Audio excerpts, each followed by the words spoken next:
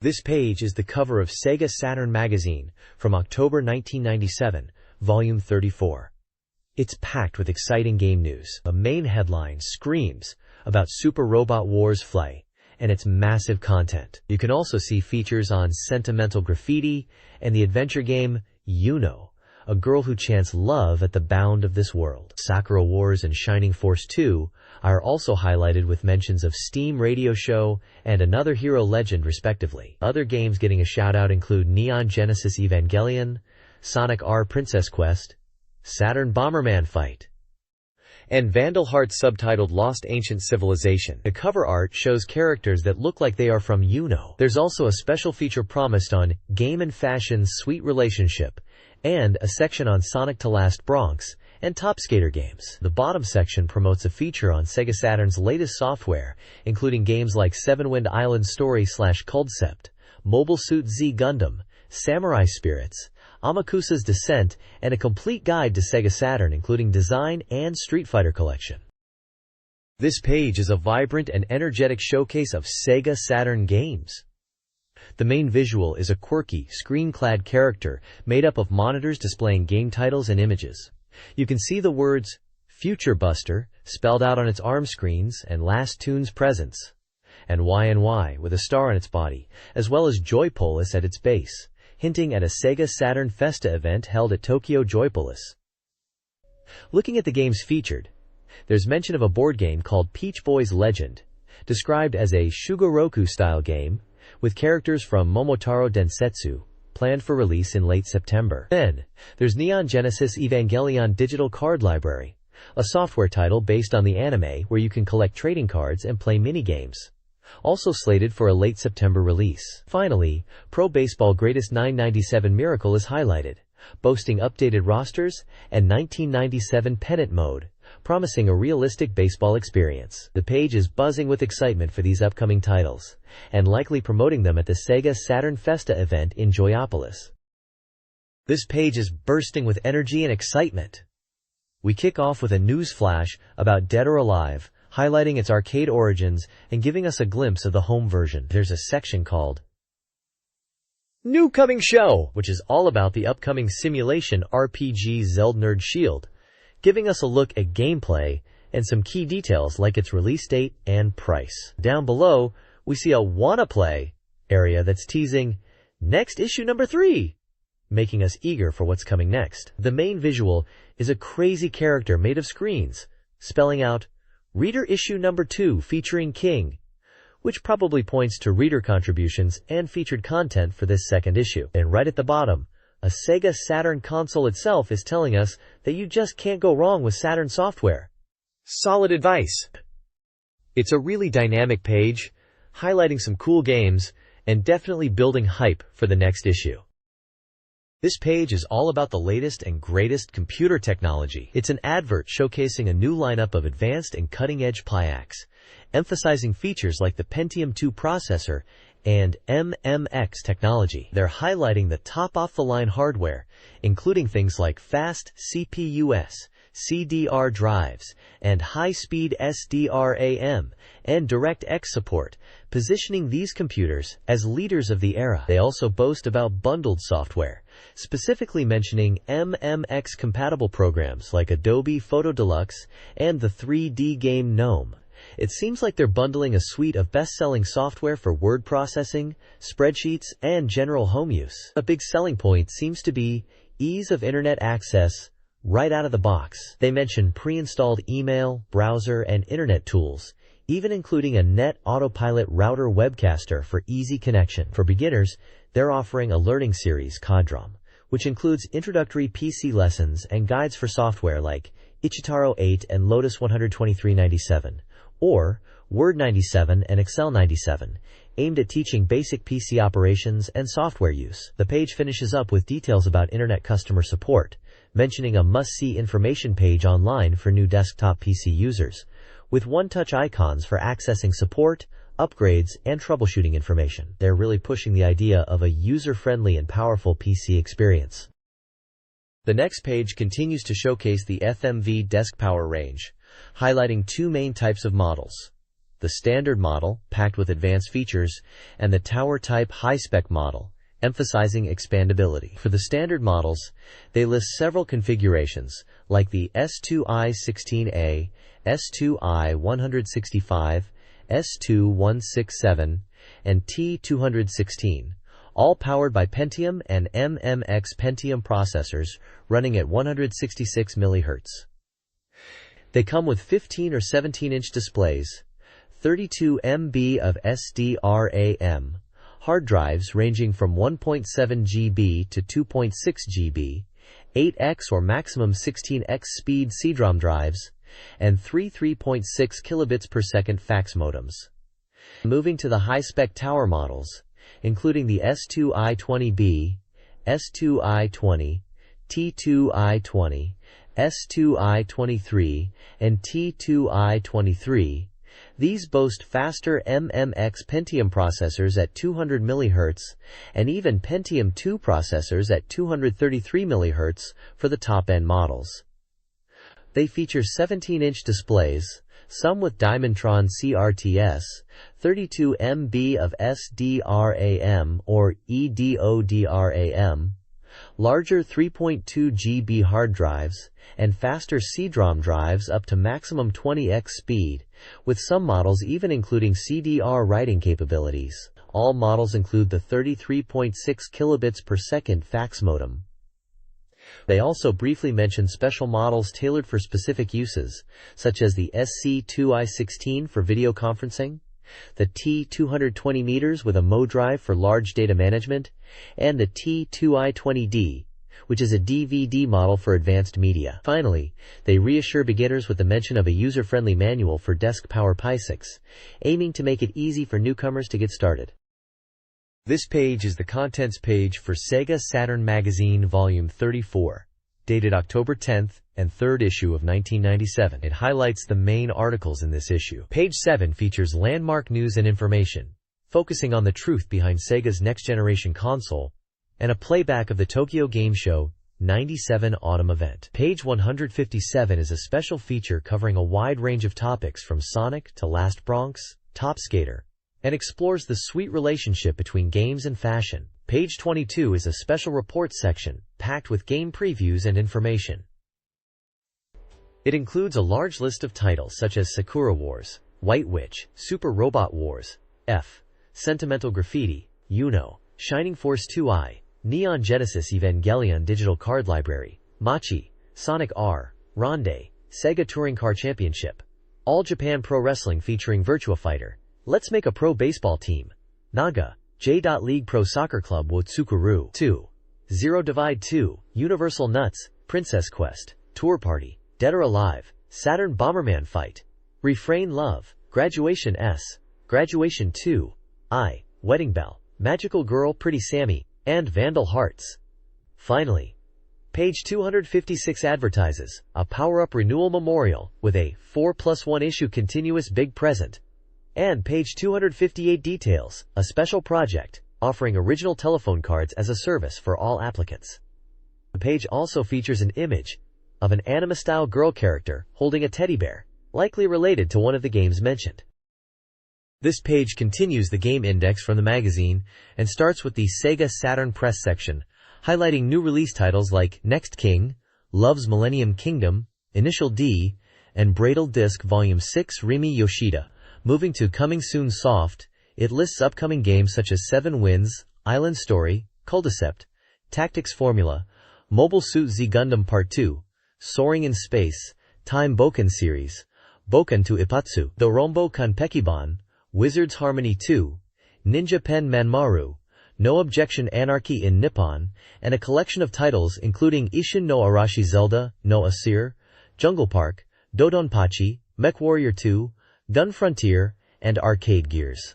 The Sega Saturn Software Complete Guide section focuses on design and the Street Fighter collection. The page then mentions a Falcom Classic bonus disc giveaway from monthly Falcom magazine. AmSpot announces new and currently running titles in arcades, specifically mentioning Arcade Express and Cotton 2. Finally, Sega AM3 Research Rush is featured, focusing on Sega AM3 games like Winter Heat, Lost World, Jurassic Park Special, Top Skater, and Cyber Troopers Virtual Onyx Over. The right side of the page has a game index, listing titles alphabetically and their corresponding page numbers for quick reference within the magazine. The bottom of the page includes production and copyright information for the magazine.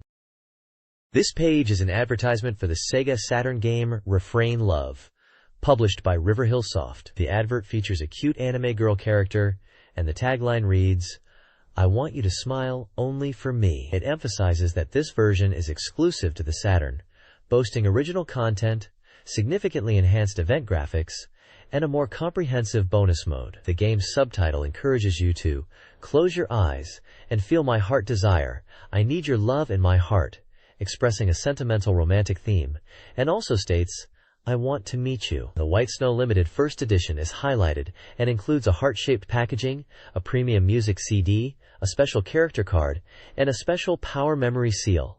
The release date is set for November 20th at a standard price of 6,800 yen, excluding tax.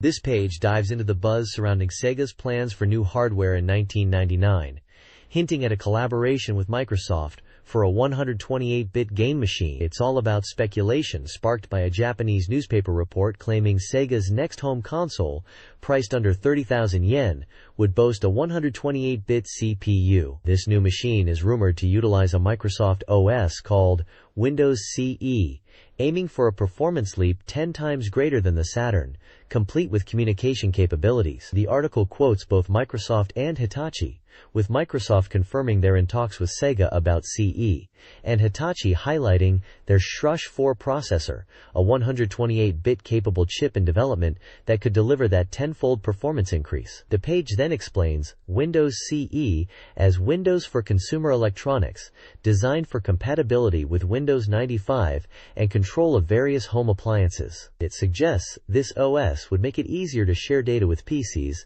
and handle networking, and uses the Cassiopeia PDA as an example of a device running Windows CE. Essentially, this page is exploring the exciting possibility of Sega partnering with Microsoft and using cutting-edge tech like the Shrush 4 and Windows CE for their next console, fueling anticipation for what could be the Saturn's successor. However, it also acknowledges that these are just early reports, and the reality might be different.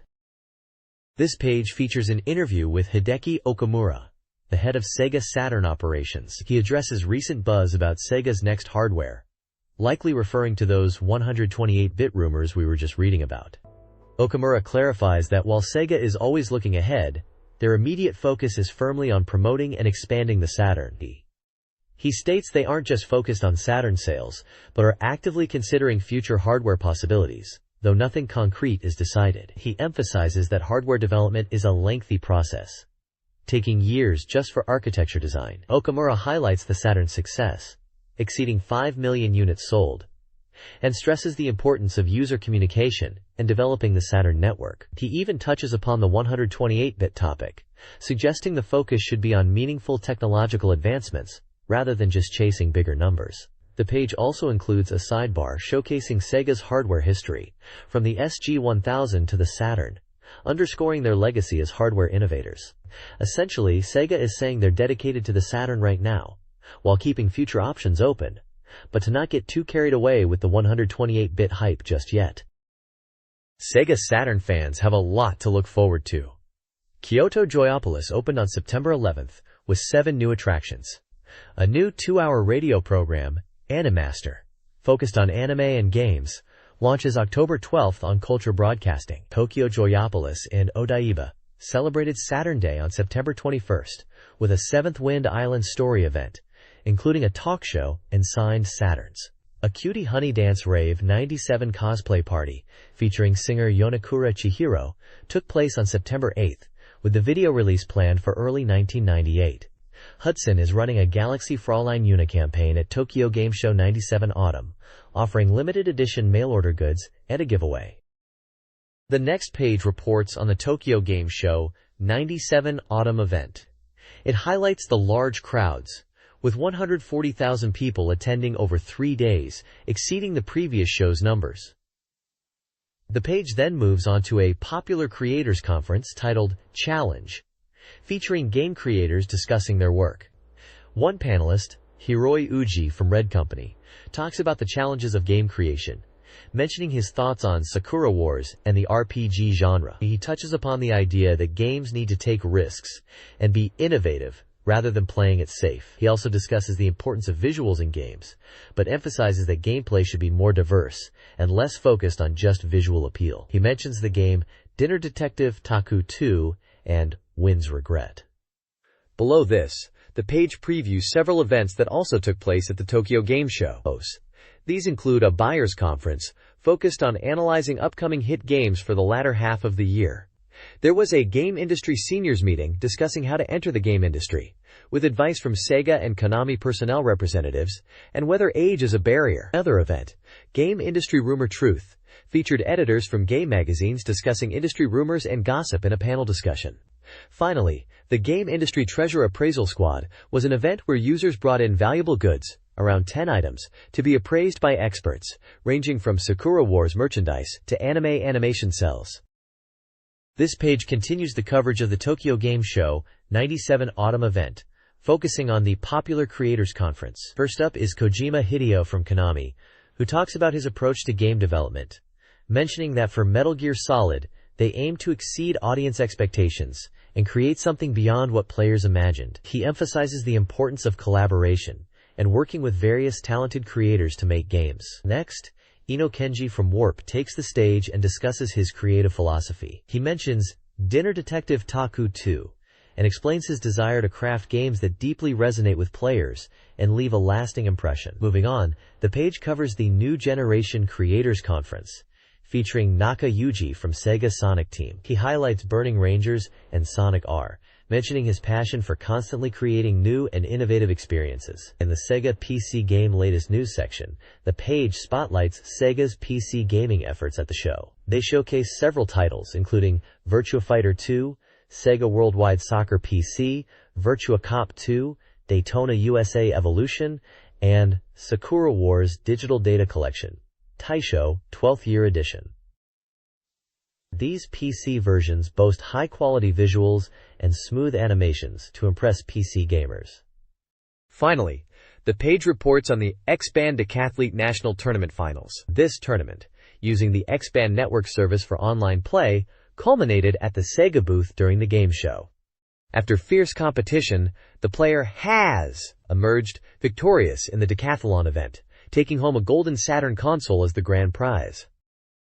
The Popular Creators Conference explored the concept of major hits. Atlas's Okada Kuji, creator of Soul Hackers, emphasized creating quality games over chasing hits, citing the unexpected success of Devil Summoner. Capcom's Funamizu Noritaka discussed the challenges of global game development for the N64, particularly for niche genres. Parody Bits Kanda Hiroshi, of Derby Stallion, highlighted cultural differences and how Japanese horse racing games might struggle in the American market. The page also included event announcements.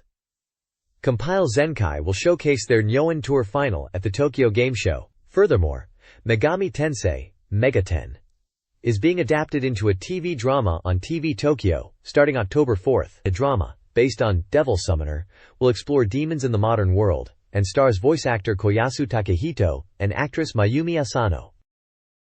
The Tokyo Game Show 97 was a lively event, with popular booths like Sega's offering prizes and showcasing anticipated new titles. An interview with Chunsoft's Nakamura Koichi delved into arcade versus home console differences, the potential of standardized hardware, and the impact of Windows 95 on PC gaming. He discussed the rise of online gaming, highlighting the American preference for multiplayer RPGs and expressing optimism for its future, especially with improved access. He also shared thoughts on the Nintendo 64 and his enjoyment of Lylat Wars. Warp's presence at the Sega booth, featuring Ino Kenji and promoting real sound through mini-live events, drew significant crowds. The show concluded with a contest for SATA magazine readers to win SEGA Saturn goods and exclusive merchandise. The page featured images of the bustling booths and events. This page features the SEGA Saturn software sales ranking, top 15 shop data. It's focused on new software sales and analyzes the market after the Tokyo Game Show. The article mentions anticipation for the year-end sales battles and new game releases. The top-selling game is Virus, followed by Kuro no Danshu in second place. Biohazard, known internationally as Resident Evil, comes in at number 3. Other notable games in the top 15 include Slayers Royal, Marvel Superheroes, Kochira Katsushikaku Kameiri Koenmae Hashutsujo Nakagawa Land Daisakusen, Dukyusei 2, Last Bronx, Real Sound, Kaze no Regret, Saturn Bomberman, Elf Vokaru Monotachi Hana Minami Hen, Rockman X4, Megaman X4, Neon Genesis Evangelion Second Impression, Gekitsui OU, and DX Jinsei Game 2. The comments for each game offer brief reviews, like praising Virus for its new system and adventure gameplay, and Kuro no Danshu for its sophisticated atmosphere and appealing female characters. Resident Evil is noted for its thrilling survival horror and need for careful resource management. Slayers Royal is highlighted for its accessible gameplay, even for beginners, and enjoyable party system. Marvel Superheroes is celebrated as a dream crossover fighting game for hero fans. The reviewer seems to be providing concise impressions and key selling points for each title in the top 15, giving readers a snapshot of what's popular on the SEGA Saturn at this time. The page provides a good overview of the current software market and what games are capturing player attention.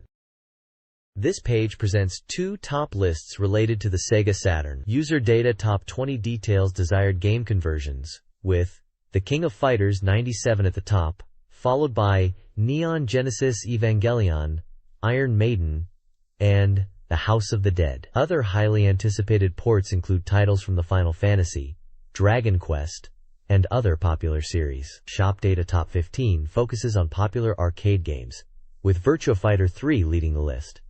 Tekken 3 and Virtua Striker 2 are also highly ranked.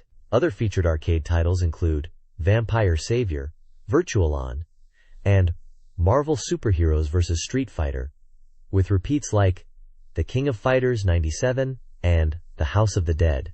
The page highlights Final Haloon, a realistic horse racing game. Furthermore, screenshots indicate potential Saturn development for Metal Gear Solid and Street Fighter 2i, with updates on gameplay elements for the latter. This page ranks anticipated SEGA Saturn games based on user data, highlighting the top 3. Sakura Wars 2 Thou Shalt Not Die, a SEGA adventure game, leads with 457 points, despite development concerns. Grandia from GameArts follows, praised for its blend of 3D environments and 2D characters, with 330 points and a December release. Super Robot Wars F, a Banpresto simulation RPG, secures 3rd place at 312 points, nearing its September release and generating storyline anticipation. The ranking continues, listing titles like Vampire Savior, X-Men vs. Street Fighter, and Burning Rangers, alongside release dates and developers. A pickup check game section features White Witch, another hero legend, and RPG from Hudson. A digital fan disc, Sakura Wars Steam Radio Show, is also mentioned. Lastly, other check, coming soon, previews Tokimeki Memorial Drama Series Volume 2 Rainbow-Colored Love Songs. This page is the All Soft Readers Check, Volume 69 for SEGA Saturn games, essentially a weekly popularity ranking determined by reader votes. It's stated that Sakura Wars is still holding strong at the top for 6 weeks running. The page explains the ranking is based on reader scores out of 10, and the purpose is to reflect player opinions.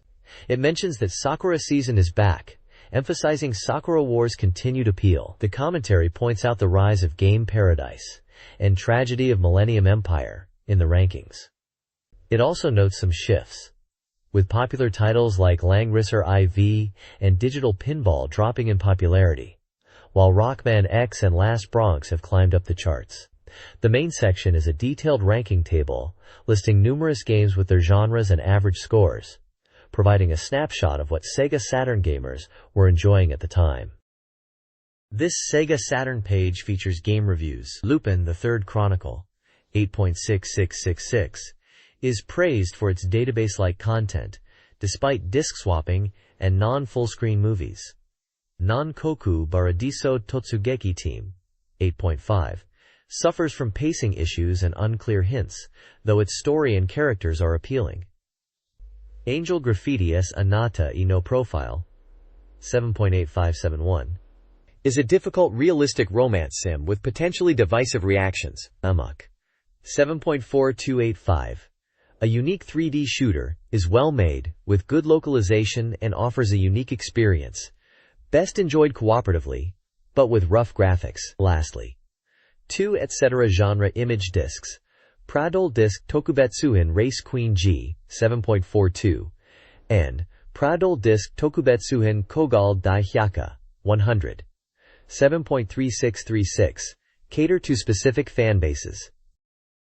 This Sega Saturn game review page spotlights Crime Wave and Breakpoint. Crime Wave, a simple action game with a 6.0 overall rating, features time limits and varied maps but suffers from dated scrolling. Breakpoint, a sports game with a 5.0 rating, boasts beautiful visuals but is hampered by poor controls. Further down, sections discuss multimedia titles, specifically mentioning Fantastep, Ikeike Taiju, Tokimeki no Taken, and Gekitotsu Kuko Yakuza. The page also highlights Decima, a low-ranked title potentially popular despite its flaws. The rest of the page is filled with extensive game ranking charts, offering a comprehensive overview of Saturn game ratings across different genres. Eve Burst Error, a mystery-adventure game originally for PC 9801 and now on Saturn, receives high praise. This Data West title, priced at 7,800 yen, features a multi-site system, allowing players to experience the story through 2 protagonists, Kojiro Tenjo and Mari Hojo. The review highlights the game's engaging story, developed characters, and emotional ending, earning reader and magazine scores of 9.3636 and 8.33 respectively. The Saturn version includes enhanced visuals, smoother animation, and improved controls. Reader comments highlight enjoyment and character development, especially in Kojiro's sections. The game is part of Data West's Imadio brand, alongside titles like Desire and Mary. The developers apologize for potential game card delays due to high demand, indicating the game's popularity. This article previews and reviews upcoming Sega Saturn games and reader feedback. Those Who Hunt Elves Hanafuda Chapter, a strategy card game by Ultron, receives a 5.0 average score and targets an 18-plus audience. Reader comments on games like Discrimson Dawn are highlighted. Silhouette Mirage and Desire are anticipated hits. Celestial God Beast Mark II receives a 5.33, praised for its story but potentially challenging. The article promotes contests where readers can predict game rankings for prizes. Quick reviews are provided for Phantasm, an adventure game scoring 6.33, noted for its depth and story, and Dark Seed 2, with a score of 5.33, praised for graphics and mystery. The Sakura Wars Steam Radio Show digital fan disc is launching November 13th for 4,800 yen, 2 CDs. This is the second fan disc in the series, featuring content showcased at the Tokyo Game Show.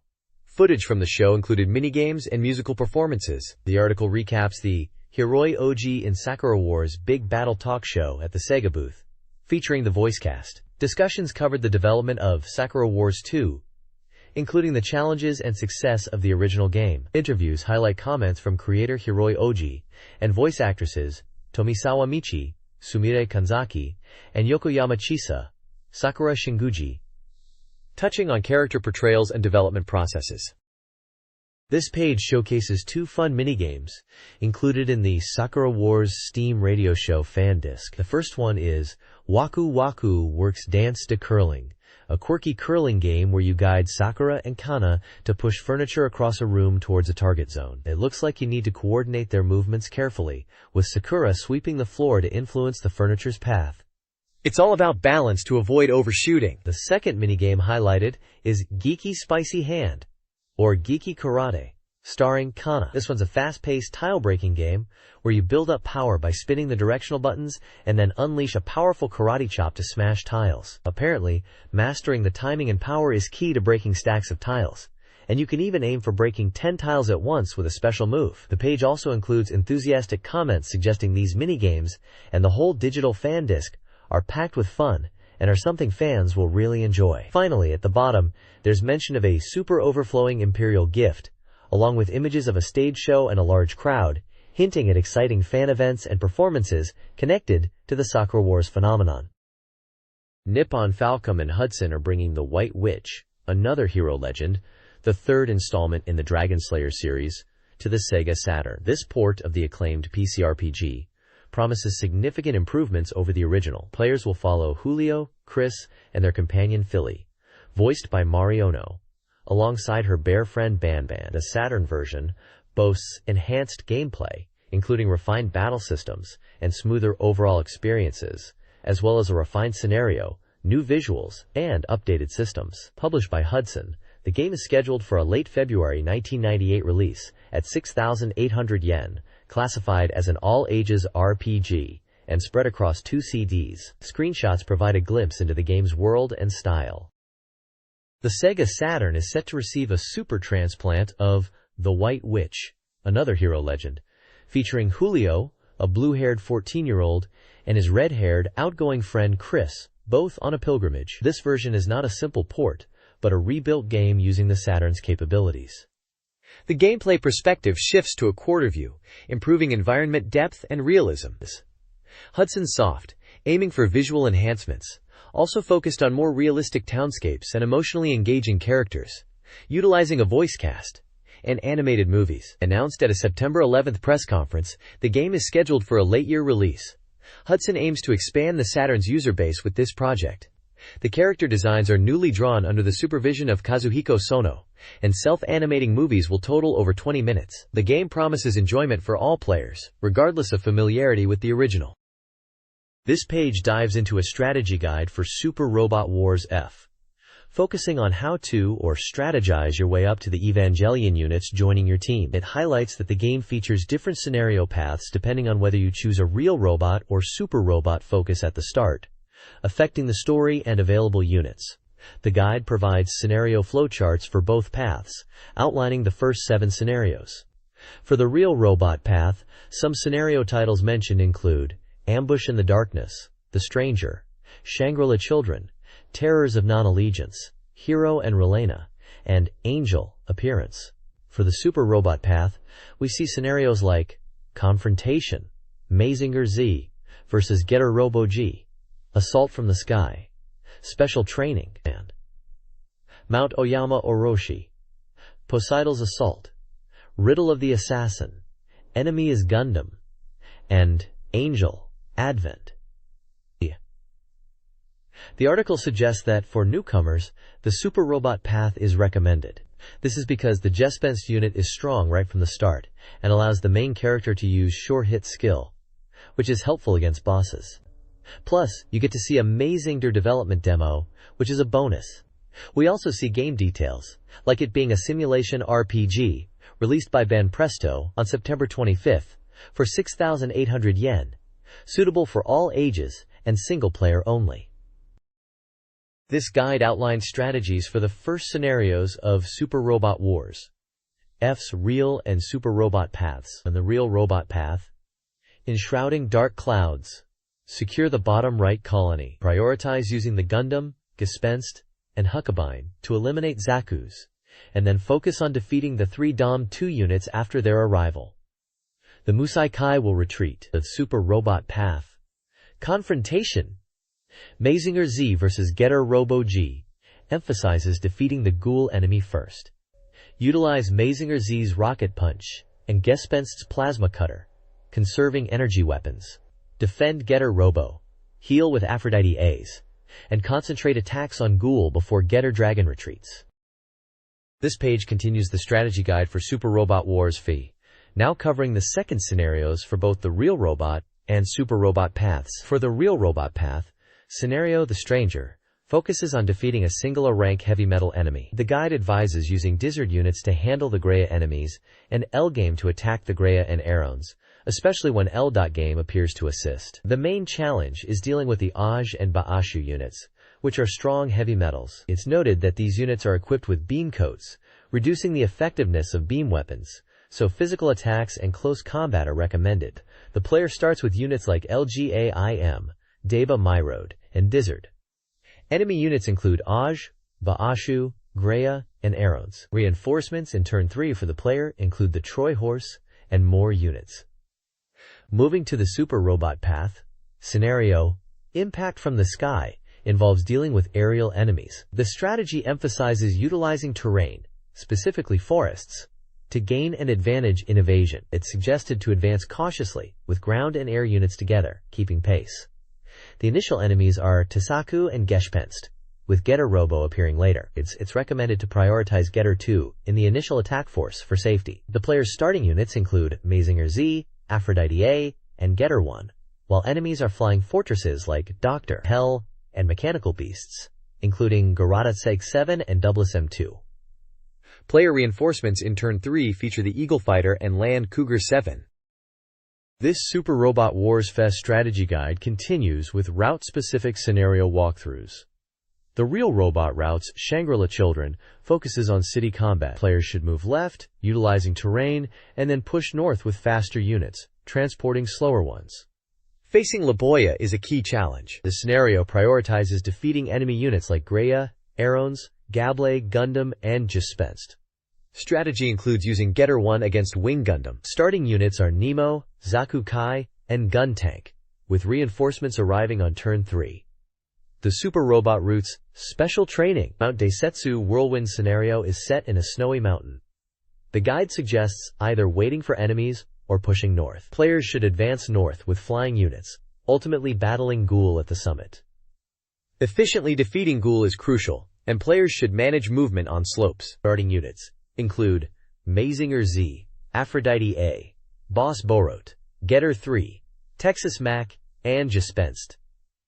Shining Gundam assists as an NPC.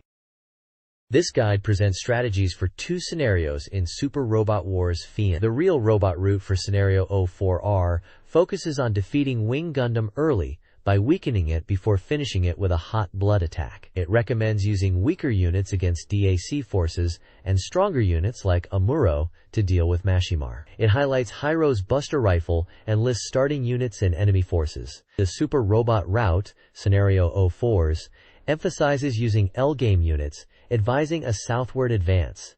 It warns against Banash's map weapon, suggesting staying out of range. Weakening Greya and Aron units is recommended before engaging Bash with hot blood and guaranteed hit.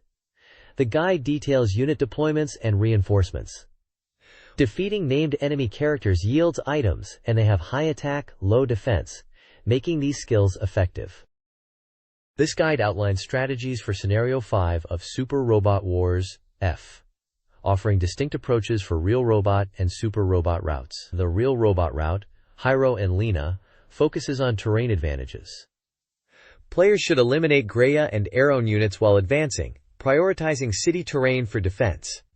L-game units should be positioned in the front. The initial player force, led by Brightnosia's Troy Horse, faces at Karatol V, Arrow, and Greya units. Mazinger Z and allies join on Turn 4. The Super Robot scenario, Mystery Assault, enemy is Gundam, confronts players with Rond equals Bethel and a Gundam. Players should advance against Rond equals Bethel, eliminate Greya units, and strategically weaken units near Trough spawn. Initial player units, led by Henkin's Troy Horse, are diverse. Reinforcements arrive on Turn 2 with Bright Noah's Troy Horse and several units, including Amuro's Jerrigan. After the Poseidal forces retreat, Gundam Heavy Arms, Truff, appears. Scenario 6 of the Super Robot Wars F strategy guide details 2 routes: Real Robot, Apostle Appearance, and Super Robot, Apostle Assault. In the Real Robot route, players face Gable's forces and are advised to quickly defeat Lessie for experience and items, though Gable's drops are also worth considering. A central advance with L-game and Gespenst leading the charge is recommended, and preparation for Lessie's neutron beam defense is advised. The Super Robot route focuses on defeating a rank heavy metals. If the player's unit count drops to 2 or fewer, or on Turn 7 regardless, Poseidal forces reinforce the enemy, causing the original player units to retreat. Defeating the reinforcements summons Sakiel, against whom defense is prioritized. Full force attacks are advised for Greya units. Decoys in the southern town are suggested to lure and defeat Aj and Bashes. The starting units include Troy Horse, Bright, and 14 to 15 others. Scenario 7R of Super Robot Wars F, Evangelion Startup, focuses on the player controlling EVA Unit 01 against Ronbel and Poseidal forces, with the objective of capturing Gable. Strategic advice emphasizes defeating Gable and Hasha to obtain items, and utilizing city terrain. Defeating Gable or reducing enemy units to 5 triggers the Poseidal Force's retreat. The page also details various option modes. These include the Character Encyclopedia and Robot Encyclopedia for viewing character and robot information, a sound test for listening to 59 in-game tracks, a demo select for rewatching cutscenes, and a karaoke mode with 21 songs from Ideon and Gunbuster. The scenario starts with EVA Unit 01 facing Sachiel. After Sachiel's retreat, the player gains Troy Horse and 14 other units, and must face enemy reinforcements including Gable, Hasha, and Graia/Aaron units. The next page introduces Sentimental Graffiti, a love simulation game from NEC Interchannel. The game tells the story of a young man who, due to his parents' work, moved around the country and met 12 girls in different schools. Sudden transfers meant he couldn't properly say goodbye. Now, he receives a letter and decides to reconnect with these girls, driven by the bittersweetness of those unforgettable memories. It's revealed that the initial release of Sentimental Graffiti in November, priced at 7,400 yen for 2 Crodroms, will be a special edition. This first production run will include a bonus Second Window fan disc. The check section delves into what Second Window actually contains. It reports on the Summer Com event held on August 27th, highlighting the support corner, where voice actresses for the heroines delivered messages to fans. Apparently, the first window release was a hit, selling 32,000 copies. Second Window is set to include digitally recorded illustrations in high-resolution mode, boasting a total of 140 images, including new ones. It seems this Second Window aims to make content more accessible to fans who might have missed out on the limited First Window edition. The small image in the top right corner is actually from the First Window disc.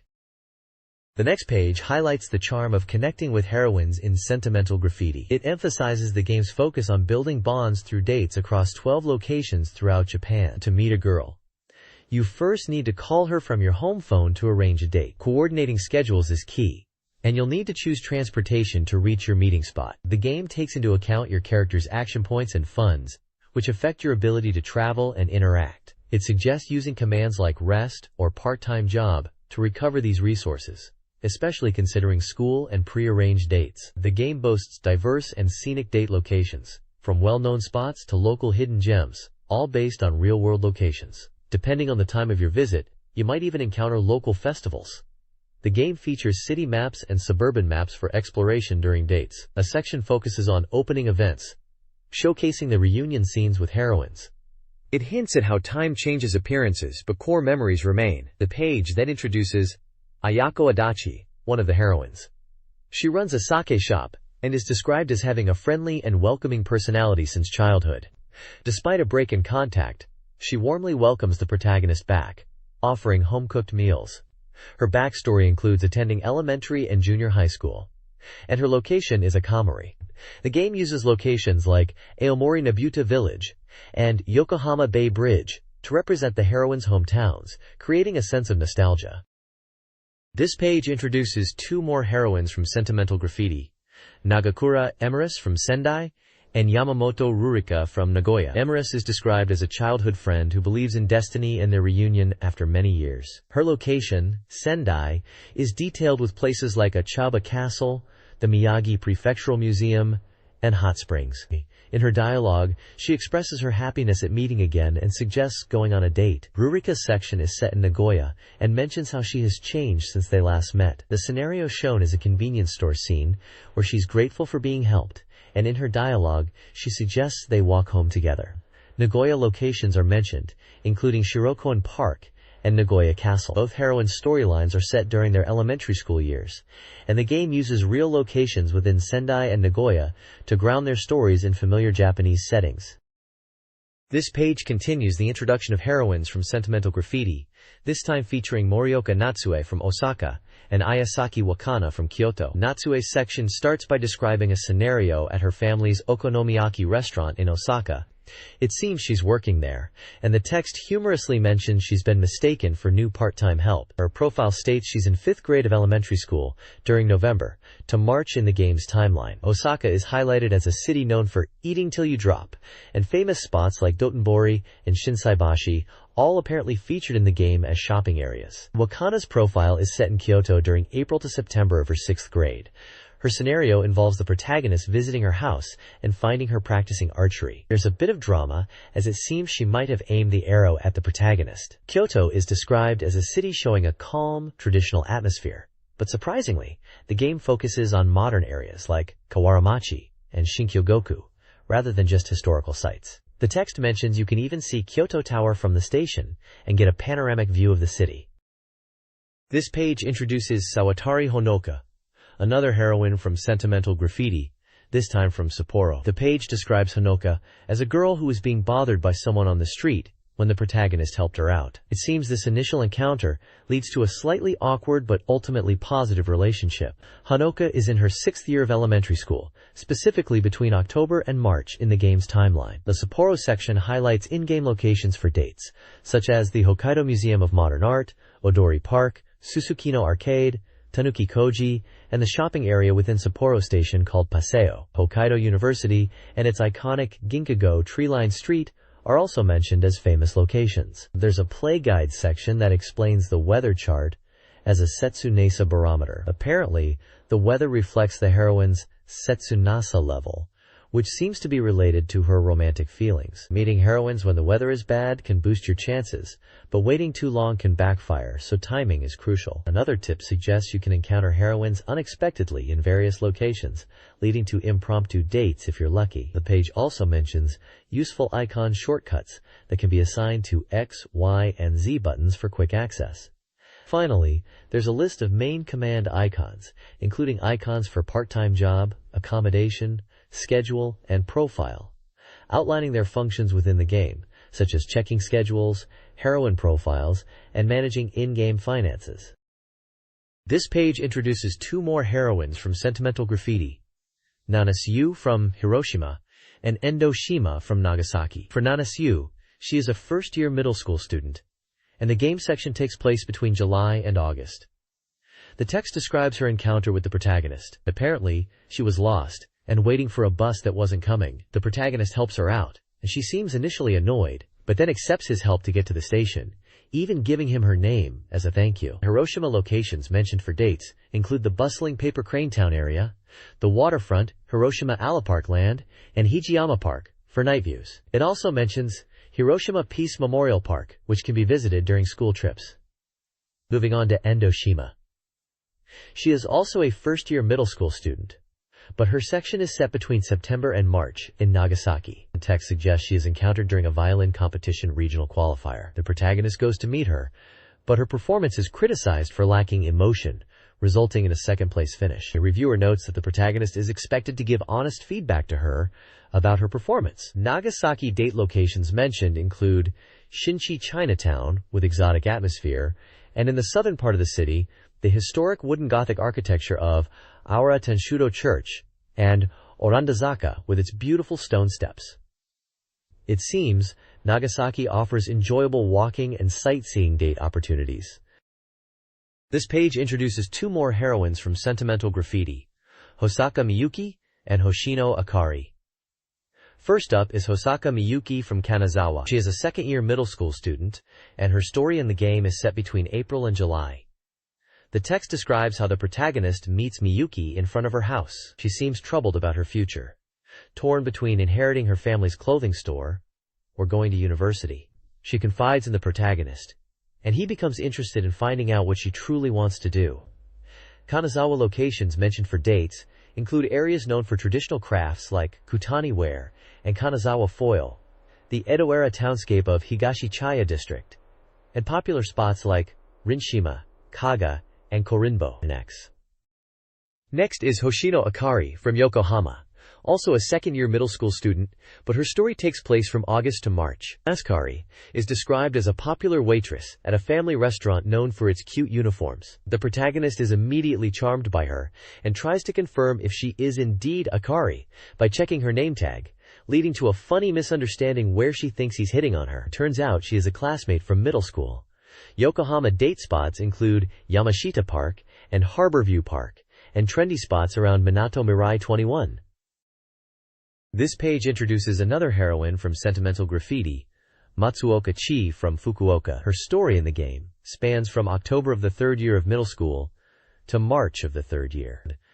The text describes how the protagonist unexpectedly encounters Chi's name on a poster for a live music venue in town and decides to visit. He finds her performing on stage and is surprised, as he didn't expect her to be such a talented singer. Despite their somewhat unexpected reunion, Chi and her band members give him a warm welcome. The review mentions that Fukuoka, where Chi's story is set, is a vibrant city with bustling areas like Tenjin and Nakasu, and also offers seaside parks like Seaside Momochi for dates. Recently, Fukuoka has become a popular spot for younger generations, with many trendy locations. Date locations mentioned include Takamatsu Park, Matsunaga Family Garden, Rokusho Park, and Kesarin Park. These are described as standard date locations, where the protagonist and Chi will spend time together.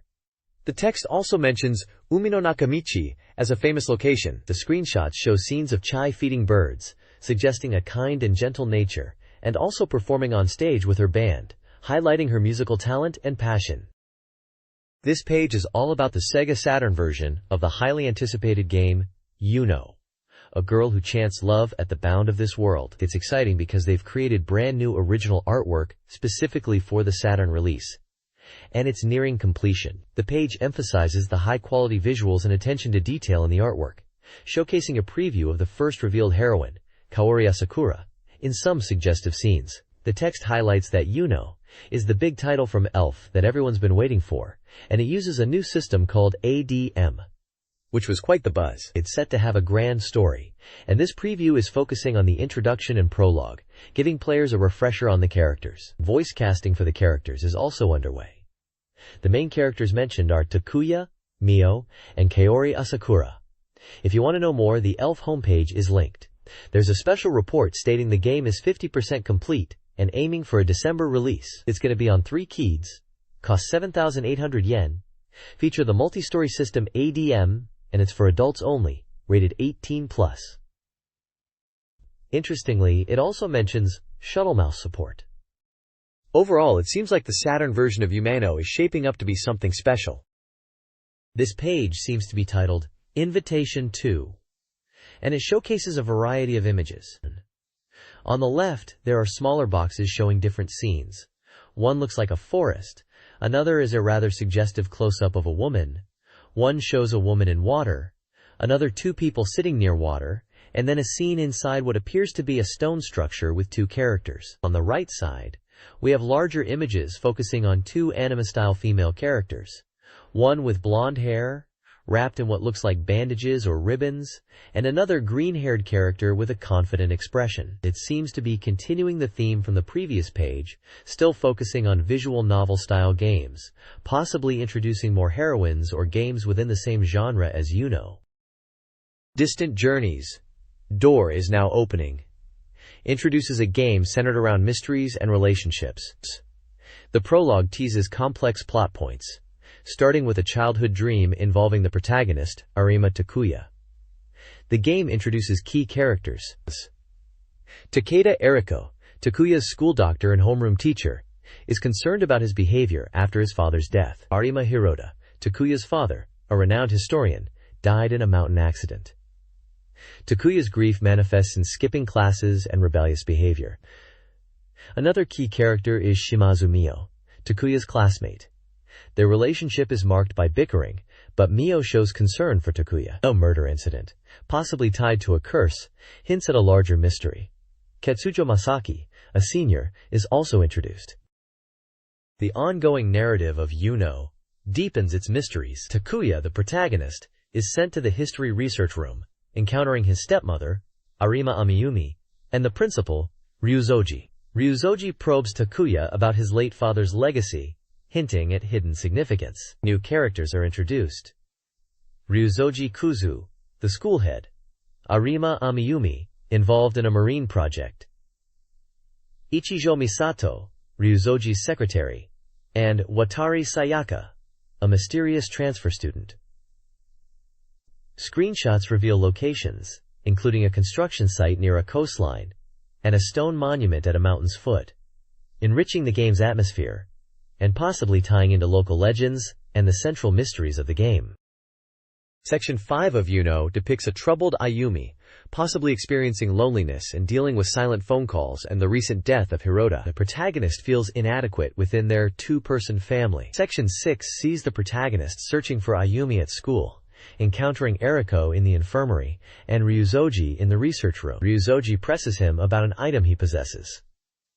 Section 7 introduces a mysterious package presented by Ryuzoji.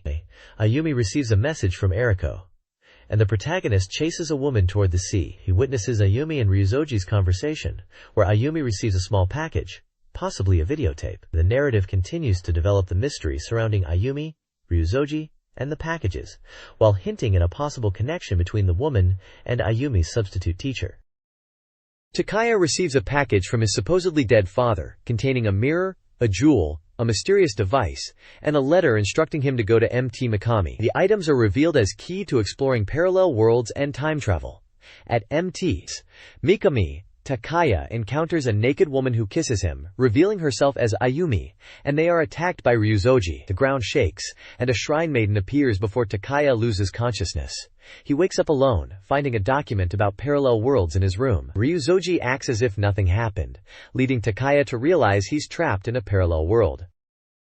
This page is centered around the game Yuno, a girl who chants love at the bound of this world, highlighting its parallel world setting and emotional depth. The article delves into the concept of infinite parallel worlds explored in the game, where even slightly different choices can lead to vastly different outcomes. It mentions that the game features event scenes showcasing the infinite possibilities within these parallel worlds. The article emphasizes the emotional core of the game by focusing on the characters' inner feelings, particularly female characters, and the various trials and tribulations they face during their journey. It suggests that the game explores themes of sorrow and the movement and opening of the heart. The screenshots showcase different female characters in various emotional states and situations, hinting at the dramatic and character-driven nature of Yuno. The text also touches upon the complex relationships and personal struggles of the characters, like a woman named Ayumi who has lost her husband Hirota and tries to bury herself in work but is still deeply affected by her loss. The article further mentions another female character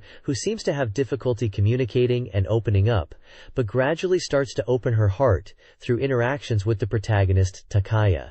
Overall, the page sets the stage for a deep and emotional narrative within a complex parallel world setting. This page explores a series of interconnected mysteries and incidents, asking, what are the true intentions of Geotechnics Company? It highlights an unexplained lightning strike accident during offshore construction, focusing on the unusual nature of the incident, happening both day and night during excavation work. The page then delves into inexplicable behavior, suggesting characters are acting strangely, possibly within the context of a historical research lab and Ryuzoji temple area. It also introduces Hatano Shrine as a significant location, perhaps linked to ancient artifacts and unusual events. Finally, it hints at something emerging from an old well in a park at night, with newscaster Kaori Asakura possibly investigating these occurrences using a camera. The page uses anime-style artwork with suggestive imagery and text to convey a sense of intrigue and mystery surrounding these unfolding events. This page is all about Shining Force 2i and its cutting-edge technology that is pushing the boundaries of gaming into the future. It highlights the game's polygon-based full animation, created with powerful silicon graphics tools, showcasing impressive 3D visuals. The page specifically points out the combat scenes, emphasizing the unique technology used for transformation and compression to achieve these graphics. Interestingly, it mentions that instead of using motion capture for character animation, the designers meticulously crafted each character's movements by hand, resulting in original and distinctive animations. The page features screenshots of the game's environments like towns and even a train, plus wireframe models to demonstrate the polygonal construction. There's also a character portrait labeled Synbios, likely to showcase the game's art style and characters. Overall, the page is really hyping up Shining Force 2i as a technological marvel and a glimpse into the future of simulation RPGs. This page continues the special report on Shining Force 2, Scenario 1. It mentions it's a simulation RPG for one player, recommended for all ages, and is about 65% complete.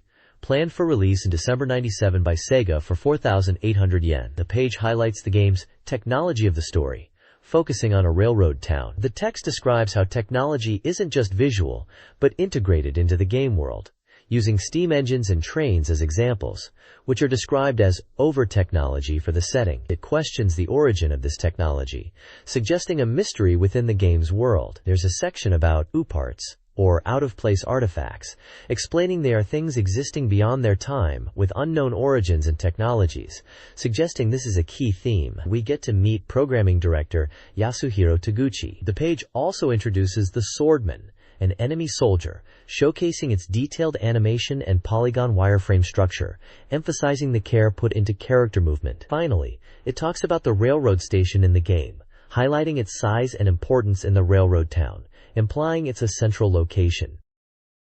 This page delves into the visual representation technology used in Shining Force 2 Scenario 1, focusing on the town of Barland. It explains that the game uses various techniques to create its visuals, showcasing the town as an example. Everything in the game, including the town itself, is rendered in real-time polygons. The backgrounds dynamically change as the main character moves, all in real time, ensuring a seamless visual experience while exploring. The article also highlights the 360-degree viewpoint, enabled by the L and R buttons. It mentions image correction as a visual technique that ensures the main character is always visible, even when obscured by complex structures. This feature is described as part of their visual technology.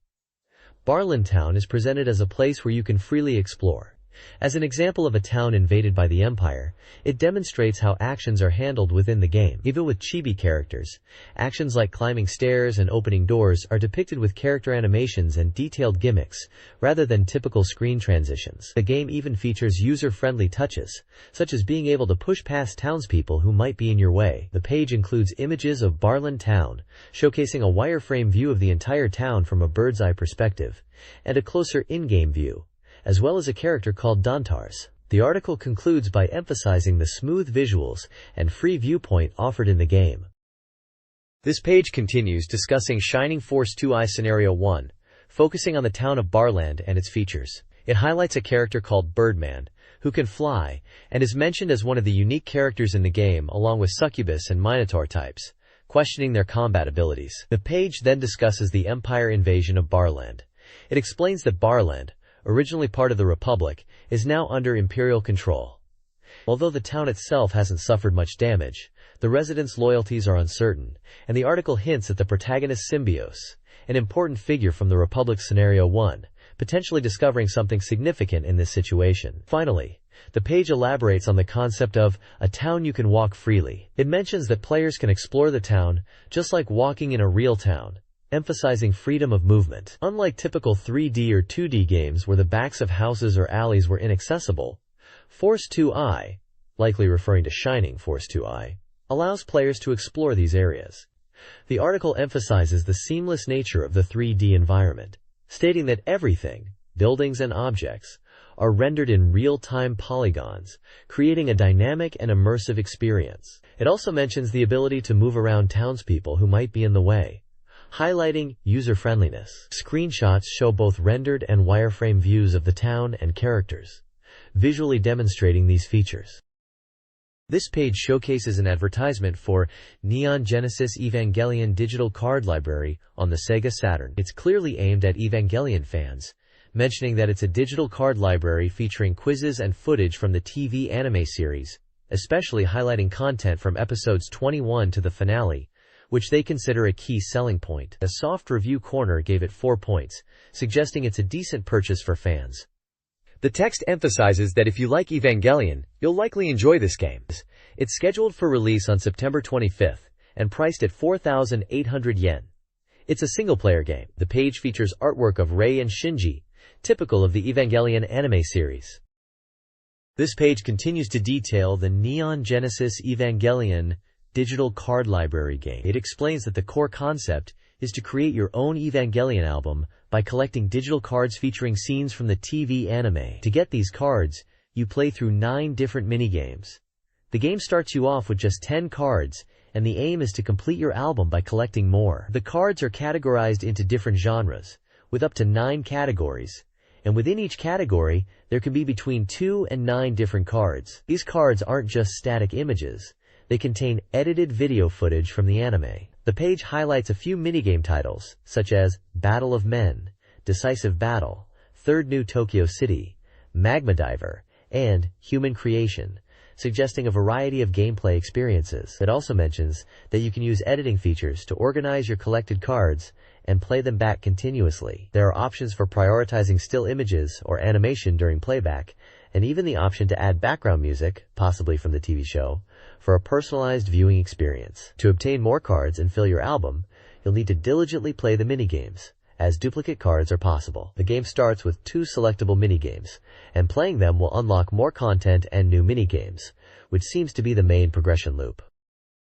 The text reviews content from the Neon Genesis Evangelion digital card library game. It highlights Maniac's Delight Appreciation cards, specifically the 4-panel manga cards drawn by influential manga artists like Narita Toyomi and Hakasui Ryu, aimed at appealing to older fans. The review also discusses goods-related cards, which catalog Evangelion merchandise with release details and prices, particularly focusing on figure cards. Finally, it previews the second series of PAB Mirror UFO Catcher prizes. This new series emphasizes image illustrations featuring Rayan and Asuka, with 5 varieties available in arcades from late September.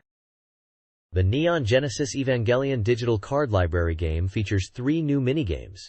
Hitting Penguins has you guiding Pen Pen as Masato. Answer selection tests your series knowledge with obscure trivia.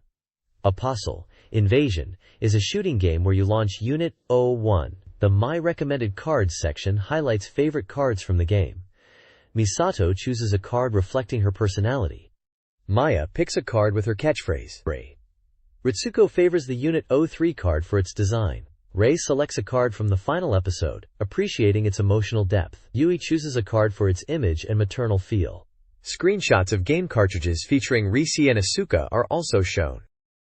This page covers events at the Tokyo Game Show, focused on the Chunsoft game Mashi, a sound novel set for release on October 30th. The main highlight is a talk show with the cast and development staff discussing behind-the-scenes secrets of filming. The article details the tough filming process, emphasizing the massive scenario, 6 times larger than Kamaitachi no Yoru. They used 3 teams filming across Shibuya, working from morning till night for over a month. The director, Kondo, points out the multi-fragment system as a key feature. They interviewed Matsuda, who played the roles of Bulltail and Horsepart, about the challenges of acting in still images. 2 other events are highlighted. The announcement of 100 winners for the Purikura Extra campaign, with posters of photos displayed at the venue, and a talk and live performance by Suzuki Kiyomi, who sang Machi's opening theme, Yoke no Uta. She also wrote and composed the song, and the single CD was planned for a December release. The article emphasizes the lively atmosphere of the Chunsoft booth at the Tokyo Game Show, with many attendees enjoying the events.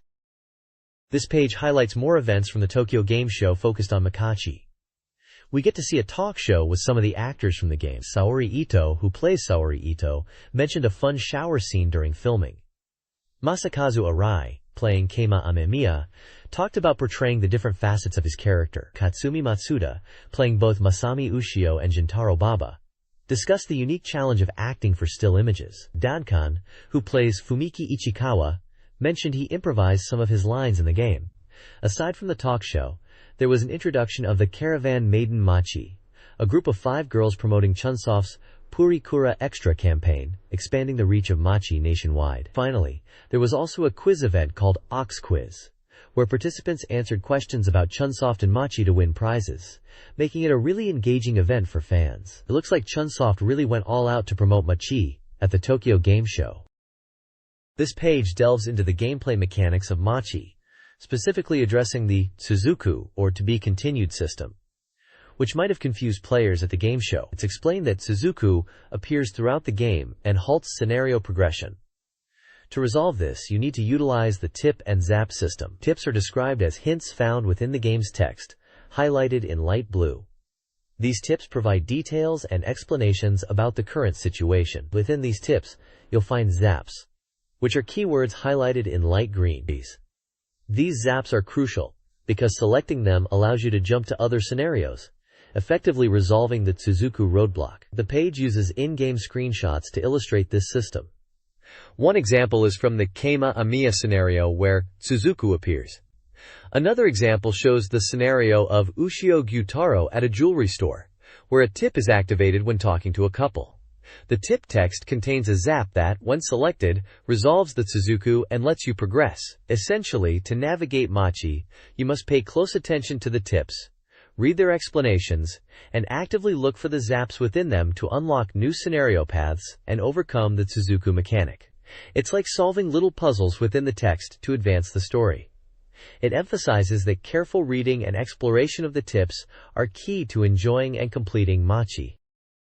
Project Sonic No. 2, later revealed as Sonic R, is a refreshing race action game set for a winter 1997 release in Japan, priced at 5,800 yen. Published by SEGA, the game features Sonic, Tails, Knuckles, and other familiar characters in an action-oriented racing experience. It goes beyond simple speed, utilizing each character's unique abilities for strategic shortcuts and varied gameplay. The game includes familiar elements like rings and Chaos Emeralds. Sonic's R offers a two-player versus mode, encouraging head-to-head races utilizing speed, techniques, and character-specific actions. The strategic depth extends to shortcut operation, with characters like Tails and Knuckles able to access unique areas. The article highlights the fast-paced action and strategic gameplay beyond simply racing fast.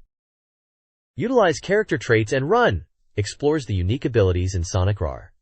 Sonic is the fastest, with a double jump and spin dash. Tails has excellent acceleration and can fly, accessing shortcuts.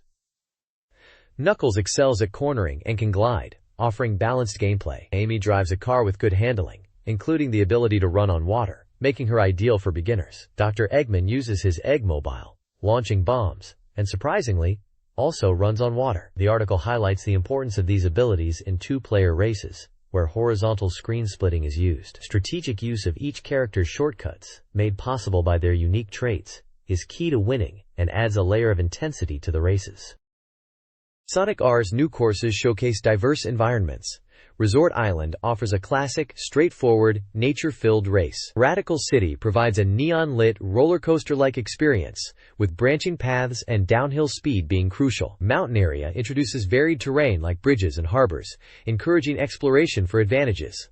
Additionally, the game will feature pinball elements at the finish line and jet coaster-style water routes, especially for characters like Amy and Eggman. The Tokyo Game Show debuts on September 7th featured the two-player versus mode, emphasizing character abilities and shortcuts.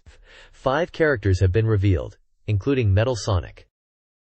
This page introduces the simulation RPG called Ronde Rin Bukyoku, which is also known as Ronde Rondo. The page highlights the game's visual enhancements and introduces 4 new characters. The characters unveiled are Solomon Crane, a 51-year-old Catholic Church pastor who fights alongside the protagonist and uses Rosario as a summoner item. Muhammad Shorty is described as a mysterious black man of unknown age, with impressive physique and hidden knowledge. Lastly, there is Kine Motoda, a 24-year-old network system operator from Tokyo, who is described as dependable and uses Silver Ring as a summoner item. The page suggests that these characters are quite diverse, ranging from a pastor to an old man from a junk shop, and that there are still many mysteries about them. This page delves deeper into the story of Ronde Rondo, revealing that day's museum was the entrance to the extraordinary. It sets the scene in a museum in Ueno, where a crystal statue discovered in South America was on display. When the protagonist and others approached, this statue transformed into a demon. It seems the closer they got, the more dangerous the situation became. The page suggests that 3 individuals have armed themselves to confront this threat. We're introduced to 4 new characters. First is Matsumoto Keita, associated with the incident, and his dialogue hints at someone named Joker and potentially a dog. Next is Katsuragi Kantaro, a 51-year-old shopkeeper from cybernetics in Shibuya. He's depicted as a reliable older brother type who uses the Rosary of Rosary as his summoner item. Then there's Saotome Sakurako, who seems connected to Yui Asuka from the previous page and the unfolding events in Tokyo, perhaps trying to rescue her. Finally, we have Miroku Asuka, who appears to be Yui Asuka from the previous page, now in a red outfit and described as tough Asuka. Her dialogue reveals a motivation for revenge related to her brother and someone named Kane. The page also highlights gameplay improvements, mentioning that units are now rendered in full color for better visibility. It showcases the full map feature, which allows players to easily understand unit placement. The equipment section touches upon customizable elements like weapons and replica suits, suggesting strategic depth in character building.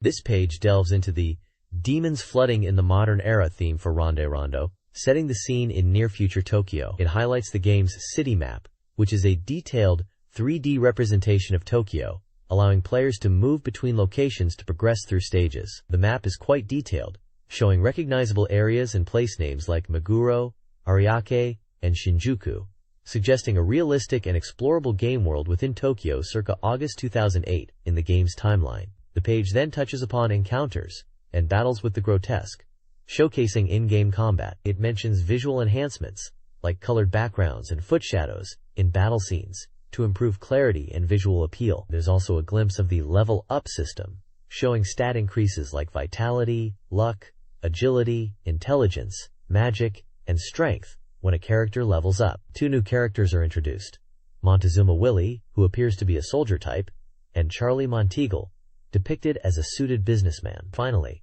the page explains Contact with Demons, detailing how players can negotiate with demons after battles. This negotiation is said to be somewhat random, and successful dialogue is important. The aim is to consider the demon's personality to make the negotiation successful, implying a deeper interaction with enemies beyond just combat, potentially leading to them becoming allies or providing valuable items like money or magnetite.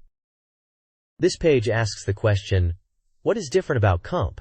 And focuses on the Remix Station feature of Ronde Rondo. It describes the Remix Station as essential for strengthening demons, obtained through conversations. It mentions that unlike previous games, in Ronde Rondo, you can not only perform regular fusion, but also seal demons into weapons and duplicate them. The page highlights 2 main features: fusion and inject sealing. Fusion, under the Friday interface, allows you to combine demons. The game emphasizes that Friday makes fusion easier. Screenshots show the fusion interface with options like Remix, Devil, Inject, and Exit. Inject, sealing, is described as a function to seal demons into weapons to enhance their abilities. Weapons sealed with demons become powerful, but there are limitations on usage, requiring strategic thinking. The page mentions that the effects of sealing depend on the demon's specific traits and abilities. It advises players to experiment to discover the best combinations. A screenshot shows the Inject interface and describes that you need to make a promise with the demon not to unseal it, otherwise the sealing will fail. There is also a section showing movie scenes displayed in windows during stages, improved for a more cinematic presentation. Character introductions are present, featuring Maria Teresa Wu and Hideho Sawaki. Dialogue boxes show conversations between characters like Akemi and Keita, and a shopkeeper. Locations like Neo Coast City and Devil Park are mentioned, suggesting a modern urban setting with demonic elements. This page is all about SEGA Touring Car Championship, Saturn Edition, and introduces a new Grand Prix mode. The page emphasizes that the development is going smoothly and the game's quality is improving. It highlights the Grand Prix mode as an endurance challenge with 20 laps per course. It mentions that tire wear is a factor in this mode, unlike the arcade version, adding a layer of strategy. The page shows a select course screen with course names such as Country Circuit, Brick Wall Town, and Urban Circuit. It also points out that races in Grand Prix mode are 20 laps long for all courses. A checkpoint section titled Victory is in the Pit Stop explains the importance of pit stops due to tire wear. It advises players to pit in when tires are worn out, especially after cornering, to avoid losing grip. However, it cautions that pit stops cause significant time loss, making strategic timing crucial. The page also includes some game information at the top, indicating a release date of November 27th, a price of 5,800 yen, and support for 2-player battles, multi-controllers, and steering wheel controllers. It also mentions that the game is 80% complete. Expert mode in SEGA Touring Car Championship. Saturn Edition is designed for advanced players, making driving significantly more challenging than normal mode. Grip is reduced, requiring precise accelerator control to avoid understeer, unlike normal mode where full throttle is often possible. Unlocking Expert mode in the Saturn version is a secret, while the arcade version required holding the view button. Each course presents unique challenges. Country Circuit demands careful speed management, especially at the first and final corners. Grunwald Circuit increases difficulty across the entire course, emphasizing the bumpy road and requiring precise driving. Brickwall Town is the most challenging, with tight corners and extreme slipperiness, earning a Supra class difficulty rating. The game was showcased at the Tokyo Game Show '97 autumn, generating significant excitement due to the lack of racing games on the Saturn platform. The article suggests this game is a must-watch for Saturn owners. This page shines a spotlight on the game system of All Japan Pro Wrestling featuring Virtua. It's declared a special report, hitting 100% completion and ready for release. The page is all about explaining the game screen, breaking it down into 9 key areas. Starting from the top, they cover things like popularity points, earned by players during a match, crowd voltage, which shows how hyped the audience is, match count, and the stamina gauge, that naturally depletes and is impacted by moves. Then there's the spirit gauge, which seems to build up with skillful play and lets you unleash special moves. Match time is displayed, naturally, and wrestler names are shown for each player. The reversal timing indicator is a cool feature, showing when you can attempt to counter moves. Finally, the referee window pops up for pin counts and decisions. The screenshots on the page visually demonstrate all these elements in action within the game. It looks like a pretty detailed breakdown to get players familiar with the game's interface and mechanics before they even get their hands on it. The game is slated for release on October 23rd, priced at 5,800 yen, and supports 12 players.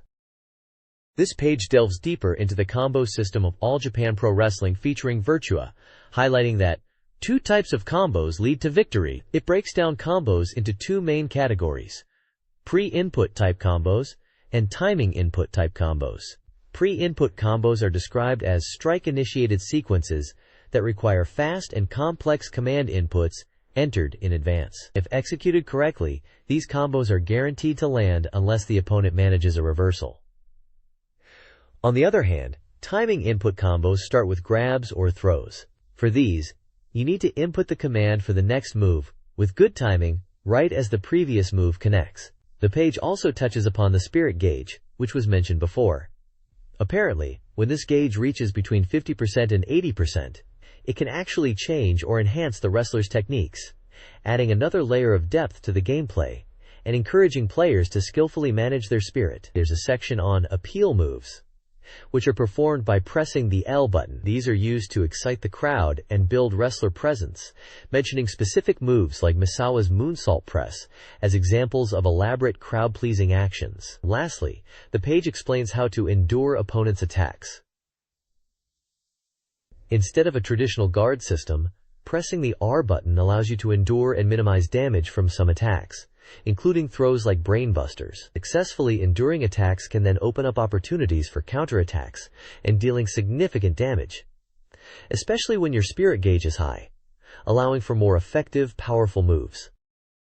The next page is all about the upcoming baseball game, Omaike Stadium, which seems to be generating a lot of excitement. The headline screams about a dramatic opening movie filled with tension and describes the gameplay as white-hot excitement that'll make your palms sweat. Visually, it's showcasing these cute, blocky-headed baseball players in tense game situations. The page emphasizes the dramatic scenario of a tied game in the bottom of the 9th inning, even predicting a home run. We get a glimpse of the scoreboard highlighting this nail-biting moment. It mentions this is supervised by Nomo, likely referring to the famous baseball player Hideo Nomo, adding some real-world credibility. There's info about the game being a SEGA Saturn title slated for release in 1997, costing 5,800 yen, and it's described as a sports training simulation. Key features mentioned are password-based battles and a simulation mode. It also touches upon the end of the summer high school baseball tournament and how this game will be the real deal for baseball fans, hinting at deeper gameplay.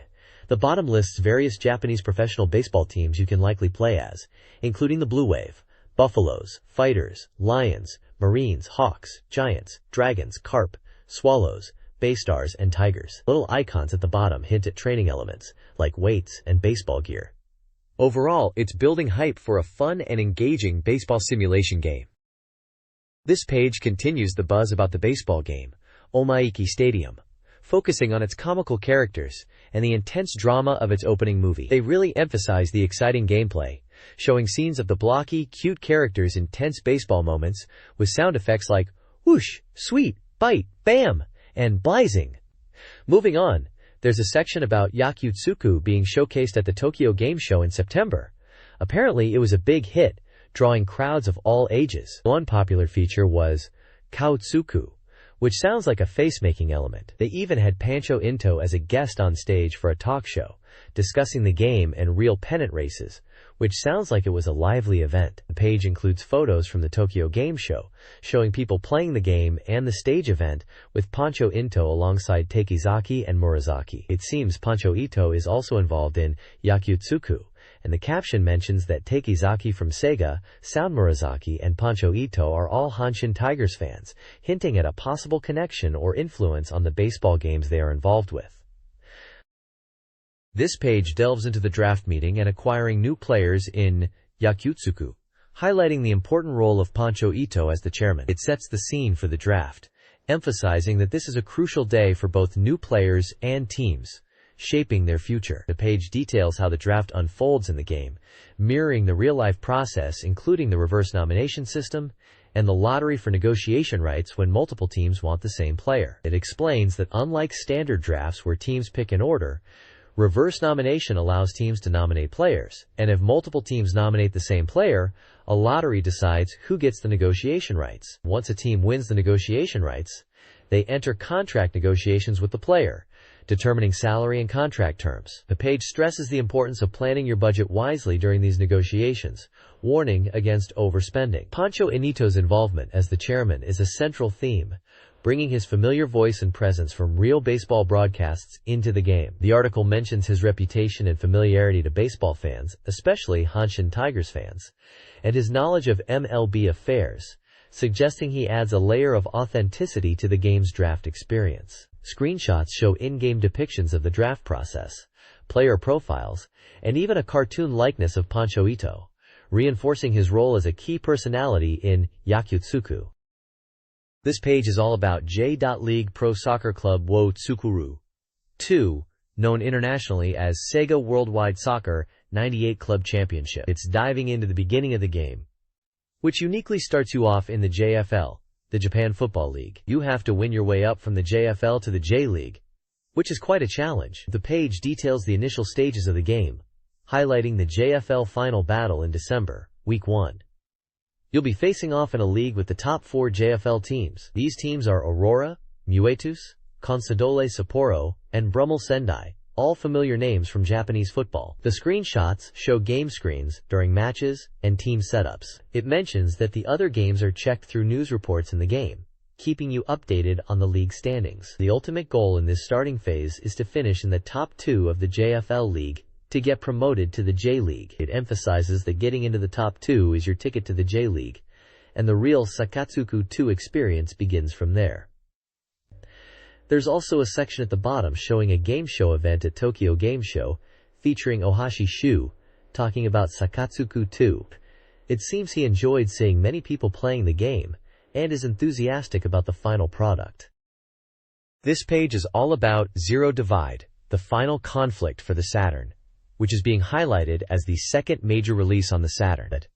Apparently, this game, known as Zero Divide the Final Conflict, or ZDTFC, is a port of Zero Divide 2 from the PlayStation. However, they are emphasizing that the story continues directly from the first PlayStation, Zero Divide. The article mentions that the system aspects, like Ring Out Hang and Armor Break, are carried over but with new elements added. Looking at the screenshots, they note that the characters look quite different from the PlayStation version. They say the game is only 50% complete at this stage, but they believe it has the potential to improve even further from what's shown here. The screenshots depict battles. One shows the character Zero fighting Draco, and it mentions Draco's appearance is quite radiant. Another smaller picture shows the character Kugnus with a kunai, and the larger image next to it shows the characters Wild 3 and IGA in action. There's a special report section at the bottom, indicating it's from Zoom, and scheduled for release in November. It's a 3D fighting game priced at 5,800 yen. It supports two-player battles and is recommended for all ages. They are also showing a 30% complete indicator. The characters of Zero Divide 2, The Secret Wish have been significantly redesigned. Cold Sweat, the programmer, has a cleaner look. Pixel, now beast-like, boasts a more organic design. Tao, the German hacker, appears more futuristic and inorganic. Wild 3, a fan of X, is slightly smaller with a reduced data size. Io Cygnus, previously Eastern-inspired, is now functional and form-focused. Draco gains an organic, dragon-like appearance, with a smoother silhouette. Nutrid Cancer is evolving towards a more mechanically advanced form, potentially incorporating engine technology. The text concludes with questions about the return of other characters, including Neko, and hints at new character designs and a battle screenshot. This page is focused on the SEGA Saturn game Universal Nuts, a future sci-fi adventure set in space. The title sets the scene. A spaceship malfunction kicks off a terrifying incident. Universal Nuts is described as an adventure game where you play as Yui, a seemingly quiet high schooler, and his strong-willed older cousin, AI. They embark on a summer space trip, planning a relaxing tour of galactic sites. However, things take a turn when they get caught in a meteorite field right after warp, deviating from their planned route. The game is centered around a mystery on a space ferry where 188 passengers have vanished. The story is driven by choices, typical of adventure games, and promises a pure story experience. It also features a folder system to explain in-game terms and an emotion flag system where your feelings towards A affect the ending. The page highlights a scene where Akira appears in front of Yui in just a towel after a shower, suggesting some interesting character dynamics. Universal Nuts is scheduled for release on December 18th, priced at 5,800 yen, and is rated for all ages. The text emphasizes the engaging story crafted by a strong team combining charming characters by Junko Uchida and compelling narrative from Shishinma. Following a warp malfunction, Yui and Akai boarded a deserted space ferry in Universal Nuts, encountering a chilling mystery. The tagline, "Traces remain, but all passengers have vanished," sets the tone. Despite signs of recent activity and a full manifest, the ship is empty. The story uses an in-game encyclopedia called the Holder System and an emotion flag system influenced by dialogue choices, impacting the narrative's direction. Universal Nuts Incident references a past event involving astronaut Dan, hinting at deeper lore. Screenshots show Yui and AI exploring the eerie vessel, interacting with crew members, and uncovering hints of sabotage and a possible explosion. The game emphasizes suspense, with the central question being the fate of the missing passengers and the events that led to their disappearance. The recall mode allows players to revisit branching story points. This page spotlights Princess Quest, a mystery touch RPG, brought to you by the staff of Daiundukai. This RPG, published by Increment P and slated for release in December at 5,800 yen, is for one player and suitable for all ages. The game is set in the Dilma Law Kingdom, a nation that values law and plays a central role in maintaining continental peace, but is now facing a succession crisis. Just before the coronation ceremony, the treasure jewel, essential for the ritual, is stolen. The surrounding princess of Dilma Law Kingdom becomes a suspect. Willow is tasked with investigating this perplexing incident. The story hints at a princess seeking to regain her honor, and even Tapioca Prince is said to be starting an investigation. The screenshots show a classic top-down RPG perspective, depicting a grand hall within a castle, and a scene with characters seemingly in a royal room. The text further describes Dilma Law Kingdom as a hub of diverse cultures, including magic and martial arts, where princesses from various kingdoms have gathered, each vying to be recognized as the true princess. The incident is mentioned to have caused a power struggle among these princesses. It mentions figures like Tapioca Prince, Monburan King, and Madly Queen as royalty connected to Dilma Law Kingdom, with a humorous aside that Tapioca Prince resembles his mother. This page delves deeper into Princess Quest, showcasing the game's blend of 2D and 3D environments. The headline screams about exploring the Royal Palace in 2D and the Spirit Palace in 3D to find the real culprit behind the jewel theft. We see some in-game dialogue where Mint seems to be asking Suffle for help with something, typical RPG fare. The text below the 2D screenshots emphasizes the investigation aspect, mentioning searching the Royal Palace and gathering information in the town and palace to find clues and the culprit. It also mentions preparing to venture into the Spirit Palace, which is described as a 3D dungeon. The 3D screenshot shows a first-person dungeon view and a battle scene. It highlights that the Spirit Palace is a 3D dungeon filled with secret passages and hidden rooms, making exploration crucial for the investigation. It also hints at encounters with princesses and unexpected developments. We see a battle interface with HP and MP stats, classic RPG elements. The bottom text section discusses how the princesses, who have been wrongly accused, are determined to clear their names and prove themselves as true princesses. They are taking it upon themselves to investigate and resolve the jewel theft incident. The game seems to be all about uncovering the truth and clearing the princesses' names within these contrasting 2D and 3D environments. Princess Quest features several key characters. Tapioca Prince, serious and responsible. Pal, investigating with Willow. Willow, Dilma Knight. Gerard, Queen of Sodares. Milfier, Queen of Norland, white magic user. And Custard, Princess of Lorien. The game, a single-player RPG, is set in the Dilma Magic Kingdom, inspired by ancient Rome. Players control the prince and Pal, exploring the Royal Palace and Spirit Palace to solve a jewel theft. The princesses play crucial roles, offering unique abilities and driving the narrative. The game emphasizes their individual strengths and personalities, hinting at political intrigue and personal ambitions alongside the central mystery. This page introduces us to the cast of Willow and Princesses. Expanding on the world of Princess Quest, we see character profiles for Kairos, a princess from a warrior nation. Panacotta, the queen of Camellia researching ancient artifacts. Siphon, a gentle princess skilled in magic. Pi, a maid from Dilma working under pressure. Willow, the knight we already know. And Mint, a mysterious girl from Gerard. The bottom half of the page is an interview with Mr. Akitsuki, the producer from Increment Page. They discuss the game's RPG elements, where experience points are used, but puzzle solving is also a significant aspect, giving it an adventure game feel. The story is described as mystery-focused, with events that can be missed, encouraging replayability. They mention that in this game, cats and hot springs will be featured, and cats will follow the main character. Apparently, they initially planned for fewer movie scenes, but it ended up becoming closer to a full anime episode in length, focusing on impactful scenes and voice acting. Mr. Akitsuki hopes players will enjoy the characters, especially the princesses, and hints at different endings based on princess choices. He also mentions the game's development as being enjoyable and full of experimental elements.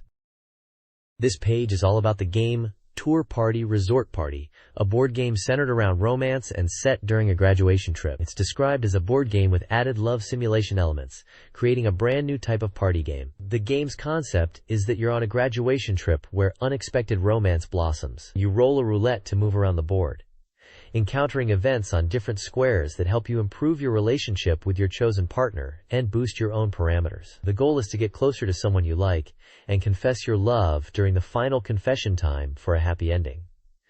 The character designs are by Hayashi Kazuhiko. The page outlines the game's flow. You spin the roulette, events happen on the spaces you land on, player parameters change, you find a partner, approach them to deepen your relationship, go on dates, face rivals, and eventually reach the confession time. It mentions that events on the squares can be exciting, and that you'll be competing with rivals to win the heart of the person you like. The game was about 55% complete at the time of writing, and was scheduled for release in December 1997, priced at 5,800 yen, and supporting up to 6 players using a multi-terminal setup.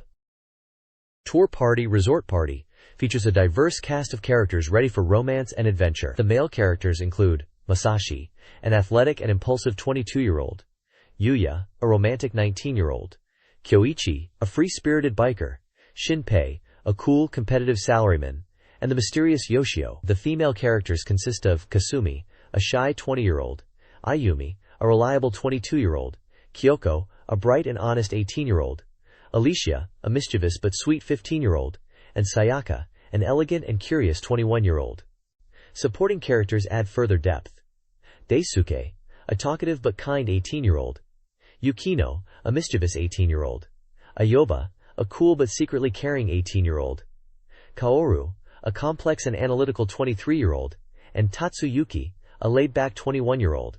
Each character promises unique interactions and adds to the game's engaging narrative. This page is all about the Sega Saturn version of Dead or Alive, announcing that the Master Room is finally complete. It's hyped as a jewel of a game, with a fantastic opening movie using full-motion video, showcasing the player characters. The game was scheduled for release on October 9th, priced at 5,800 yen, and is described as a Kyoktu action, fighting action, title for 1 or 2 players.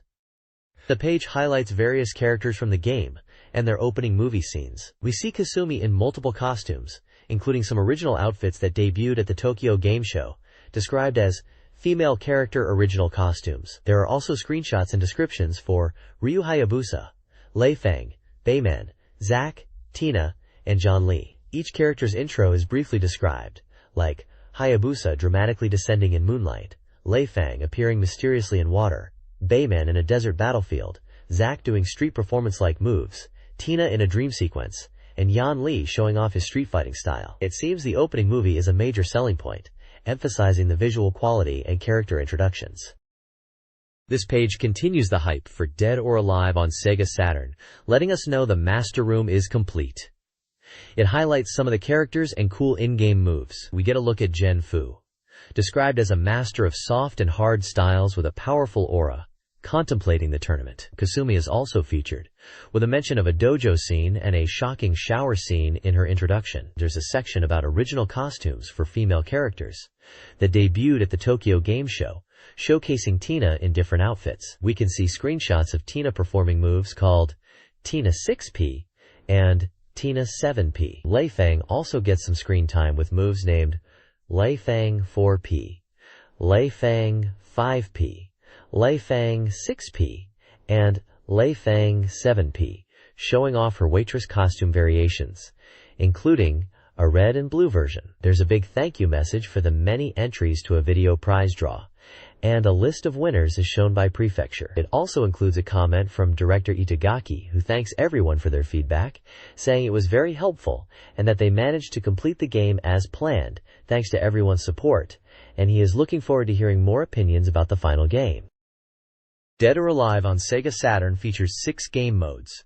Normal and Burst modes offer standard gameplay, with Burst mode turning the entire ring into a danger zone. Classic Arcade, Time Attack, and Versus modes return, with adjustable settings in Arcade and Versus.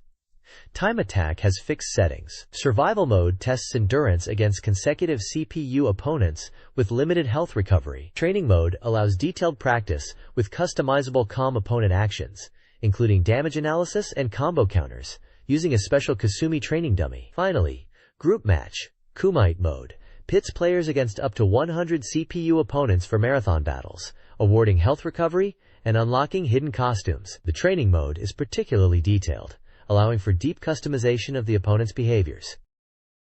This page is all about move lists for Dead or Alive on the Sega Saturn, and it's highlighting that this Saturn version is different from the arcade, calling it the Saturn Edition. It seems to emphasize combo potential and tricky techniques. The page is split into sections showing Kasumi's instructive move list and Ryu Hayabusa's instructive move list. Each section has tables with move names and commands.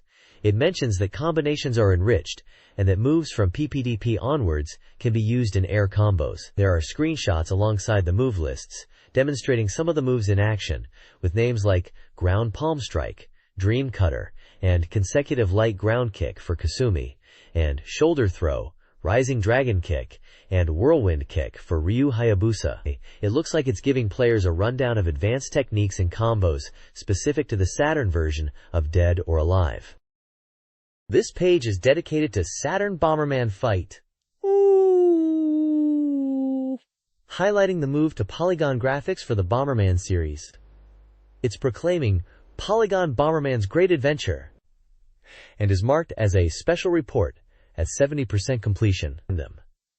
The game is slated for a December release and is an action title for 14 players, recommended for all ages. The page emphasizes the battle game aspect, where 14 characters will be throwing bombs at each other. We get a glimpse of the player select screen, showing off some of these characters. It's mentioned that each of the 14 characters has their own unique backstory and worldview. There's also a section promoting new characters appearing one after another, and a screenshot of the ready screen. The focus here is on the Versus mode and the large roster of Bomberman characters. The page introduces two characters in detail. Shiraban, White Bomberman, who is described as the classic, cute main character of the Bomberman series, and Kuraban, Black Bomberman, presented as Shiraban's rival. Both character descriptions suggest they have similar basic abilities, with Kuraban being portrayed as a rival in terms of appearance. This page continues the character introductions for Saturn Bomberman Fight. It shows off 6 more of the playable characters you can expect to see in the games. First up is Louisa, described as a cute girl in a dress who is the heroine of the game and is participating in bomb-throwing battles. It's wondered why she's involved. Then there's Pump, a pumpkin-headed character that looks like a Halloween monster and appears to be able to fly. Next is combatant number 12, who seems to be a robot from some organization, although details are unclear. The description hints there might be combatants number 1 through 11 as well. Following is Pui Pui, a monkey character, and one of the few animal types. He's described as a speed-focused character, likely quick but not powerful.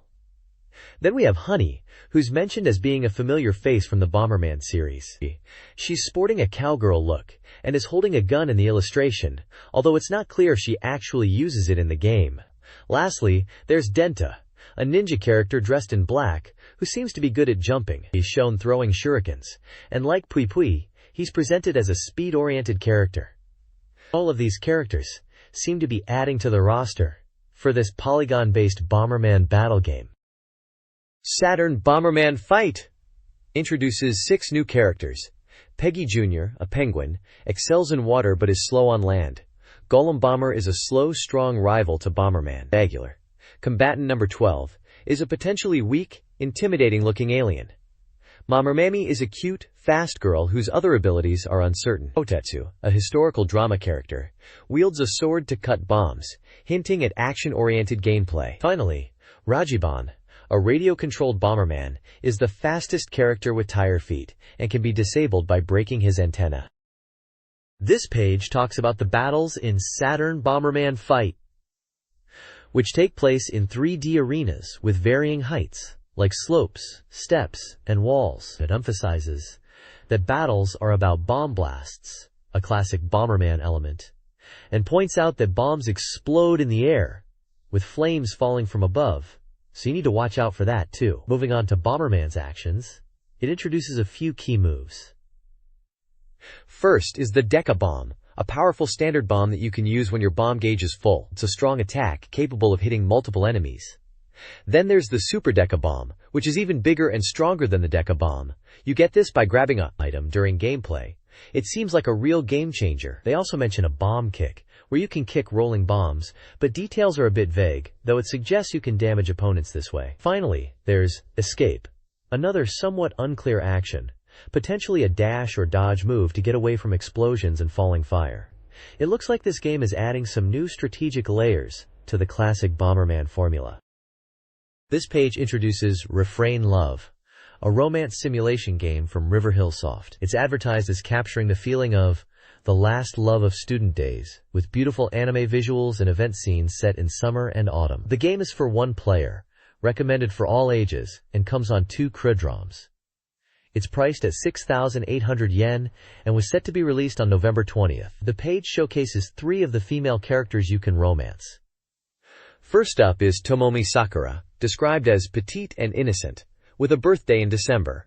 Next is Shuko Takamiya, who is portrayed as a mature and cool older sister type, with a birthday in August. Lastly, there's Ran Yuki, a sporty and energetic girl, whose birthday is in April. The page highlights these character details and gives a little flavor of each girl to get you interested in the romantic possibilities in the game. The Saturn version of Refrain Love is a content-rich 2 CRD-ROM release with original event visuals Power Up, featuring numerous new scenes. It was showcased at the Tokyo Game Show. A White Snow Limited Edition offers special packaging, including heart-shaped creds and character cards. Post-game and Omatake mode allows players to revisit scenes and create albums. The game is set during summer of the 4th year of university, focusing on romance and friendship leading up to Christmas Eve. Gameplay features simulation and adventure modes to manage stats, explore locations like Sakuragi Town, and interact with characters. Players will navigate a love triangle with characters like Kosuke Sato, Tetsuya Yamo, and Taizo Sakaki. The tagline, "Her smile is whose," hints at romantic competition. This page spotlights Graduation S, a training simulation game where you step into the shoes of a high school teacher tasked with guiding 5 students to graduation within a year. It's mentioned as a Saturn release from NEC Interchannel, slated for September 25th, priced at 6,800 yen, and recommended for ages 18 and up. We get introductions to 3 of the students. Kiyomi Arai, who is described as a bit of a problem child, often skipping class for part-time jobs and bike rides, with graduating being the minimum goal. Reiko Takagi is portrayed as a wealthy and elegant young lady, polite even to teachers, with her main issue being her tendency to take charge. Finally, Mina Kato is a cheerful and energetic student, good at sports, and popular, serving as a class representative, but perhaps lacking in feminine charm, and with average grades. The text explains that Graduation S is part of a series that originated on PC back in '92, and has seen version updates with each console port. This Saturn version is described as a culmination of 5 years in game culture, highlighting its pedigree as a well-established simulation title. This page delves deeper into the gameplay of Graduation S, focusing on student parameters, daily guidance, and weekend activities. It explains what the student's stats mean. HP or stamina represents vitality. Popularity reflects how well-liked a student is and affects class participation. Dignity indicates composure and impacts behavior. Charm embodies attractiveness and influences the ending. And academic skills are broken down into basic, applied, language, and memory, all impacting academic performance and guidance effectiveness. The article outlines the daily guidance system, which operates in 3-day cycles, dividing the week into morning and afternoon sessions. As a teacher, you schedule lessons for 1 student out of the 5 each cycle, choosing between academic subjects and discipline. The game emphasizes student autonomy, but the teacher can intervene to correct poor schedules. Weekends in Graduation S are for activities outside of normal lessons. Instead of typical guidance, you can use presents to boost student morale and parameters. Weekend activities also include patrol to keep an eye on students, and allowance to potentially increase teacher parameters, offering chances to recover from weekday guidance mistakes. Finally, the page previews several school events. The Kyoka Festival is a band performance event. Midterm and final exams are presented as quiz-style challenges, with 10 questions. The athletic meet features relay races, where student abilities determine performance. The drama festival allows you to stage plays like Momotaro or Wizard of Oz, with casting choices impacting the event outcome. This page introduces Graduation 2I Wedding Bell, a memorial title marking the 10th anniversary of the Graduation series. The game puts you in the shoes of a teacher at an all-girls high school, responsible for 5 students, one of whom you're secretly married to. Your goal is to guide these 5 students through their graduation while keeping your marriage a secret from everyone, including the principal, to get it officially approved. The article highlights a special lesson system to boost student grades, emphasizing a weekly schedule approach with individual lessons tailored to each student. We're introduced to the 5 main students. Ranka Ikehata, described as innocent and naturally airheaded, good at. Kyoko Ozaki, a mature and stylish girl, interested in fashion. Mirei Matsuyama, a diligent and beautiful student who is good at everything. Kazue Watanabe, a quiet and reserved intellectual type who loves science. And Yukari Saito, an energetic and cheerful sports enthusiast, who is popular but can be a bit noisy. The game promises a variety of events beyond just lessons, like regular exams, drama festivals, and school trips. It also features a memory album mode, allowing you to create sweet memories with your chosen student through dates and special moments, which can be reviewed in the album. The game is being produced by Shogakukan Productions and SLD, with a planned release in 1998, and is recommended for all ages. It's currently 30% complete in development, according to this report.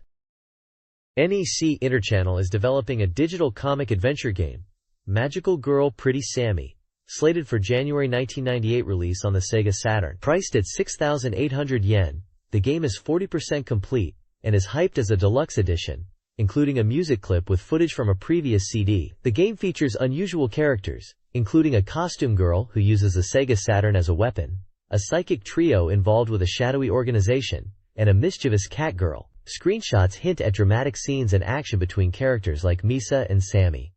The game's humor and eccentric characters promise a wild and wacky experience.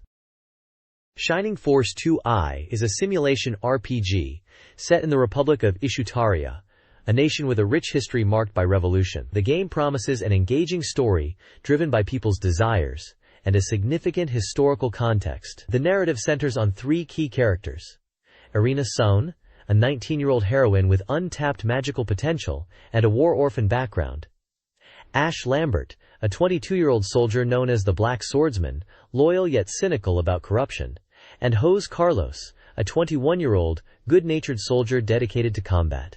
The prologue reveals the continent's history, from the oppressive Holy Divine Asher Kingdom to the liberation led by the sage Ares, culminating in the Republic's founding. 15 years later, unrest threatens Ishutaria, providing the backdrop for the characters' journeys and the Revolutionary War that shaped their lives.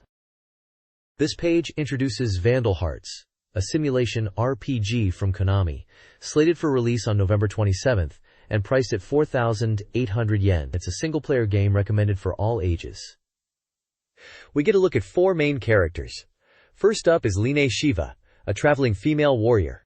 She's described as a skilled archer and a bit of a tomboy at 22 years old, preferring to rely on her own strength. Next is Bakirdos Baldo, a 28-year-old veteran soldier with a strong sense of duty and a fiery passion. Holkis Turner, a 65-year-old veteran of the Ishutaria garrison, is portrayed as the wise elder who has watched over Irina since she was a child, and serves as a mentor. Finally, there's Lotto Marks, a 27-year-old former member of the Ishutaria garrison's 16th platoon. He's depicted as a muscular giant and a bit of a hothead, often rushing into situations without thinking. The text hints at a story centered around a lost ancient civilization, and it seems the characters are caught up in events that require them to fight for their beliefs. The character descriptions suggest a diverse party dynamic, with a mix of experience and personality types. This page dives into the gameplay flow of Vandal Hearts. It breaks it down into four key stages: story, battle, town, and world map. Essentially, you advance through the narrative, engage in combat, explore towns for information and supplies, and navigate the world map to your next destination. The game world is called Ishutaria, and a map is shown illustrating the regions you'll explore. In towns, you can perform several actions. These include moving to different locations like shops and taverns, managing your items and equipment, checking character stats, adjusting game settings, saving your progress, and loading saved games. The page then gives us a sneak peek into the first chapter's story, highlighting three locations: Mountain Valley, Gilbales Island, in the year 1254 of the Divine Light Era, and the Doyle region. In Mountain Valley you encounter bandits preying on merchants, hinting at early conflicts. Gilbales Island features ancient ruins and a ceremony involving soldiers and a commander, suggesting a storyline involving relics or ancient powers. Finally, the Doyle region describes unrest and violence, with the player character, Ash, and his group arriving to find the situation already tense and seemingly under control by advanced troops led by a character named Kane. These snippets suggest the game's early chapters are packed with action and intrigue, setting the stage for a larger conflict. Vandal Hearts battles unfold on 3D fields, with victory conditions like enemy elimination or point attainment. Strategic positioning is critical in the turn-based combat, utilizing obstacles and planning ahead.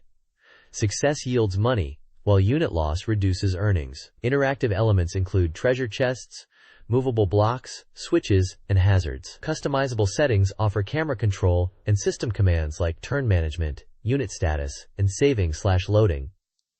The story progresses with diverse scenes. Royal Palace Ruins features a stone golem encounter.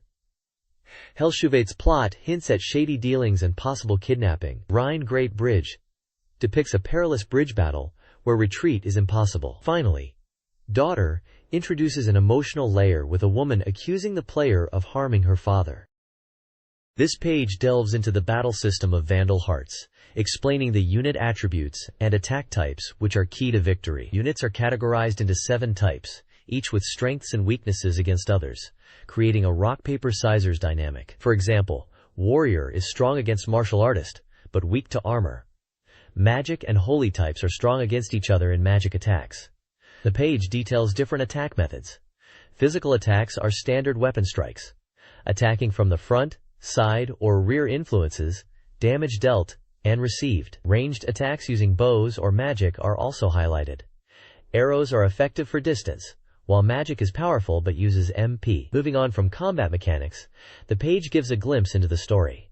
It introduces the pasts of Ash and Alina, suggesting shared tragic backgrounds. It is a scenario in a port town, hinting at needing a boat to progress and dealing with a shady boatman. Finally, it describes a sand dune of death area, where players face a large, multi-armed monster as a condition for acquiring a boat, showing a scenario where you have to defeat a strong monster called Death Ant to get what you want. Screenshots throughout the page illustrate battles and story scenes. This page of the Vandal Hearts Guide focuses on combat mechanics, character progression, and early story elements. Support effects, crucial for maximizing attack power, are explained through diagrams demonstrating how unit positioning enhances both physical and magical attacks. Leveling up and class changes at levels 10 and 20, strategically performed at job change locations, are detailed. The guide also provides general gameplay tips, covering terrain effects and status ailments. The narrative section highlights the encounter with the sea serpent Redrum in the Gadal Sea. A plot twist reveals Redrum and Labrador are brothers, adding a personal dimension to the story as the party heads towards Gilbele's island. The chapter concludes with hints of deeper mysteries and escalating conflicts, setting the stage for the adventures to come. This page showcases the upcoming simulation RPG, Tilk Girl from the Blue Sea. The advert uses evocative text about childhood memories and adventure, hinting at a nostalgic and heartwarming experience. We see illustrations of the game's main characters, a group of 4 young individuals, each with distinct designs. The page also details a pre-release campaign for Tilk, where sending in a questionnaire postcard included with the SEGA Saturn software offers a chance to win prizes. The top prize is a Fujifilm Epion 10 APS camera, while 200 lucky participants can win a TGL original telephone card. It's an exciting promotion to build anticipation for the game's release in November, priced at 6,800 yen. This page is an advertisement for the SEGA Saturn game Mori Motonari, Vow of the Three Arrows, part of the Ikitsuden, or Heroic Saga series by Koei. The tagline at the top reads, "I can't wait until Sunday," expressing excitement for the game's release. The advert highlights the game as a dramatic historical simulation RPG, focusing on the turbulent history of the Mori clan. It promises a deep story of family bonds, betrayals, and numerous battles spanning 3 generations of the Mori family. The release date is set for October 2nd, priced at 7,800 yen. 3 small screenshots showcase the game's strategic gameplay. This page is showcasing Koei's historical simulation games. It looks like a big advert for a new game called Ishin no Arashi, which translates to Storm of the Restoration. It seems to be set during the Meiji Restoration in Japan, because it mentions famous historical figures like Sakamoto Ryoma, Saigo Takamori, and Kondo Isami, all key players in that period. The tagline suggests it's about heroes emerging during the chaotic end of the shogunate and unifying Japan. There are also ads for Nobunaga's Ambition, Lord of Darkness with its power-up kit, and Romance of the Three Kingdoms, IV, also with a power-up kit. Both of these are priced at 9,800 yen and 7,800 yen respectively. It also mentions a release date of September 25th and a price of 6,800 yen, which is probably for Storm of the Restoration. The advert emphasizes these games as the evolution of historical simulation games. There are a few screenshots dotted around showing in-game scenes and strategic maps, giving a glimpse of the gameplay. This page is all about winning Post 2 Final 97, a horse racing simulation game.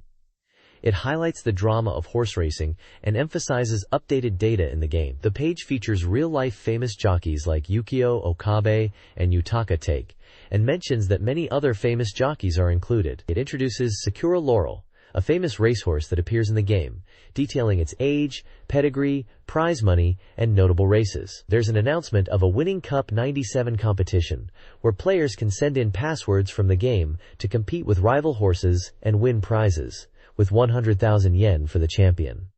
The game is priced at 6,800 yen and set for release on October 2nd. The bottom text provides phone numbers for more information on Koei's latest releases and mentions their website.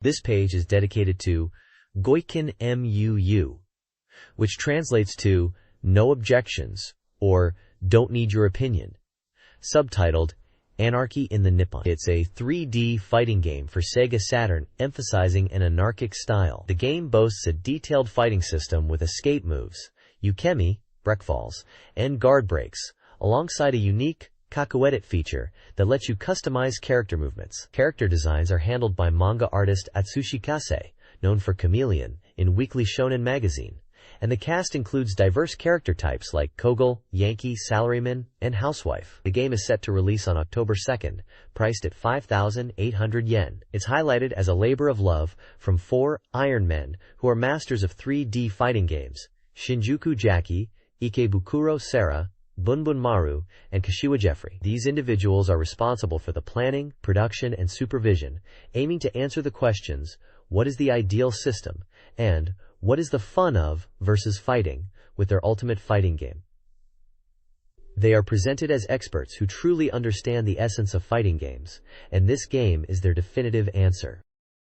This page is an advertisement for Yagyoyogi Animation Gakuen, an animation and art school. It's celebrating the 10th anniversary of its Osaka school and offering a special admission price of 650,000 yen for the year.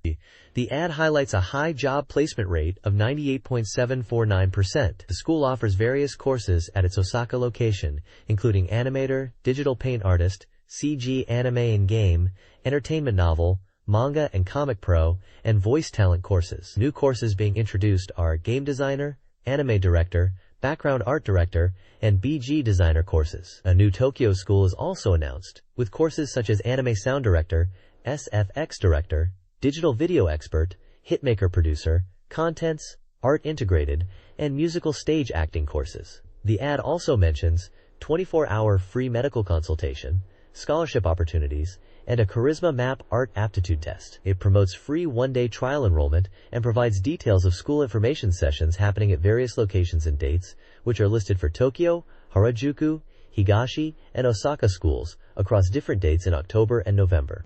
The bottom part provides contact information for applications and inquiries, including phone and fax numbers, and mentions a free audition for new voice actors and talents being held in Osaka, Fukuoka, and Tokyo.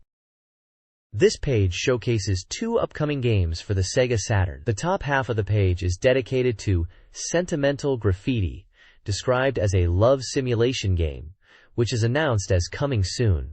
It features character portraits, highlighting 3 of the potential love interests: Ayasaki Wakaba, born in September, Endo Akari, born in October, and Matsuoka Chiho, born in November.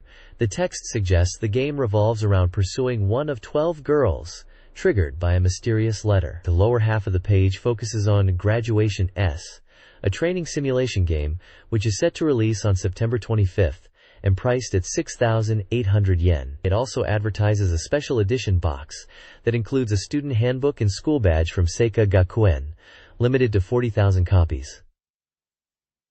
The tagline encourages players to stand by someone special during an important moment, likely referring to graduation. The bottom of the page also lists the contact information for NEC Interchannel, the publisher. The reader submission corner of this publication features diverse reader contributions. Experiences range from attending the Tokyo Game Show '97 to enjoying Saturn Magazine. Readers discuss gaming frustrations, seasonal changes, and humorous anecdotes like drawing Doraemon. A reader questions if the magazine's lower price affects their submission's value. Food-related discussions include preferences for soft-boiled eggs, elaborate bento boxes, and a debate on sweet versus savory tamagoyaki. Cultural differences are highlighted with a zoni soup anecdote. The section includes Submission King, encouraging reader participation with questions and stories. A Love Name Wanted segment seeks nicknames, and smaller columns commemorate data loss and profile individuals in amusing cartoons. This page features reader submissions about diverse gaming experiences. Summer Gameplay details a Tokyo resident's immersive connection to Last Bronx, practicing sword fighting and reminiscing about a defining summer. Jinx from Chiba humorously recounts a TV breaking before a game. Crazy GJII from Tokyo describes a grandfather's intense Resident Evil 2 gameplay. Excitement Chamber from Chiba narrates a shopping mishap while searching for Tokimeki Memorial Sweets. Woody from Kanagawa celebrates a satisfying twin-stick purchase and plans to buy a modem set. Rain Purchase Girls, also from Kanagawa, highlights cheap twin-stick finds, a surprising board game purchase, and the thrill of winning. The page concludes with a lucky draw story, where small amounts of money turned into significant winnings and value purchases of games like SATURN. I hate this kind of thing, is a reader-submitted gaming zine. The first section details common gaming pet peeves, like cumbersome manuals, slow loading screens, and annoying in-game situations. Humorous complaints are also featured. The This Week's Effort Award winners showcases reader-created content, specifically pixel art and logic puzzles, like one combining Mega Man and Sonic. Finally, Higashi Kan's After School Club provides a platform for younger female gamers to share experiences, specifically centered on Sega Saturn gaming. One story recounts a girl's excitement over a new console and games, and the surprise of her friends. The page celebrates the Sega Saturn gaming community. The Park Gallery displays reader-submitted fan art postcards. The gallery features diverse illustrations, including Knights with a moonlit character, an X-Men Psylocke piece praised for its style, and a detailed House of the Dead artwork. Other submissions include Puyo Puyo illustrations evoking nostalgia and cuteness, a Langrisser IV piece, a motorcycle scene highlighting friendship, and a Grandia illustration with a good original touch. A demonic character from a horror game, featuring a heavy pen touch, concludes the gallery.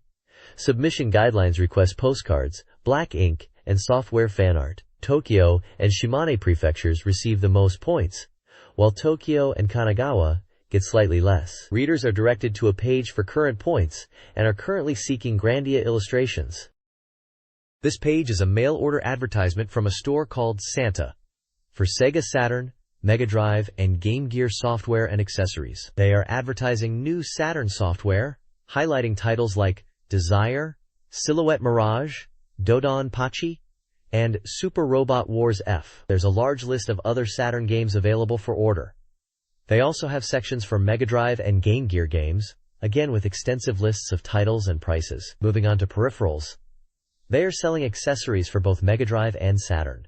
For Mega Drive, this includes things like controllers, adapters, and cables. For the Saturn, they have a wide range of accessories, including cooling pads, joysticks, memory carts, and various cables and adapters. The page also provides detailed ordering information, including how to order by phone or fax, payment methods like cash on delivery or bank transfer, and shipping costs, which are a flat 400 yen, with extra charges for certain regions. They also mention that orders placed after 3 p.m.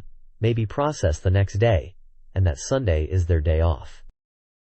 Sega is heavily promoting the Saturn with commercials featuring Kiemi Moritaka, aiming to leverage her popularity to attract fans. They encourage viewers to watch the ads and emphasize her appeal in software design. For news, Sega pushes their Sega Fax Club and Sega JoyJoy telephone services for up-to-date information. Sega Saturn highlights upcoming games and the October Sega Video Maga VHS tape, featuring game previews. September's demo disc lineup includes Silhouette Mirage and Azel Panzer Dragoon RPG. Sega is also building an online community, showcasing positive feedback for Burning Rangers and encouraging user participation through the Game Fan Ring Link Collection project, seeking homepage and email submissions. This page is packed with fun comics featuring Sega Saturn's mascot character, Saturn-kun. The comics cover various themes, from small indulgences and the power of shadow, to adventures in Saturn-kun land. There are also strips about a cool pad, an angel-like smile, the tiredness of being up late at night, and even Saturn-kun dieting by exercising with memory cartridges. Moving down the page, there are articles in the Sega Advertising Bulletin. First up is Minami Cloud-kun, who talks about enjoying conversations with people in the game industry and mentions the popularity of Sakura Wars at game shows. Next is Yamazaki 253, who discusses the Tokyo Game Show and the game All Japan Pro Wrestling featuring Virtua, noting the high level of competition in Virtua Fighter and Daytona USA tournaments, and how exciting the Frankensteiner matches were. Finally, there's a piece by the newcomer gamer Nami, who shares a funny story about getting hooked on UFO catcher games and running out of money before payday. But thankfully, Minami Cloud-kun came to the rescue. At the bottom, there's a bumper sticker recruitment section, inviting readers to send in ideas. And this week's recommendation highlights this week's presents, which are Flash SEGA Saturn Volume 19 and game trials for Azel Panzer Dragoon RPG and Purura. The Sega booth at Tokyo Game Show 97 Autumn was a vibrant hub of activity, fueled by the efforts of the busy publicity team. Sonic Team's playable Burning Rangers drew large crowds. The Warp on Stage event showcased Sega's sound team, including Takenobu Mitsuyoshi, with lively musical performances. Take-chan from Information Bulletin hosted stage events, including a well-received talk show with Nanun-kun focused on soccer.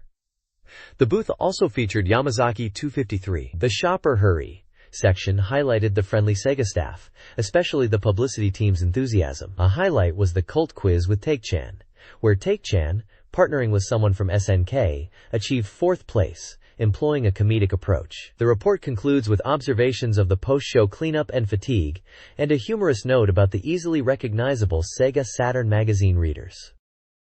This page is the Sega Saturn Software Databank, a comprehensive listing of games released for the console from November 1994 to September 1997. It's presented as a data resource for Sega Saturn owners, essentially a catalog of available games from the system's launch period up to this point in time. The page details how the reader review score is calculated, explaining it's an average based on reader votes, with a minimum of 10 votes needed to register a score.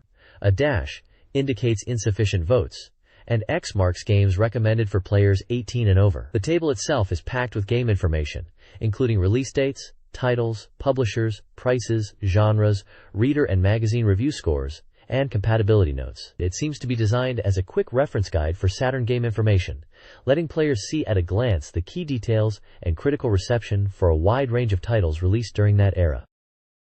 This page continues the extensive Sega Saturn Software Databank. It's essentially a giant catalog of games released for the Saturn, packed with details for players. Looking through the list, you'll see a wide variety of genres, from action and RPGs to puzzle and simulation games. There are titles like X-Men, Children of the Atom, NBA Jam Tournament Edition, and Street Fighter Zero, showing the arcade influence of the time. You also see Japanese titles such as Wizardry Vis and V2 Complete, and Dragon Ball Z, The Great Legendary Battles, indicating the diverse game library available on the Saturn, encompassing both popular international hits and titles more specific to the Japanese market. The page is mostly tables with game data, so it's really about quickly looking up information on a specific Saturn game, seeing its genre, price, and how it was reviewed back then. This page continues the Sega Saturn Software Databank, offering a huge list of games. You can see a massive amount of titles listed here, with details such as the game genre, price, and, importantly, review scores from the magazine itself. There's a real mix of genres, from action-packed shooters to puzzle games, and even simulation titles. Looking through, you can spot some well-known games like Deep Fear, Clockwork Knight, Sonic Wings Special, Street Fighter Zero 2, and Vampire Savior. It's interesting to see the variety, including Japanese titles like Sakura Wars and Great Mahjong Conference. The page provides a snapshot of the Saturn's library at this time, showing how many games were available and how they were received by the magazine's reviewers based on the scores. It's really a catalog for Saturn owners to browse and see what's out there. This page is a continuation of the Sega Saturn Game Database, showcasing even more titles with their details and magazine review scores. It's still very much a catalog-style page, packed with information for Saturn owners. Looking at the list, we can see a wide variety of games again, with genres spanning from strategic simulations to puzzle games and action titles. Some of the games that catch the eye here include Elevator Action Returns, a classic arcade revival, Sakura Wars 2, the next chapter in the popular tactical adventure series, and Deep Fear, a survival horror game. You'll also see titles like Daytona USA Circuit Edition for racing fans, Tomb Raiders, which is likely Tomb Raider, and Die Hard Trilogy, offering action across different genres. The page continues to give that snapshot of the Sega Saturn's extensive software library around this time, with a huge number of games available, and the magazine's critical perspective through review scores. It's a useful resource for anyone wanting to explore the breadth of games on the system. This page continues with the SEGA Saturn software database, listing even more games with their details and review scores from the magazine. It's still in that catalog format, providing a ton of info for Saturn fans. Looking at the game titles, we've got a good mix, including Legend of K1 Grand Prix 96, probably for fighting game fans. There's Elf wo Karu Monotachi, which could be related to those who hunt elves. Mobile Suit Z Gundam also appears for anime and mecha fans. Command & Conquer is a big name here, bringing real-time strategy to the Saturn. Other titles include The Crow, Deep Fear, which we saw mentioned earlier as well, Daytona USA Circuit Edition, Tomb Raiders Again, Die Hard Trilogy, Sonic 3D Blast, Virtua Fighter 2, Bug 2, Panzer Dragoon, Virtual On, Street Fighter 02, Super Puzzle Fighter 2X, and Marvel Superheroes. It really showcases the variety of games available, from puzzle to action to strategy and racing. The page seems to be providing a snapshot of the extensive Saturn game library, similar to the last page. It's a treasure trove of information for anyone wanting to explore the wide range of games on the system. This page continues the extensive SEGA Saturn game index we saw on the last page. It's still presented as a database, this time listing titles from A through to WA in the Japanese alphabet, each with a software number. Looking at the A section, we see Arthur to Astaroth's Demon World Village, which sounds like it could be a Japanese title in the vein of Ghosts on Goblins series. Moving to the Ka section, Chaos Control is listed intriguing name, maybe an action or puzzle game. In the Saj section, there's Side Pocket 3, likely a billiards or pool game.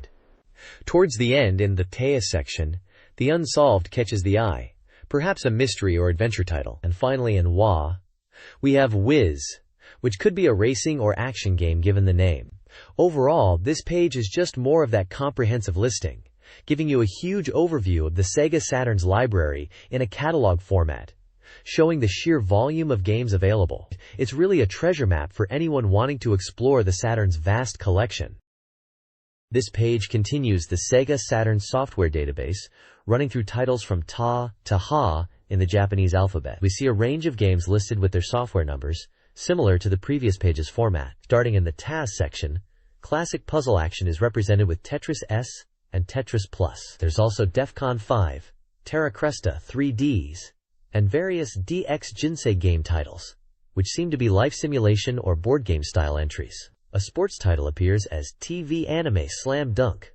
I love basketball. Moving to the 2 section, we find the action-adventure hit Tomb Raider. The Do section includes the iconic first-person shooter Doom. The listings continue through Na, Ni, Ne, No sections, and then into Ha, where we see the popular Virtua Cop and a significant portion dedicated to the Virtua Fighter series, including Virtua Fighter Kids and various entries in the Virtua Fighter CG Portrait series. Overall, this page is more of the extensive software catalog, offering a broad overview of the Sega Saturn's game library in a structured list format.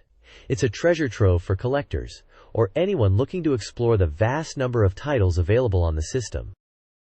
This page continues the extensive Sega Saturn game list, now moving from the Ha section through to Wa. Starting with Ha, we see more Virtua Fighter titles, such as Virtua Fighter Remix and Virtua Fighter Kids. We also encounter big names like Resident Evil, known as Biohazard in Japan. Moving through Hi, Hu, He, and Ho, there's a variety of genres represented, including puzzles, action games like Hyper Revertheon, and even humorous titles. Notable titles include Bug 2, and a game that translates to Explosion, All Night Quiz King Battle DX. The list progresses into the Ma section, featuring titles like Making of Ninth Truth, 2 voice selection, and Metal Slug. We then go through Mi, Mew, Me, and Mo sections, with games including Media Romancer for Sega Saturn and Monster Slider. The Ya, Yu, and Ra sections follow, showcasing games such as Lunar Silver Star Story, Rayman, and Race Drivin'.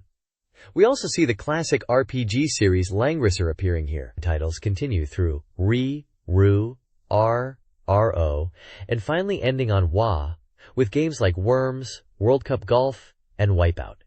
Overall, this page provides a further deep dive into the sheer volume and diversity of the Sega Saturn software library, highlighting a mix of well-known international hits alongside more obscure Japanese exclusive titles. This page highlights the Sega Saturn game Soldner Child, a super hard-boiled simulation RPG. The advert emphasizes the dramatic story of a lone man rising from a common soldier to a national knight, changing the world. It boasts real-time battles with over 150 characters moving simultaneously, creating intense and strategic warfare. The game is advertised as having a world of unprecedented swords and magic that changes with each playthrough. The ad also mentions a grand fantasy world with 230 unique characters and a release date of September 25th with a price of 6,800 yen. It describes the game as a dramatic simulation RPG depicting the hero's tale of bringing peace to a war-torn land. The artwork and screenshots suggest a medieval fantasy setting with large-scale battles and character progression. This page showcases Can Can Bunny Extra, the third installment in the Can Can Bunny series, described as a slightly risque romance-adventure game. The advert features artwork from the game, with two anime-style female characters prominently displayed. It highlights the tagline, "Love's Magic, and I will meet you again," and announces a release date of October 2nd, priced at 6,800 yen. The overall feel is a promotional page for this upcoming romantic adventure title on the Sega Saturn. This page appears to be a continuation from the previous page, still showcasing Can Can Bunny Extra. We've got a large, full body shot of one of the main girls, front and center, in her rather elaborate outfit. Around her are smaller panels, showing what seem to be scenes from the game. One panel shows a girl in a school uniform at what looks like a fast food joint, another is in a church, and yet another shows a girl in a classroom setting, maybe during some kind of seminar. The last panel looks like a cooking scene with our main character and some comical-looking side characters. It all reinforces the romantic adventure game vibe, hinting at different scenarios and characters you'll encounter in Can Can Bunny Extra. It's definitely aiming for that cute and slightly suggestive tone that the Can Can Bunny series is known for, especially with that age rating in the corner. This page features a couple of interesting book releases. First up, we have the Time Bokan Complete Collection, which is being touted as a must-have for fans, especially aimed at high school girls. This book is dedicated to the long-running and beloved Time Bokan anime series. It seems to cover all the shows within the franchise, listing titles like Time Bokan, Yatterman, Zendaman, Otasukeman, Yadodedaman, Ipatsuman, and Itadakiman. The book promises to be packed with character designs, production insights, staff interviews, and other valuable materials from the animation studio. It's a 4-sized, 128-page volume priced at 1,600 yen, with a planned release in September. Next to it, we have an advert for the White Diamond Perfect Guide.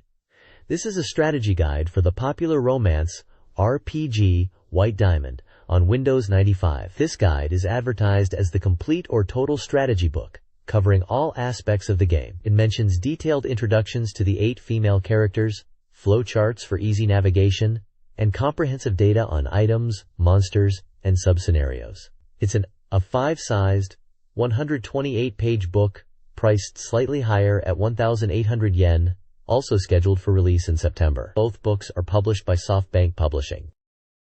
This page showcases advertisements for 1998 calendars dedicated to 2 popular Sega Saturn titles. First up, we have the Sakura Wars 1998 calendar. This is for fans of the hit Sega Saturn game Sakura Wars, a best-selling title. The calendar will feature the beautiful heroines of the Imperial Combat Review's Flower Division, like Sakura Shinguji, Sumire Kanzaki, Iris Chateaubriand, and others, making it a must-have item for Sakura fans. It's a 2-size calendar, with 13 sheets including the cover, and is scheduled for release in late November. The price is 1,800 yen plus tax. Next, there's an advertisement for the Martian successor Nadesico 1998 calendar. This is for fans of the Martian successor Nadesico anime and Sega Saturn game.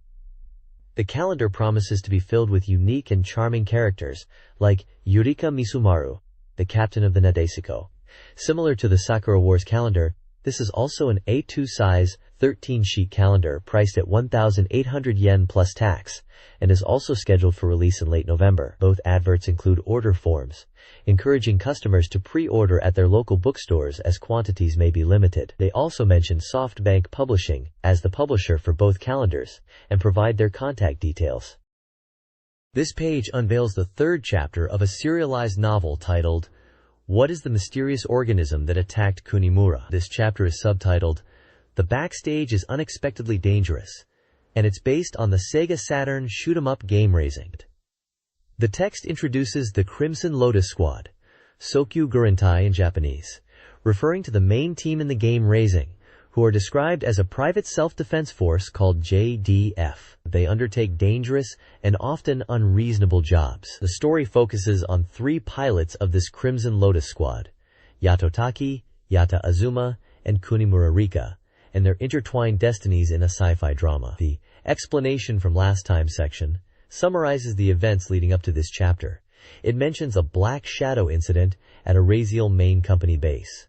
The Crimson Lotus Squad was involved in handling the aftermath, but no pilots or survivors were found. Later, a terrorist organization called Small to Medium Enterprise Liberation Front claimed responsibility, but it's hinted that this might be a cover-up, and the real culprit is likely Raziel itself. During a combat report, Rika Kunimura, who was previously in the Crimson Lotus Squad, reappears. Her behavior is described as emotionally reserved, which frustrates Mikazuki, leading to a rivalry between them. Simultaneously, at the Raziel headquarters top floor, Director General Onigami receives a secret report about the SOQ Series 27th case disappearance. Chapter 3 of What is the Mysterious Organism That Attacked Kunimura?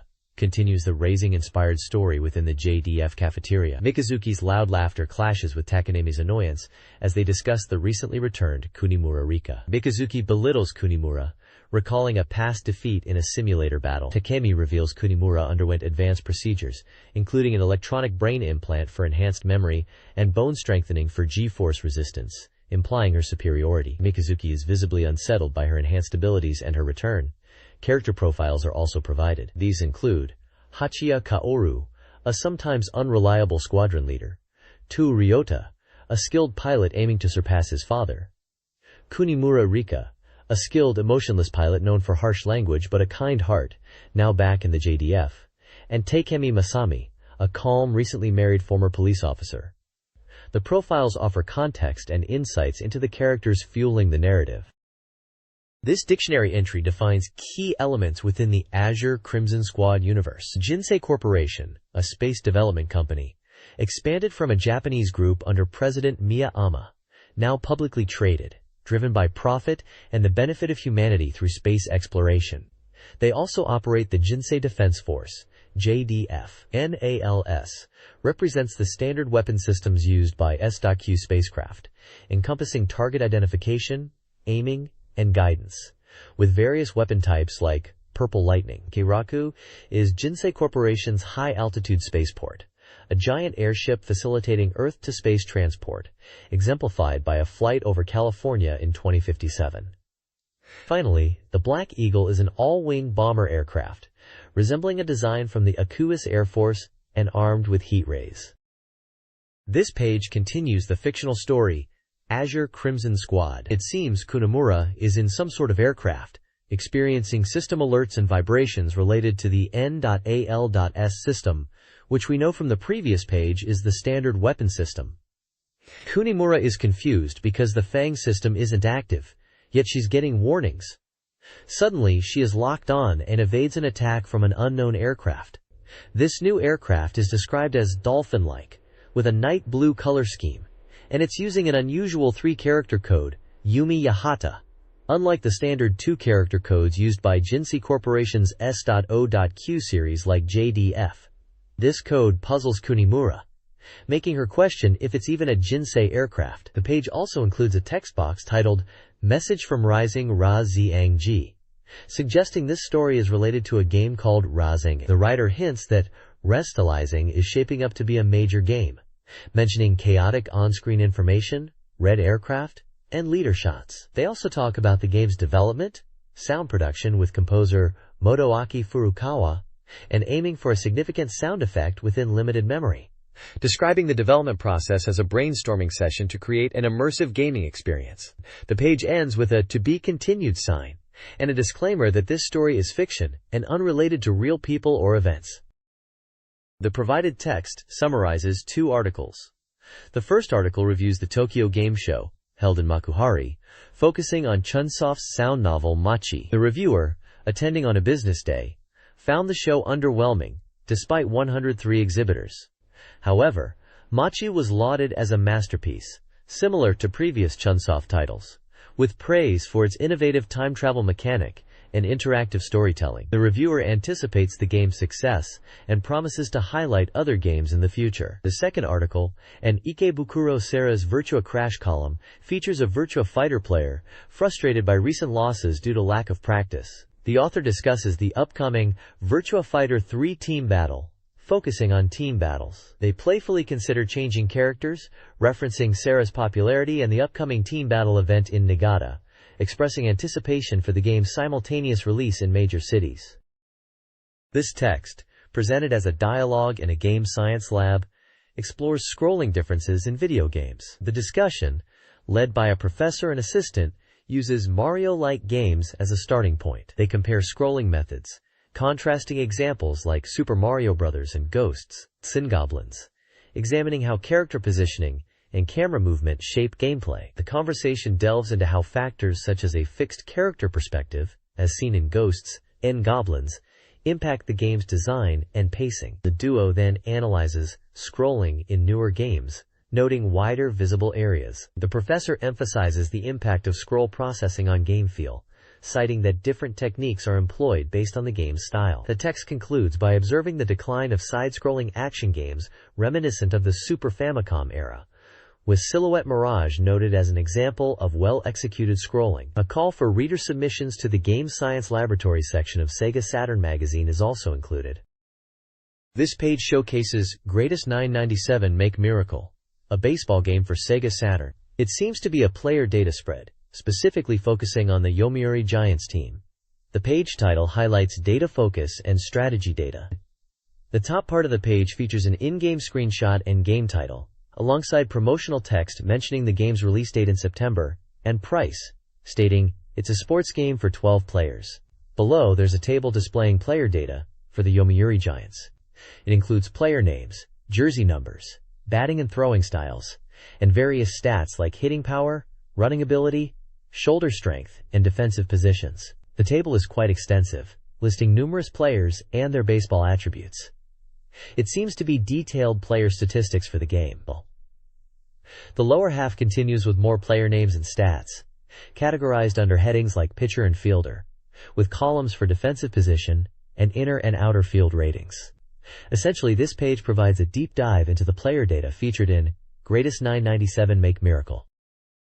This page continues the baseball theme, showcasing player data, but this time, it's for the Chunichi Dragons team in the game Greatest 997 Make Miracle. It's titled Knight's Dream Team Players Directory. The top of the page features profiles of legendary pitchers like Kazuhiro Inao, Noboru Akiyama, Kazumi Takahashi, Takehiko Besho, and Tetsuya Yoneda. Each profile gives a brief career summary, stats like wins, losses, era, and their best pitch types. Below these profiles are detailed player statistics for the Chunichi Dragons, categorized into pitchers and fielders. For pitchers, stats include control, stamina, various pitch types, and speed for each pitch. For fielders, it lists batting average, power, running speed, fielding ability, and preferred defensive positions, both infield and outfield. It's a comprehensive player data spread, very similar to the previous page, but focusing on a different team and including legendary player profiles at the top. This page continues the player directory, now focusing on the Hiroshima Toyo Carp team for the Greatest 997 Make Miracle game. It's also titled Knight's Dream Team Players Directory. At the top, it introduces legendary players from the Hiroshima Toyo Carp, including Kazuhiro Yamamoto, Kenichi Tanizawa, Katsuhiro Nakamura, Yasunori Oshima, and Tsuyoshi Daishita. Each profile includes their batting stats like average, home runs, RBIS, and brief career descriptions. Below the legends, there are tables detailing player stats for the current Hiroshima Toyo Carp team, separated into pitchers and fielders. For pitchers, the data includes stats like control, stamina, pitch types, such as fork, slider, shoot, curve, and their speeds. For fielders, the tables show batting average, power, running speed, fielding ability, and preferred defensive positions both for infield and outfield. It's a detailed breakdown of player capabilities in the game, similar to the previous page, but for a different team.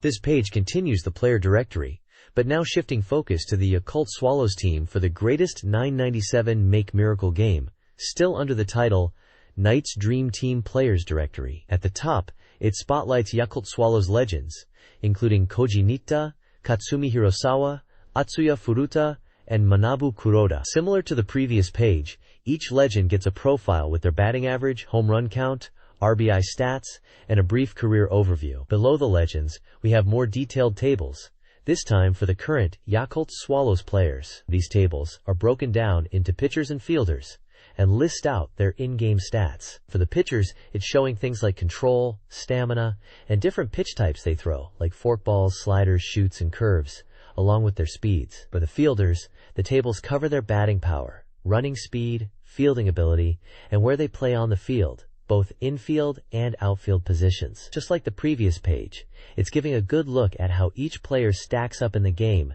based on their different skills.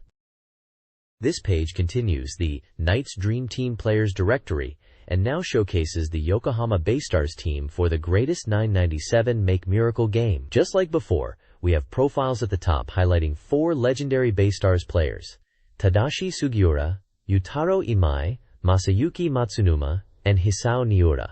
Each legend gets a profile box detailing their win-loss record, era, max ball speed, and the types of pitches they throw, like straight balls, sliders, curves, and forkballs, plus a little career summary. Below the legend profiles, there are 2 big tables, one for pitchers and one for fielders, listing all the current Yokohama Baystars players in the game and their stats. For pitchers, it looks like they are showing control, stamina, and speed for different pitch types, such as forkballs, sliders, shoots, and curves. For the fielders, the table covers things like power hitting, skill hitting, running speed, fielding ability, and their positions on the field, both infield and outfield. There are also smaller tables that seem to present a simpler version of the player stats. Essentially, this page is giving players a detailed breakdown of the Yokohama Baystars team and their in-game abilities for Greatest 997 Make Miracle.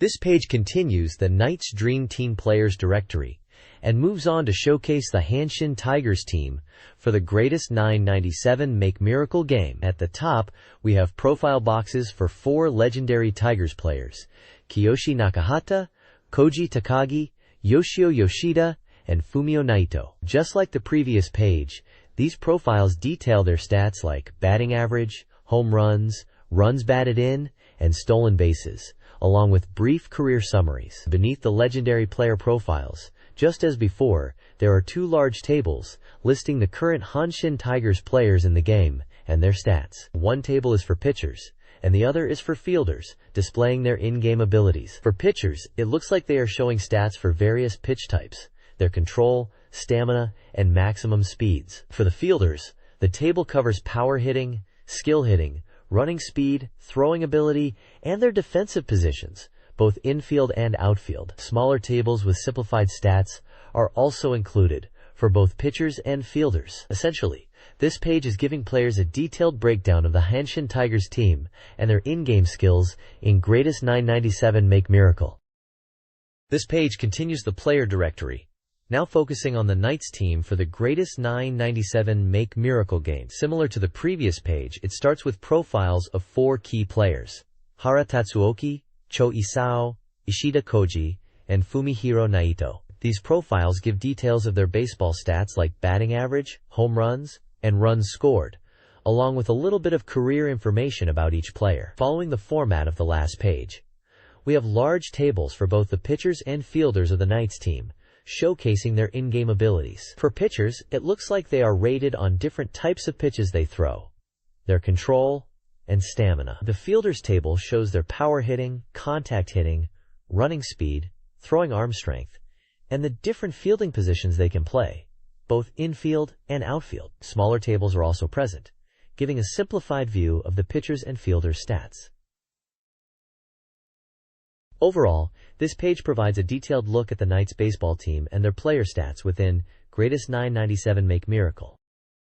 This advertisement offers a last chance to obtain a limited edition SEGA Saturn Magazine telephone card. The promotion, running through September and ending September 30th, features 15 different card designs showcasing artwork from various Saturn games. Popular titles like Virtua Fighter, Sonic the Hedgehog, Grandia, and Guardian Heroes are represented, alongside fighting games like King of Fighters and Samurai Showdown. RPG fans can choose from Langrisser IV and Lunar Silver Star story designs, while niche titles like Shinrei, Jusatsu Shitaromaru, and visual novels are also included. Cyberbots and Tinkle Star sprites complete the selection. To apply, readers must send an application form, an 80 yen stamp, and a 700 yen postal money order to a specified address, postmarked by the deadline. Clear handwriting is advised. This survey from a gaming magazine gathers information about readers and their gaming habits. It begins with instructions on completing the answer sheet. The survey collects demographic data, gender, age, occupation, and details about their gaming library, specifically the number of SEGA Saturn games owned and the game magazines they read. Readers are asked for their opinions on the magazine's current issue and the factors influencing their game purchases, such as original story, character design, price, and reviews. The survey also gauges how frequently readers submit these forms and seeks the top 3 most interesting articles in the issue. Accompanying the questions are lists of hardware, SEGA Saturn, PlayStation, etc., and software titles across various genres, providing a glimpse of available games. There is also a table listing articles in the current issue, detailing topics and specific games reviewed. This page is an advert for the SEGA Saturn game Princess Quest, which is described as a SEGA Saturn exclusive beautiful girl fantasy RPG. It features a group of anime-style female characters, prominently displayed in the center of the page. The tagline in Japanese text at the top reads, "Beautiful warrior, suspiciously beautiful." The advert announces the game's release date as late November, and its price at 5,800 yen plus tax. At the bottom, you can see the logos for IPC, Increment P Corporation, and SEGA Saturn, alongside address and contact details for Increment page. It's a pretty straightforward game advertisement, highlighting the anime art style and RPG genre for the SEGA Saturn. This page showcases a variety of adult-oriented games and products for the SEGA Saturn. Starting at the top, there's an advertisement for a game called Yakyuken Special. Clearly a strip game featuring 12 attractive women. It's priced at 6,800 yen, and explicitly for adults only. Moving down, we see Haunted Casino, an adult RPG casino game emphasizing 3D sound. This game, priced at 7,900 yen, features various casino games like poker, blackjack, and roulette, and boasts a cast of 8 beautiful women, suggesting a visual novel or dating sim element combined with casino gameplay. It lists several voice actors involved, implying voiced dialogue. Lastly, at the bottom, there are adverts for Album Idol Club and St. Paulia Girls Academy. These seem to be separate products advertised together, likely image or video collections featuring young women. Album Idol Club is advertised as available now for 6,800 yen and depicts a group of women in swimsuits, while St. Paulia Girls Academy features women in school uniforms, both heavily implying adult content due to the age restriction icons. It seems this page is targeting the mature SEGA Saturn gamer with a range of adult entertainment software.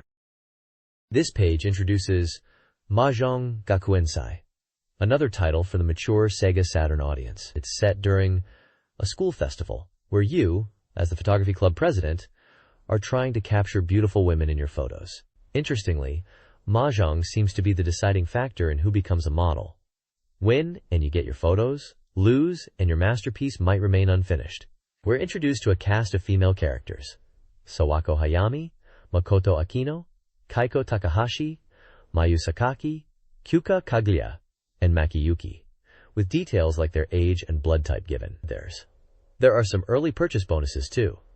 The first limited edition, which includes a Maruhi CD, comes with original trump cards. And if you send in the postcard from this limited edition, you could win original telephone cards in a lottery.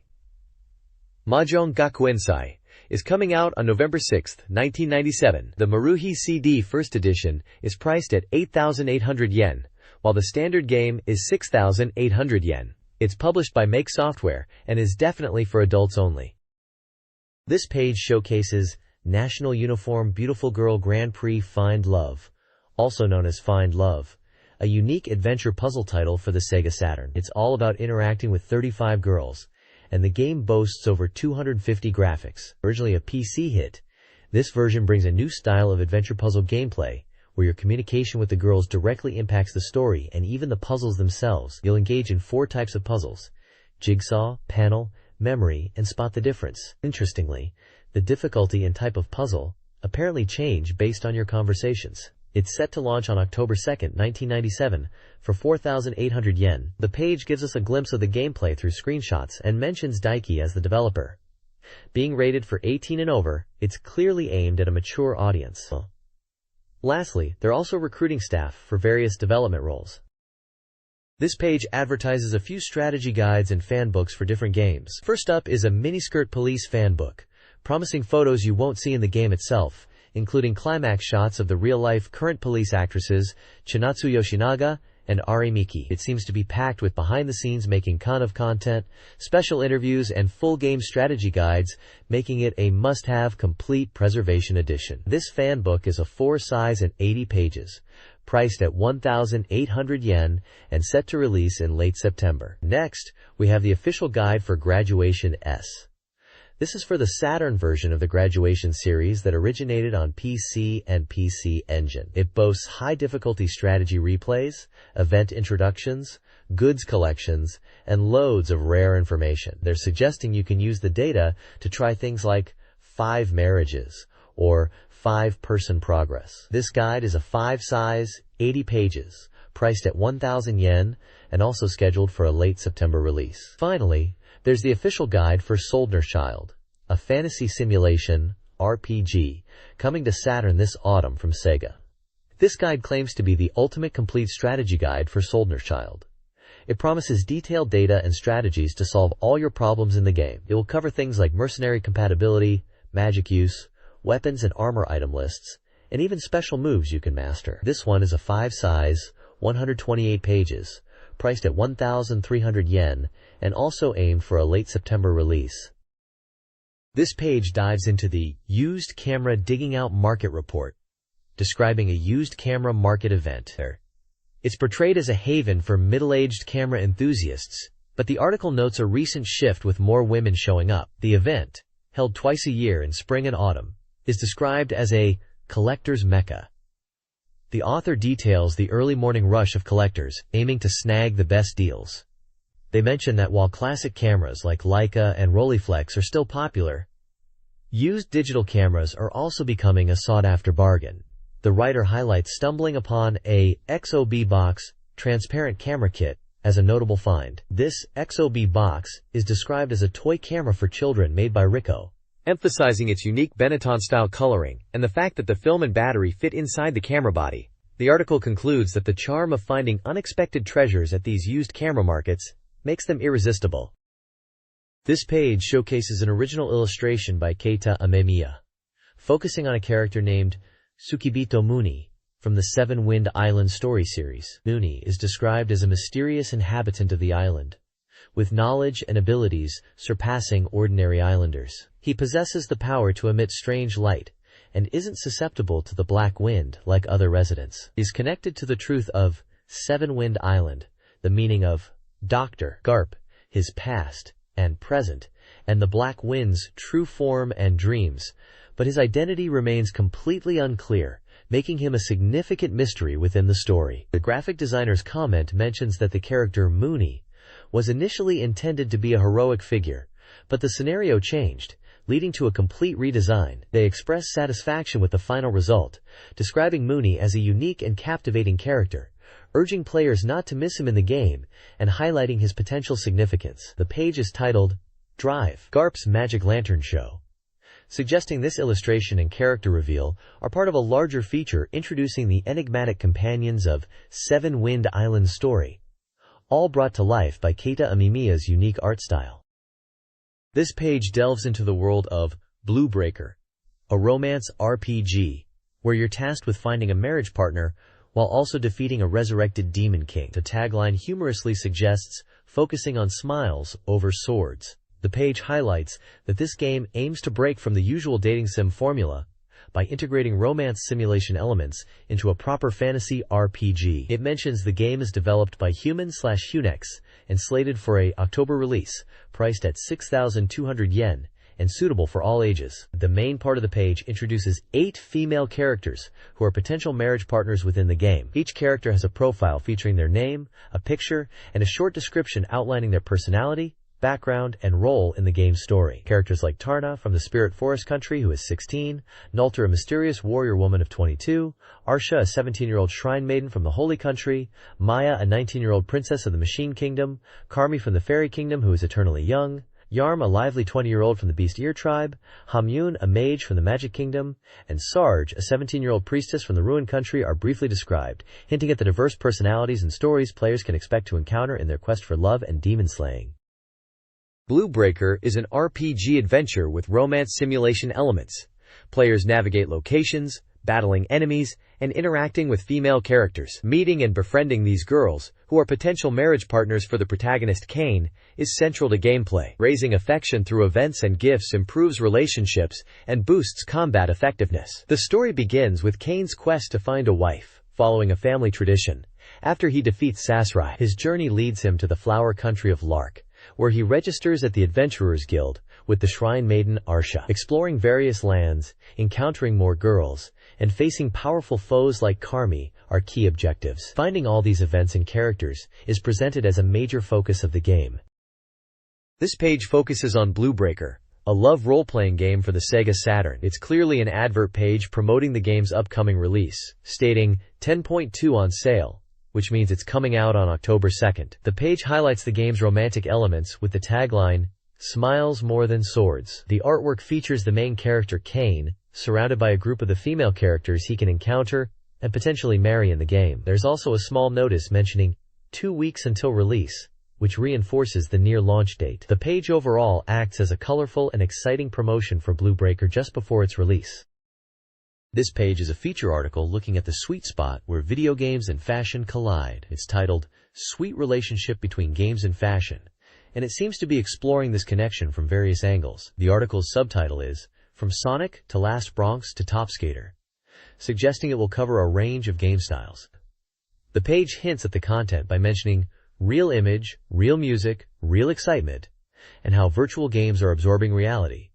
But fashion isn't an exception. It talks about the organic link between games and fashion, and how the Sodoma editorial department is clarifying the current state of things. The article looks like it's diving into specific topics, like fashion analysis and Last Bronx, the historical link between games and fashion, and the reasons why Sonic the Hedgehog might have popped up in the Tokyo Collection fashion shows. There's also talk about a game character, fashionable athlete championship, and 1997 gamer style. It even mentions a complete guide to buying game merchandise. The photo itself features 2 young people who seem to embody this game-inspired fashion, dressed in Puma and Chicago Bulls gear, maybe as examples of the style trends being discussed in the article. This page delves into the character creation for Last Bronx, featuring an interview with producer Ken Anabe from AM3. The title itself says, "Chasing Trends is Meaningless in Games," which sets the tone. Enbei explains the 4 core concepts for Last Bronx: using weapons, setting the game in Tokyo, having a nighttime atmosphere, and dressing the characters in modern, realistic clothing. He wanted to unify the game world and felt realism in fashion was crucial. He contrasts this approach to typical fighting games with outlandish costumes, aiming for something more grounded. Entebbe stresses that fashion is a tool to express the game's world and its characters. He mentions that while they opted for realistic fashion in Last Bronx, the necessity of such elements varies depending on the game's overall concept. The page also showcases character art with short descriptions. Yusaku seems unsure about his jumpsuit-like outfit, Yoko mentions taking off her earrings for fights and her personal tattoo, and Joe talks about switching from a choker to a bandana and choosing leather pants because he liked them. Lisa and Kurosawa are highlighted as 2 characters with contrasting but complementary earthy color palettes, with Lisa's design described as a common denominator, and Kurosawa representing Tokyo's shadow face. This page continues to explore the character design of Last Bronx, focusing on how the game aims for a street-style aesthetic. It mentions that fighting games in 1996 often had over-the-top character designs, and Last Bronx is different by trying to achieve a more realistic and grounded street fashion look for its characters. The text emphasizes the developer's goal to create a sense of reality in the game's atmosphere and character design, moving away from typical game conventions. Character descriptions highlight this street fashion theme.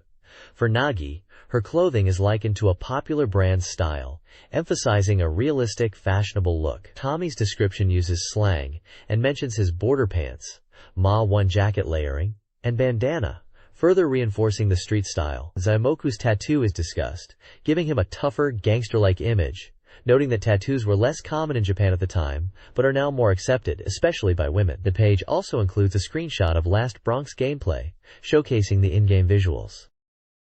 This page features an interview with Daisato discussing the relationship between games and fashion, especially in the 90s. He starts by recalling a trip to London in 1989, noticing people in Manchester wearing Nintendo caps and Mario t-shirts, which he found cool. He mentions that even British kids saw him, a Japanese person, as coming from Nintendo country. He then talks about how, back in Japan, he felt game companies were trying to make games more fashionable, organizing events, and aiming for a stylish approach. Around the same time in the hip-hop scene, there was a similar movement, with brands like Tar and Nigo, and people wearing Game Boys as fashion accessories, establishing a street gamer style. The article continues with Games and Fashion, History of Honeymoon Part 2, highlighting a Baku Baku Animal and Sonic show at the Tokyo Collection fashion event. It mentions that Japanese animation and game characters were becoming trendy in London and New York indie scenes. Street fashion brand Milk Boy collaborated with SEGA to create Sonic character t-shirts. This collaboration was born from personal connections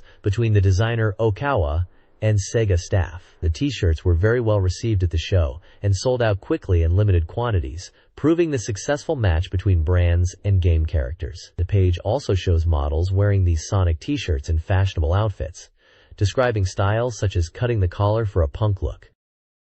This timeline explores the intersection of gaming and fashion from the 70s to the 90s.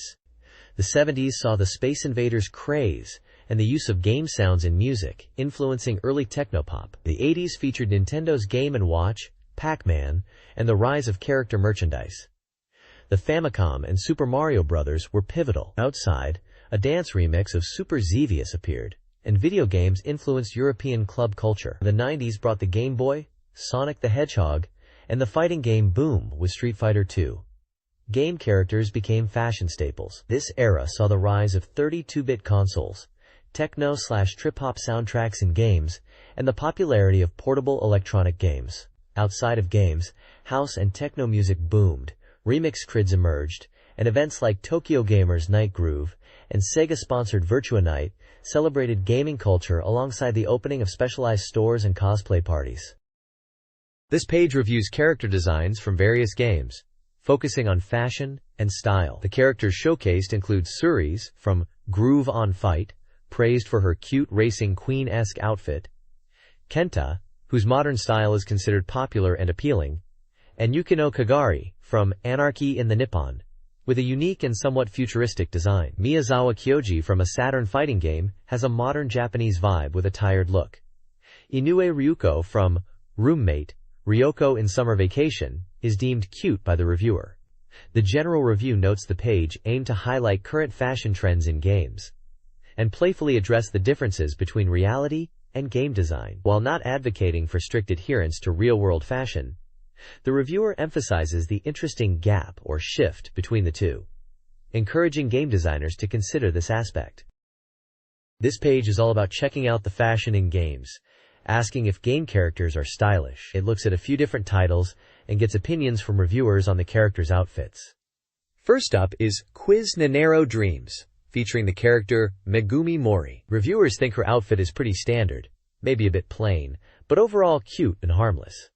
They wonder if there are many people who dress like her in real life. Next is Zero Yan Champ Doozy Typer, focusing on the protagonist. The reviewers like his fashion, finding it cool and trendy. They think it's something you could actually wear. One comment is about the headband being a bit questionable, and the jeans are considered dangerously fashionable. Maybe a bit too much with the writing on them. but overall, a good modern look. Moving on to Street Fighter Alpha 2, specifically Birdie and Dhalsim. Birdie is described as having a somewhat vulgar biker style.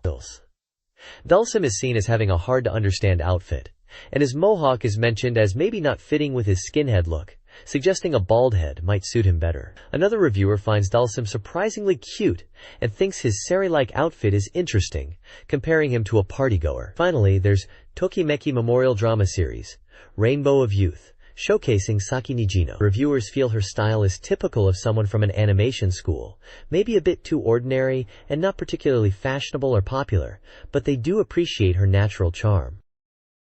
This page is all about finding the coolest game fashion goods. It's a complete guide to shops where you can buy game-related clothing. First up is Kospa Gallery in Shibuya. They're packed with game fashion and boast to be the best place in Japan for it. They stock a wide variety of clothes like sweatshirts and jackets, all with game and anime designs. You can find cool items featuring characters from Gundam and Devilman.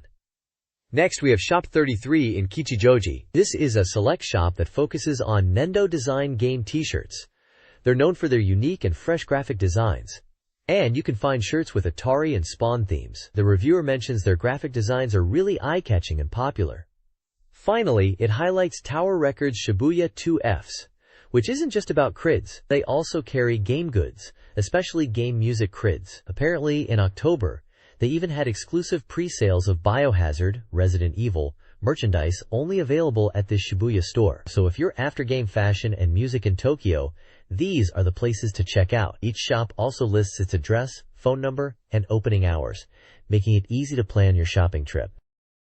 This page offers a nostalgic look at youth fashion trends in late summer 1997, specifically within game centers. The photographs depict a variety of styles, from the Chicago Bulls t-shirts and baggy shorts of skate culture, to coordinated outfits and reggae/basketball-inspired looks. Middle school girls with Tamagotchis and high schoolers on dates are also featured. The page also hints at influences like the film Trainspotting and the resurgence of Converse All-Stars. Finally, a university student with a peace sign necklace represents a different style. Overall, it paints a picture of the diverse fashion choices prevalent among young people at the time, capturing the casual, sporty, and evolving aesthetics of the era.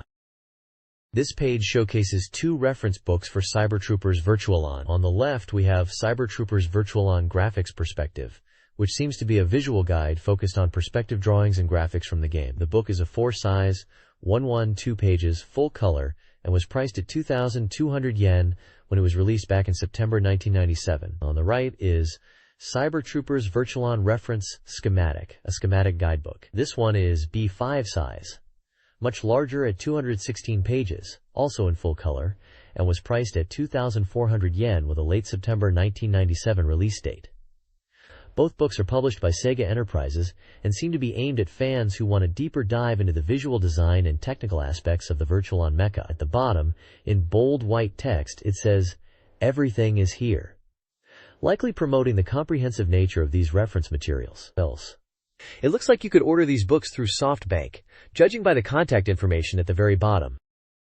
This SEGA Saturn Games preview highlights both new releases and upcoming titles. The new release title section promotes recent games, including Next King, Koi no Sennen Taikoku, Zenkoku Seifuku, Bishujo Grand Prix Final Lap, and Tokimeki Memorial, among others, encouraging players to catch up. The Coming Soon Soft section showcases anticipated releases, such as Nanatsu Kaze no Monogatari, Coldcept, and Samurai Spirits, Tenka Kenkyaku Romantan, Samurai Showdown, Warrior's Rage, promising a diverse selection of software. An image of Haomaru from Samurai Showdown, Warrior's Rage, released in 1996 by SNK, further emphasizes the upcoming titles. The page aims to generate excitement for the Saturn's game library. This page delves deeper into the SEGA Saturn game, Next King, Love's Millennium Kingdom. The page highlights the core gameplay loop, which revolves around raising affection with girls to become king. You play as one of 4 prince candidates, and the goal is to win the hearts of the girls more effectively than your rivals. The week is split into 2 parts. In the first half, from Monday to Wednesday, you focus on increasing affection. This involves visiting the girls in town, giving them presents, and engaging in conversations at their homes. The page emphasizes the importance of choosing the right presents, based on each girl's preferences to maximize affection gains. The latter half of the week, Thursday to Sunday, is dedicated to adventures. During these adventures, you and the girl will encounter monsters. Defeating monsters together is a great way to boost affection. Battles are dice-based, where the dice roll determines the damage dealt. Items can be used to enhance your dice rolls or give you an advantage in combat. There's also a rival mechanic. You can encounter rival princes during adventures, and defeating them also increases your affection with the girl. The page points out that rival battles offer a significant affection boost and should not be missed. Overall, the page paints a picture of a board game-style romance simulation where strategic gift-giving, monster battling, and outmaneuvering rivals are key to winning the throne and the girl's heart. National Uniform Beautiful Girl Grand Prix Find Love is a puzzle adventure game featuring 35 girls from across Japan. Players interact with girls, progressing through conversations and solving jigsaw, panel, spot the difference, and concentration puzzles. Success unlocks special images. This page introduces 6 girls from the South area. Naoko Takanashi, Oita, a reliable top student. Yukari Yamanue, Kagawa, a relaxed and mysterious cat lover. Miyuki Oda, Okayama, a seemingly gentle but tough karate enthusiast. Yuko Akiyama, Hiroshima, a mature horse-loving woman. Urara Hagiwara, Fukuoka, a cheerful bike-riding plushie collector.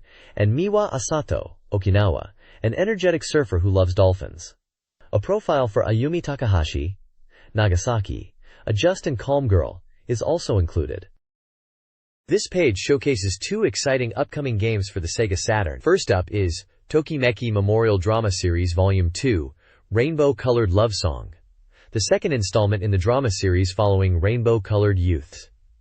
This time the focus is on the heroine Ayako Katagiri, and the protagonist is a popular high school guitarist. The game is set to be an adventure, and the page shows concept art and screenshots featuring character interactions and dialogue choices. It seems like a classic Tokimeki Memorial romance story is brewing. Next is Yukyu Gensu Kyoku 2, provisional title, the sequel to the recently released Yukyu Gensu Kyoku. This one's a racing simulation game set in Enfield Town, and it seems to continue the friendship and bonds theme from the first game. The page introduces several characters, including Lauralee Newfield, who is described as inquisitive but sickly, Even Gallagher, a calm analyst, Trisha Foster, who is interested in city rumors, and Q Yuri, a melody protector with a childish side. It's already 60% complete, and fans can look forward to a prompt sequel. Finally, there's an announcement for Yukyu Gen Shuko Bako Official Collection, which is planned to be released and will include character settings, opening movies, and even unreleased bonus voices from both Yukyu Gen Shukyoku 1 and 2 in MPEG format. It seems like a must-have for fans of the series. This page highlights 2 very different titles. At the top we have Initial D, a racing game aiming to capture the thrill of the manga and anime series. You play as Takumi Fujiwara, and will be engaging in downhill battles against various rivals, showcasing drifting techniques and more. The page mentions characters like Mako and Sayuki, and even Kyoichi Sudo from Emperor Team, implying they will be in the game. It's still early in development at 20% completion, but it promises intense racing action. Below that, we have Prondal Disc Volume 6 Yoshida Marina, which is a digital photo collection featuring the popular idol Yoshida Marina. This disc is packed with her charm and features 3 main modes: Game, 100 Questions, and Photo Gallery. The game mode seems to be quiz-based minigames related to Yoshida Marina. 100 Questions mode features her answering various questions about her work and personal life, accompanied by video footage. Lastly, the Photo Gallery includes behind-the-scenes making-of shots and swimsuit photos. This one is already 100% complete and ready to launch, offering fans a deep dive into the world of Yoshida Marina. This page shines a spotlight on Kiki Kaikai, Tsukiyo Sushi, emphasizing the beautiful opening movie. The article highlights that the opening movie is anime-like, but uses real shot movie techniques, making it unique. It mentions the focus on wind in the game's story, with a mysterious black wind causing events on the Wind Island. The story centers around a professor named Garp, who comes to the island to create new stories because the wind has taken away the existing ones. Gameplay is described as taking place in a picture book world, with impressive graphics. The article points out that the wind, rocks shaped by wind, and 7-colored wind are visually striking elements. The reviewer suggests paying attention to how Professor Garp interacts with the wind. There are mentions of wind cars and houses in the game. The game is 75% complete at the time of writing, and is an adventure RPG slated for release on November 27th, priced at 6,800 yen. It's a single-player game for all ages, published by Enix. The team developing Kiki Kai Kai Tsukio Sushi are working hard to make it a fun and unique game experience. This page presents more details about the world of Kiki Kai Kai Tsukio Sushi. It talks about the inhabitants of the island who deeply believe in the wind. For them, the wind is essential, bringing happiness and becoming a crucial part of their daily lives and technology. We are introduced to a few key characters. First, there's Kanzu, a dinosaur-like creature described as Professor Garp's rival and a gambler, who can fly with his small wings. Then there's Selvert, a bird-like resident with glasses, who is a skilled racer and inventor of new vehicles. Lastly, we have Huey, a skeleton-like character with a hat who loves music, sings to himself, and carries a pipe, seemingly dreaming of things like Professor Garp and someone called Mubi. The page highlights that these characters and the game world are all interconnected by the wind, suggesting that understanding the wind will be a significant part of the gameplay experience. The game seems to be set in a world where wind is not just an element but a way of life. The game world revolves around the power of wind, highly revered by its inhabitants.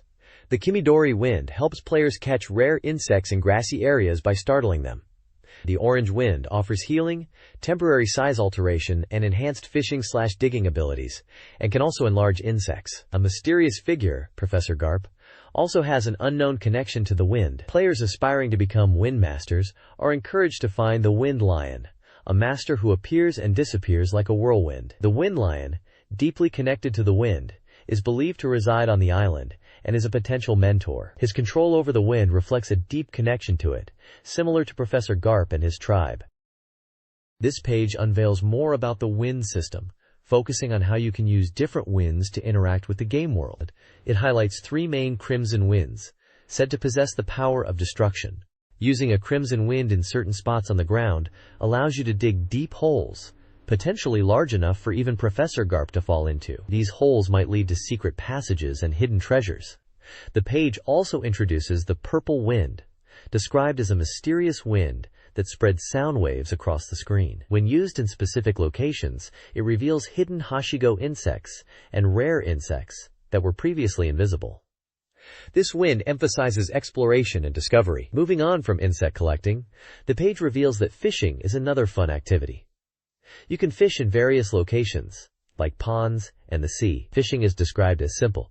Just cast your line and pull when the line tightens. It mentions that while some spots might only yield small fry, there's an element of finding good fishing locations. The fish you catch can be recorded, and catching rare fish is a source of pride. We even get a look at a couple of fish types, the Tachisaki fish child and the Suzuo, each with unique descriptions and habitats, implying a deeper system to fishing than initially meets the eye. Culdicept is a game set in Luade, a mirror world created by the god Cauldra, where balance is disrupted by the rebellious god Valdeus. Valdeus shattered the Culdicept, a book of creation, scattering its fragments across the world. Players become scepters, individuals who can wield the power of these fragments to restore order. The game is nearing completion and will be released on October 30th. Gameplay involves competing to collect cards. The story mode follows the player's journey to gather power and includes characters like the powerful Scepter Zenith and the seemingly innocent Sebastian and Boboko. The next page introduces Story Mode Stage 1, set in Castle City Roka. This stage is described as the perfect map for beginners, being small and square-shaped, divided into 4 attribute zones. It's designed so that a round can be completed quickly, even with just a few dice rolls. The advice here emphasizes that winning depends on claiming territories quickly, but warns that the small size makes it easy for opponents to interfere. The page also highlights Zenith as a recurring rival throughout the story mode, first appearing in this stage. Zenith is described as a challenging opponent who frequently uses colorless creatures and is quite aggressive. Key strategies for Castle City Roka are discussed, emphasizing the importance of a well-balanced creature book across all attributes, because the map itself is balanced. It's suggested to include colorless creatures to counter Zenith, and to prioritize creature support items over spells in your book setup for this stage. The rationale is that creature battles will be frequent, and support items will be more immediately beneficial in these smaller engagements than spells. This page introduces Story Mode Stage 2, which is set in the trading city of Snef. The city was once prosperous through trade, but now appears run down. The page asks if the player can save this city from its current state. The stage map is described as being divided into 2 large areas, each with different land attributes. Besides checkpoints, there are special facilities called Hokora, where gods appear and trigger random events affecting players or creatures in the area. These events are random. The page then introduces 2 new characters, Sebastian and Poco Poco, who are described as having pure hearts but being manipulated by someone. Sebastian is described as a type who avoids magic consumption and primarily uses water and earth attribute creatures, making him adept at patient and tenacious battles. The strategy tips for Snef emphasize separating from enemy scepters and heading in different directions at the start. It's recommended to secure one area first before moving to the other. The advice also suggests building a book focused on strong water and earth creatures, as Sebastian's book is likely to be themed around these attributes. This text details creature abilities and status icons. Abilities include Preemptive Attack, First Strike, Postemptive Attack, Last Strike, Poison, Paralysis, Petrification, Instant Death, Defensive Type, Support, Item Use, Nullification, Strong Hit, Regeneration, and Ability Value Change. Status icons warn of limitations. Magic power insufficient, card insufficient, land level change impossible, territory insufficient. Tribe-specific icons prevent item use, and placement restriction limits placement. Summoning impossible effect blocks summoning. Battle prediction icons are also explained. A downward arrow warns of weakness. Equal suggests a balanced fight, and upward arrow indicates strength, but warns of hidden threats. This page is about the SEGA Saturn game tactics formula, and it details 3 important game systems. The first system is called Drift, which allows players to initiate a drift when entering a corner at speeds exceeding the limit. When you go into a corner too fast, an icon appears with a message, and by pressing up on the directional pad at that moment, you can drift. However, drifting will wear down your tires, reducing grip, and if grip becomes 0, you'll enter an uncontrollable drift. The second system is Team Edit, where you can customize your original team for races. This includes changing team names, driver names, car bodies, and performance levels. You can modify existing teams to create your own unique racing team. The third system is Pit In. In races, tires wear out and fuel depletes. Running out of fuel or grip will lead to retirement. To prevent this, pit stops are necessary for refueling and tire changes. Pit stops also allow for wing adjustments, but you can only replace these if they are damaged, not just to change them. Pit stops are emphasized as a key strategic element. The page highlights the game blends strategic elements with racing, moving beyond simple driving skills. It also mentions the game is coming from SEGA and Aki, with a release date of October 9th, and a price of 5,800 yen. It supports 1 to 4 players in board game mode, and up to 6 players with a multi-tap. This page introduces 3 circuits from the SEGA Saturn game tactics formula, called the Predisc 3-round circuits. It reveals the Australia, Brazil, and Argentina circuits. For Australia, it's described as beginner-friendly, with only 2 slow corners and long straights, making it relatively easy to drive, and good for learning basic techniques. Brazil is presented as a challenging circuit, with long straights ending in complex low-speed corners, advising players to be careful not to overspeed on the straights. Argentina circuit is characterized by a total of 6 low-speed corners, with very short straights, suggesting that car setup should prioritize cornering performance. Each circuit description includes a top-down map of the track and in-game screenshots showing the racing action and replay function.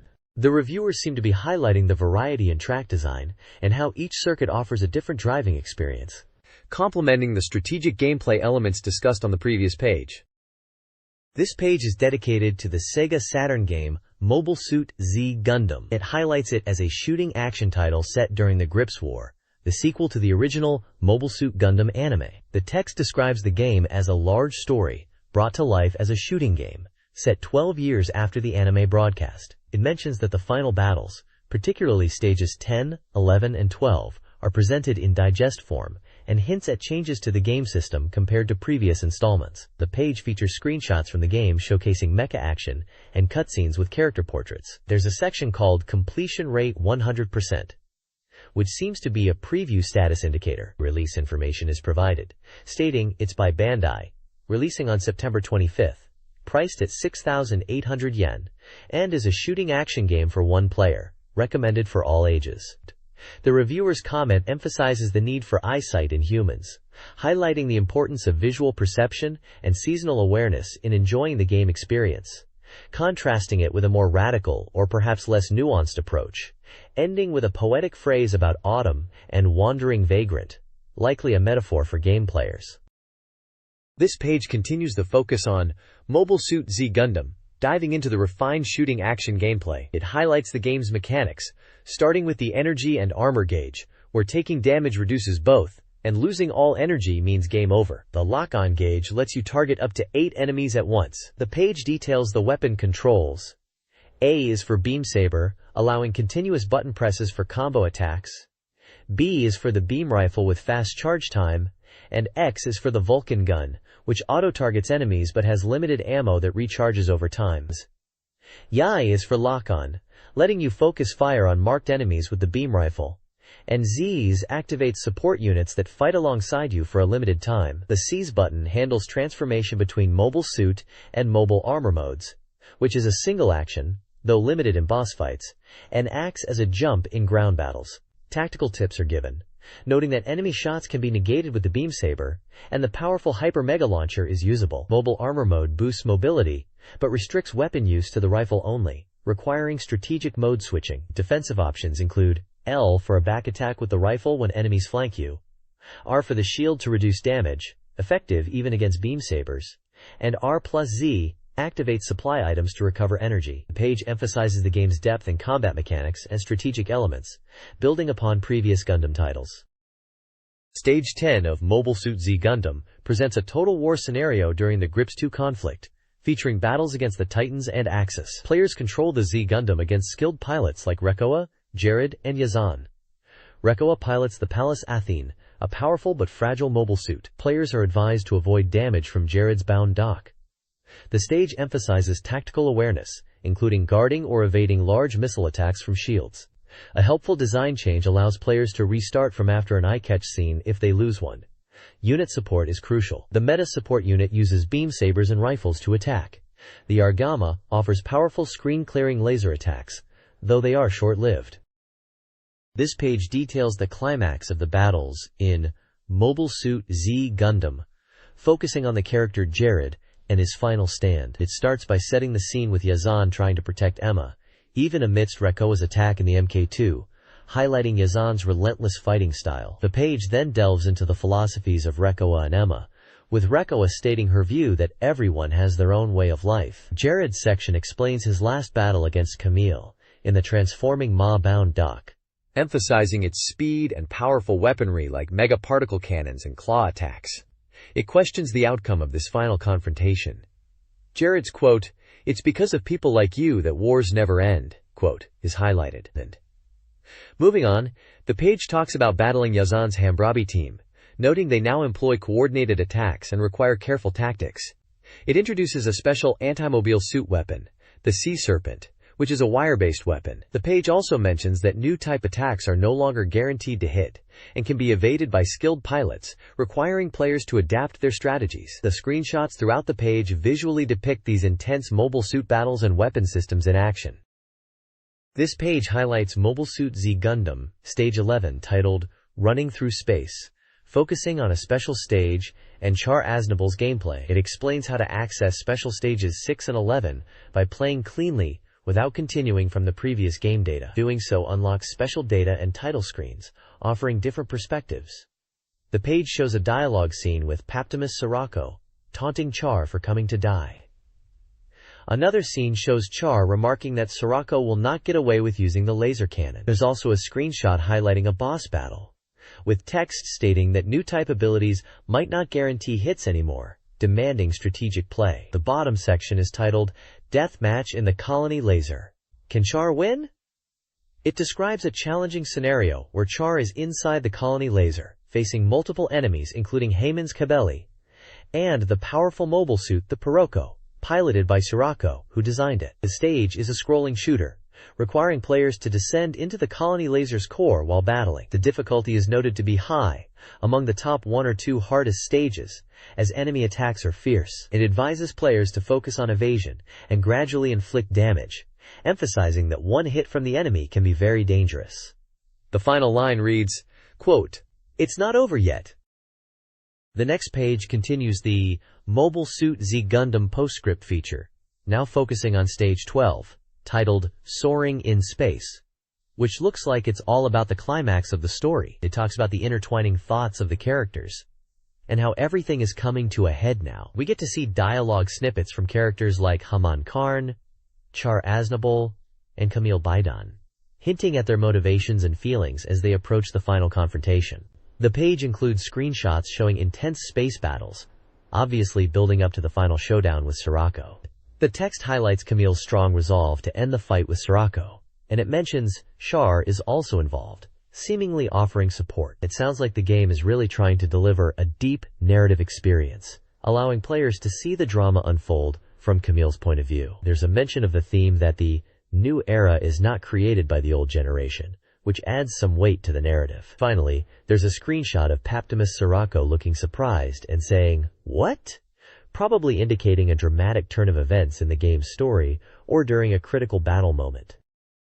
This page dives into Samurai Shodown IV, Amakusa's Revenge, declaring it's 100% complete and set for an October 2nd release from SNK. They're highlighting the special moves for several characters, Haomaru, Hanzo Hattori, Galford, and Nakoru. For Haomaru, they point out his balanced fighting style and strong anti-air moves. Hanzo Hattori is described as agile and tricky, focusing on special moves. Galford is highlighted for his versatile techniques and diverse attacks using his dog, Poppy. Nakoru, with her hawk Mamaha, is shown to have unique moves, especially when using Mamaha in conjunction. They've got tables of moves for each character, separated into master and expert styles, showcasing a variety of special and desperation moves with input commands. There's also a section dedicated to weapon-flipping desperation moves, which are powerful attacks that can knock the opponent's weapon away, and these are detailed for Haomaru, Rimuru, Hanzo, and Galford. Finally, there's a check console memo box describing a gameplay mechanic involving freezing the ground to make it slippery, hindering the opponent's movement, and allowing for follow-up attacks. It seems like a strategic element to control the fight's pace.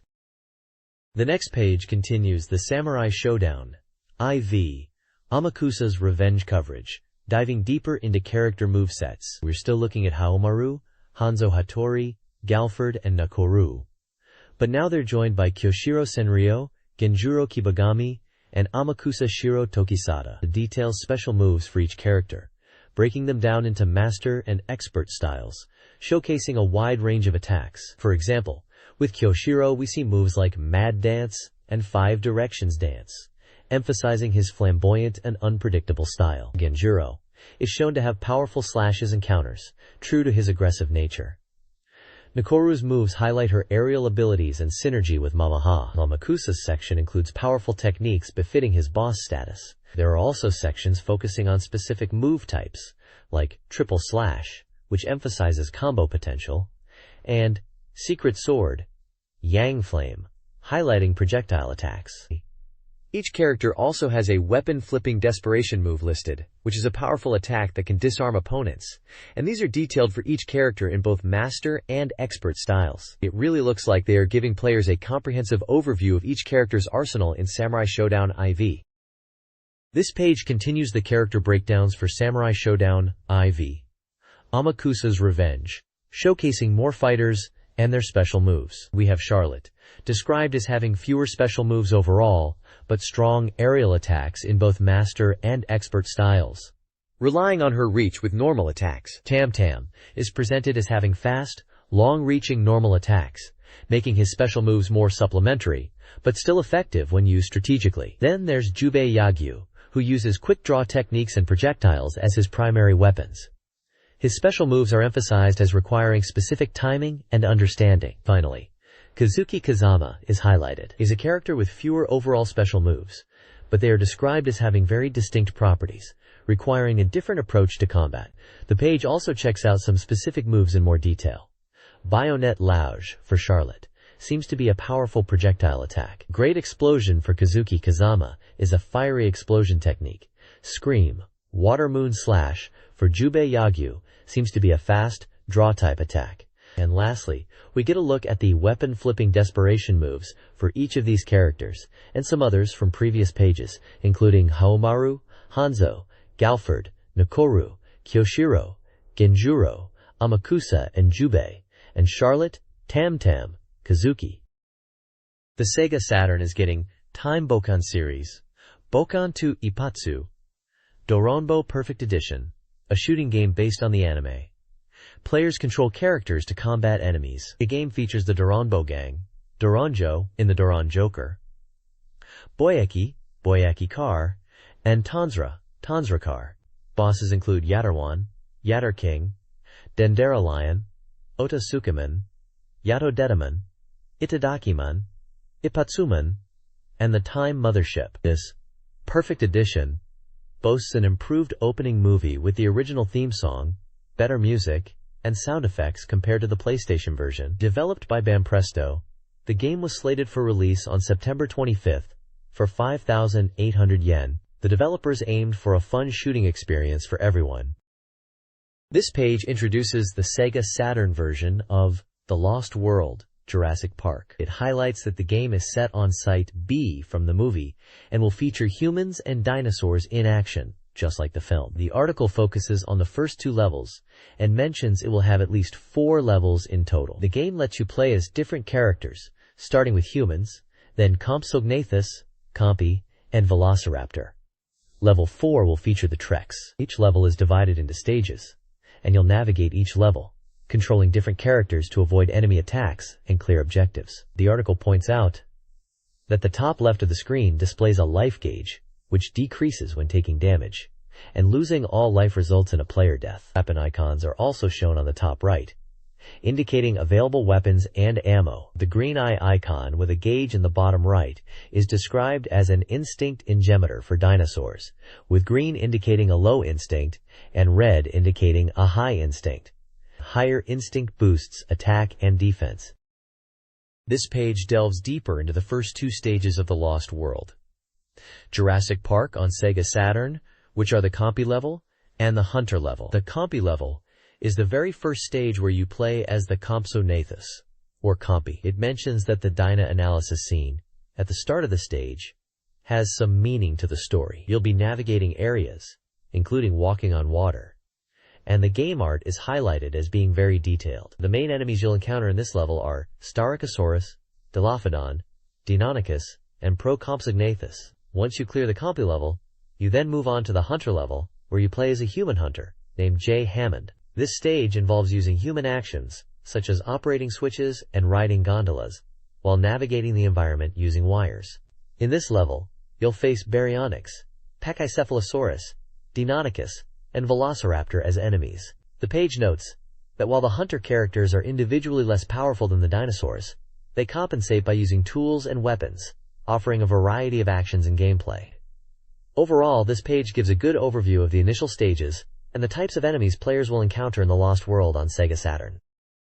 Roommate Ryoko in Summer Vacation is a Sega Saturn game that's a real-time communication software sequel. Players spend a week of summer vacation with Ryoko, with in-game time mirroring real-world time for immersion. The game, already complete and set to release September 25th, features dynamic events across various locations, encouraging exploration. Ryoko, back from America, stays with the player during summer vacation. The game offers more situations and events than its predecessor, promising multiple playthroughs to experience everything. Players can converse with Ryoko, play tennis, and build shared memories, emphasizing the feeling of living with her as a roommate. The game focuses on a week-long stay, offering an engaging experience with an ordinary girl.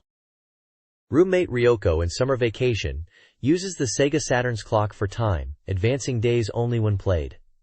This eliminates missed events, a change from previous games. The game features date events, with Ryoko at the zoo, botanical garden, or museum, with the location determined by her mood. Players get one date per playthrough, enhancing the experience with special locations and conversations. Arriving early requires waiting, with the game displaying the remaining time. The game tracks 1 day per real-world day, regardless of multiple play sessions. It recommends morning play on holidays. Players can review daily events in their room, where additional events may also occur.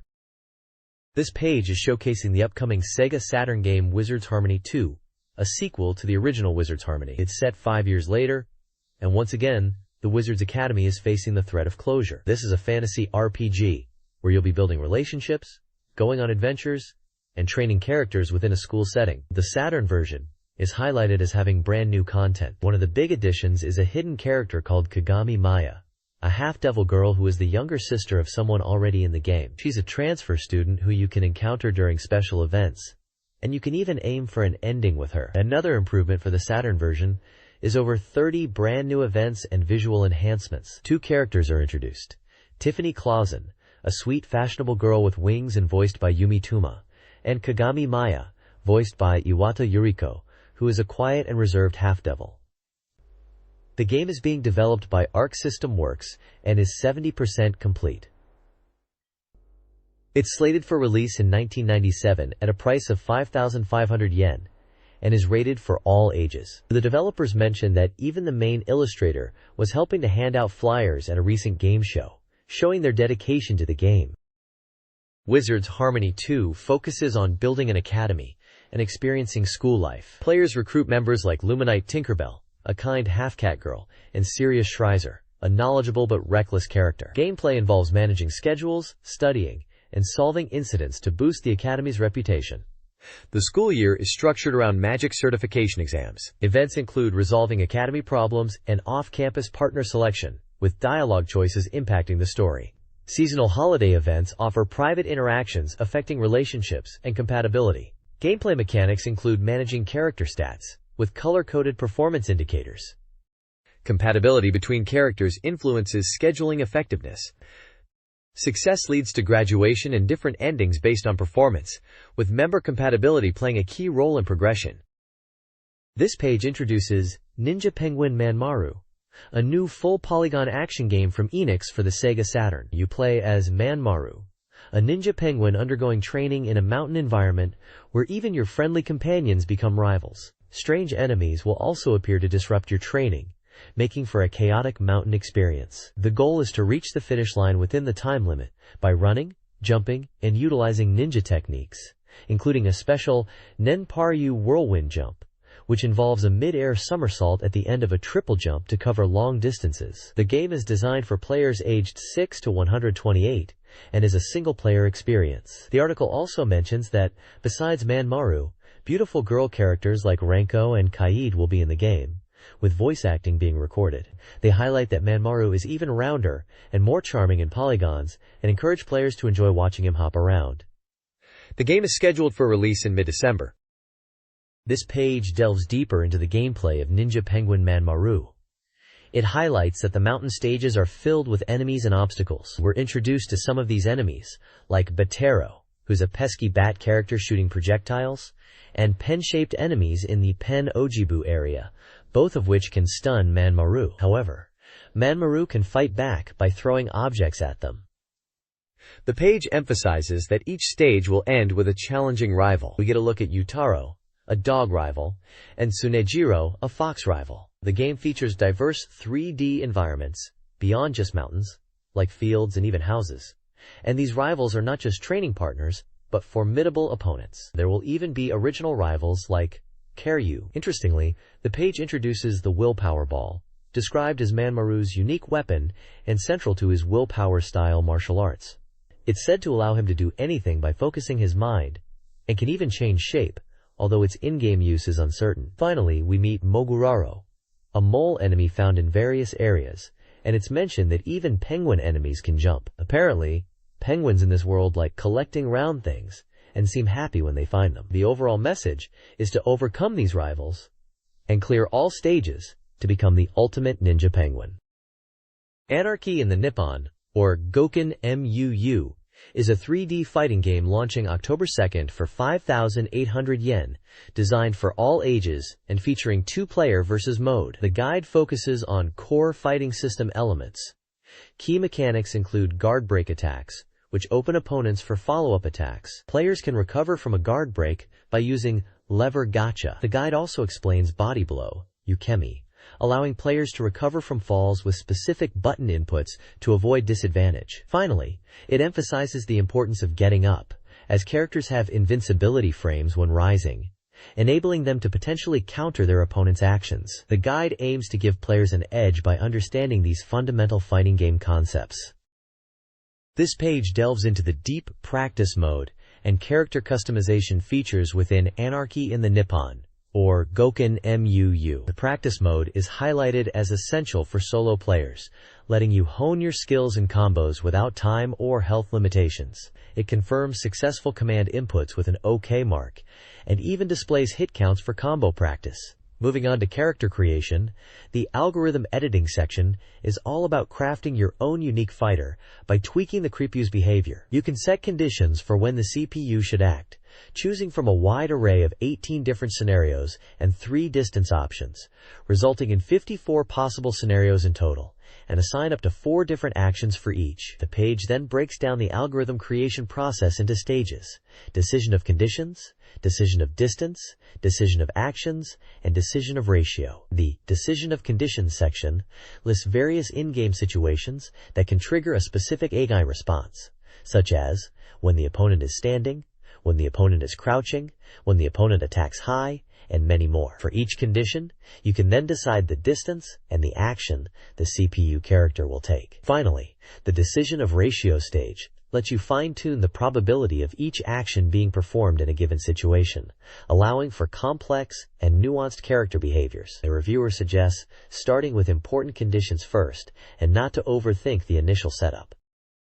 This page is all about Ishin no Arashi, which translates to Storm of the Restoration, and it's coming to Sega Saturn as a renewed title. It's a historical simulation game set in the tumultuous Meiji Restoration period of Japan, where you play as influential figures like Ryoma Sakamoto and Takamori Saigo, aiming to shape the future of Japan.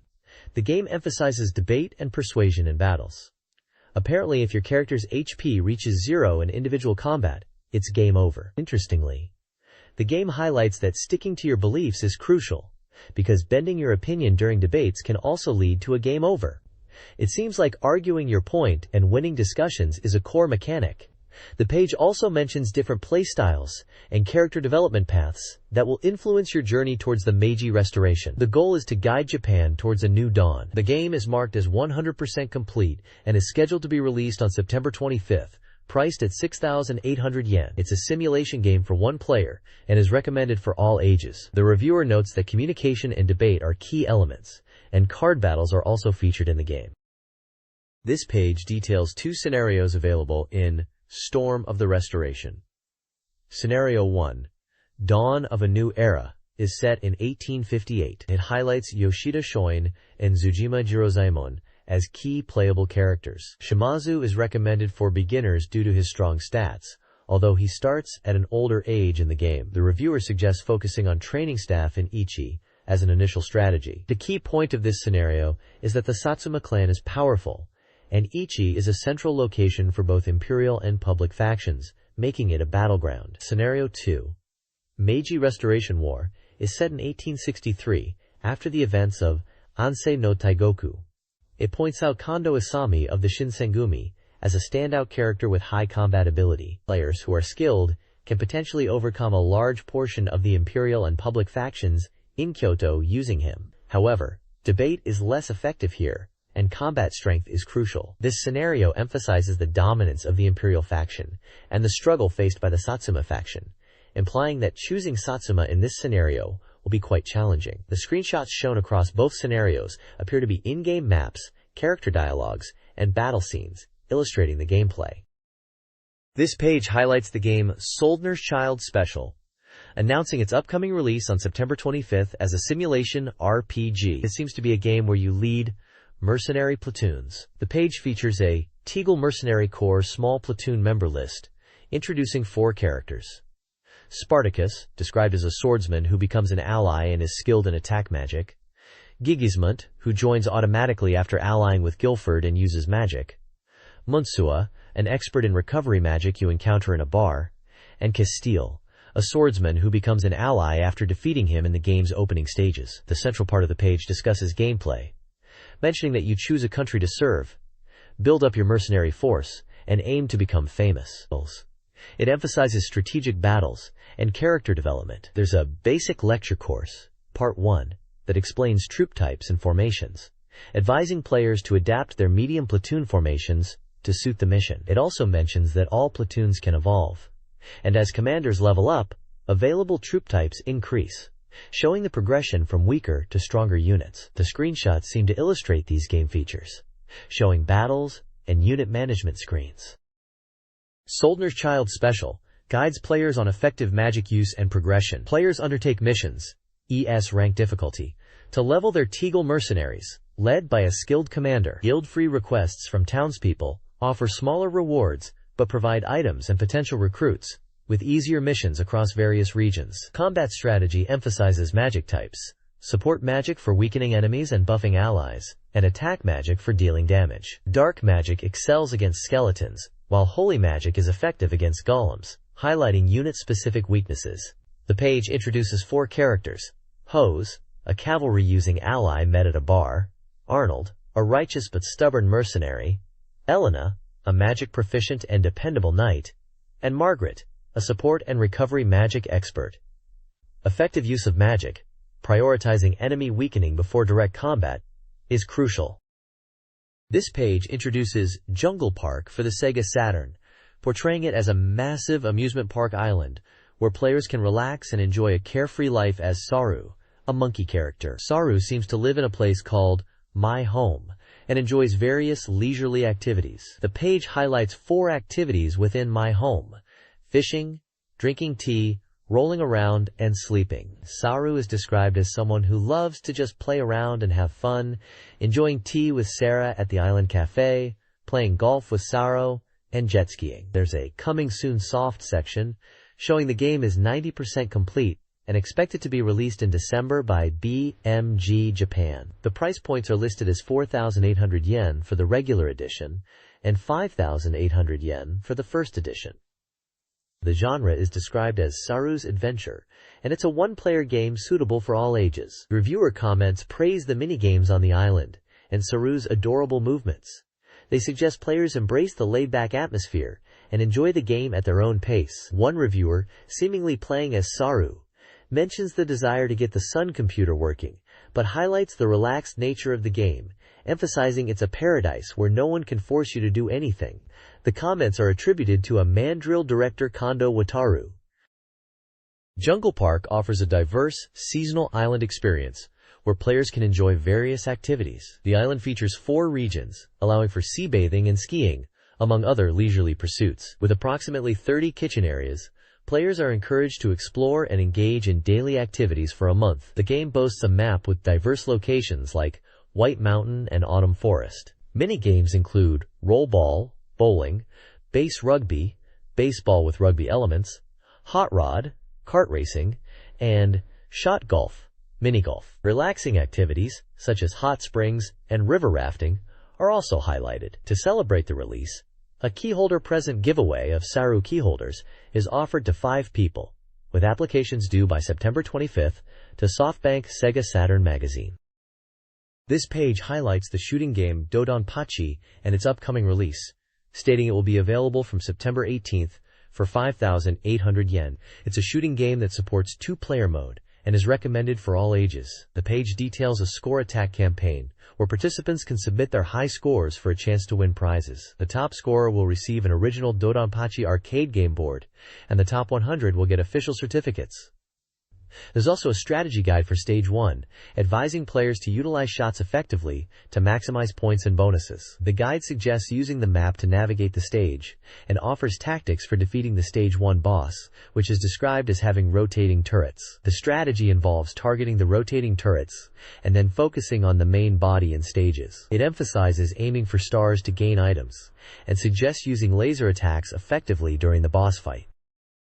This page continues the strategy guide, now focusing on techniques for beginners to achieve high scores in Dodonpachi. It emphasizes two key elements for scoring: get points and B bonuses. For beginners aiming for high scores, the guide advises selecting a ship with a wide attack range and enhanced shot power. It also highlights the importance of B bonuses in Stage 2, stating that collecting these scattered bonuses on both sides is crucial for reaching 1 million points. The page details Stage 2 gameplay, mentioning that while there aren't many small enemies, the stage features large, durable enemies and mobile strongholds. It suggests using bombs strategically when necessary. The guide specifically points out a large, durable mobile stronghold as a key enemy. Moving on to the Stage 2 boss fight, the guide explains that this boss moves left and right, and attacks by firing a barrage of bullets from above. It then transitions to mixed blue and red bullets from the central cannon. The boss fight is described as having predictable attack patterns. Crucially, it reveals that the boss has 6 parts that can be destroyed separately, similar to the Stage 1 boss's rotating turrets, and advises focusing on destroying these parts for high scores. It suggests using normal bombs to destroy parts and convert the bullets into large star items, which are beneficial for scoring. MechWarrior 2, a robot action game set in 3057, builds upon the popular MechWarrior series. Featuring intense 3D action rooted in the Battletech universe, players engage in clan battles, notably with the Wolf and Jade Falcon clans. The game offers a blend of action shooting with strategic depth, requiring players to master BattleMech controls. Players can adjust difficulty, influencing combat computer settings for challenge and scoring. Torso rotation is crucial for aiming and maneuvers, including jump jet usage. Movement involves throttle control, with a crab walk for horizontal movement. The game boasts 12 BattleMech types and diverse missions, including attack and defense scenarios. The game is complete and set to release on September 25th for 5,800 yen, published by Bandai Visual. The game features cinematic quality, with movie scenes by Digital Domain and sound by Media Lab. The SEGA Saturn version of MechWarrior 2 offers several enhancements over the original. It introduces 8 new power-up items for strategic collection, aiding in energy recovery and performance boosts. The campaign expands with 4 new missions for both the Wolf and Jade Falcon clans, enhancing replayability. Control options are adapted for the Saturn controller, emphasizing torso rotation and jump jet mastery. While mission sticks work, they are not officially supported, and multi-controllers offer more control. However, the Saturn version sacrifices some features, including cockpit view, advanced camera angles, planet radar, autopilot, and one-on-one online play. Weapons are grouped strategically, allowing simultaneous firing. Jump jets, found on some mechs, are vital for maneuverability, though limited. Height management is crucial. Players must use radiators and strategically manage weapon usage to prevent overheating. This page is all about Gun Frontier arcade gears for the SEGA Saturn, a port of a popular arcade shooting game from 7 years prior. The game is described as a perfect port, a vertical scrolling shooter where you use shots and bombs to defeat enemies and collect coins for power-ups across 6 stages, culminating in a boss fight. A key feature highlighted is the bomb system. You collect gold ingots to power up your bombs, and you can even control the direction of the bomb blast after deploying it, which seems pretty unique. There are normal bombs and super bombs that clear the entire screen. The page gives a brief overview of 3 stages. Stage 1 is a desert stage against mechanized soldiers, with the boss being Big Magnum. Stage 2 is a forest aerial base, with giant transport planes, and the boss, Sky Government. Stage 3 is a naval port in the sky, with warships and submarines, culminating in a fight against the Iron Whale boss. The game is touted as having a compelling story, beautiful graphics, and exciting, likely meaning presentation or direction. It mentions the game was released on September 25th for 4,800 yen and is classified as a shooting game suitable for all ages. The reviewer suggests that while some might find the graphics old-fashioned compared to recent games, the core gameplay is excellent, and strategy guides are available. This page is all about the SEGA Saturn Soft Complete Guide, essentially a strategy guide section for games already out on the system. It's designed to help players really dig into their Saturn games and get the most out of them. The page specifically mentions sections for Desire and Street Fighter Collection, and you can probably find those on pages 214 and 218 respectively. Visually, it uses a summery beach theme with an anime girl, but the core of the page is definitely focused on providing in-depth game strategy for Saturn owners. This article explores the characters and plot of Desire, focusing on the desires driving its female leads. It recommends players complete the AL scenario first to avoid spoilers. The central question is what each woman wishes for and what ending awaits them. Two characters are highlighted. Chris, who desperately seeks eternal youth and potentially uses a youth-returning drug. She is connected to the research facility and appears to be a distressed experimental subject. Kazumi, the granddaughter of a war profiteer, is a pacifist grappling with her family's legacy. She's intelligent and investigates suspicious activity related to Chris, possibly uncovering a secret she failed to share.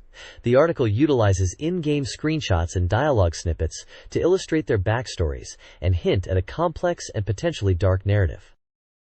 This page shines a spotlight on the characters of Desire. We get to know more about Professor Stella and Raiko, who is described as Stella's right-hand woman, handling both secret tasks and personal affairs. It's revealed that Raiko, despite being believed to have died in a bombing incident, is actually alive. She's depicted as a capable and caring individual, almost like an older sister figure, who is investigating something for Stella and a Zaibatsu organization within the game's narrative. The page also introduces Kusanagi, highlighting her philosophical dialogue as important for understanding the deeper meanings in Desire. Players are encouraged to pay close attention to her lines, and even reread them. Martina Stelidbits, also known as Professor Stella, is presented as a high-ranking figure within the mysterious design organization.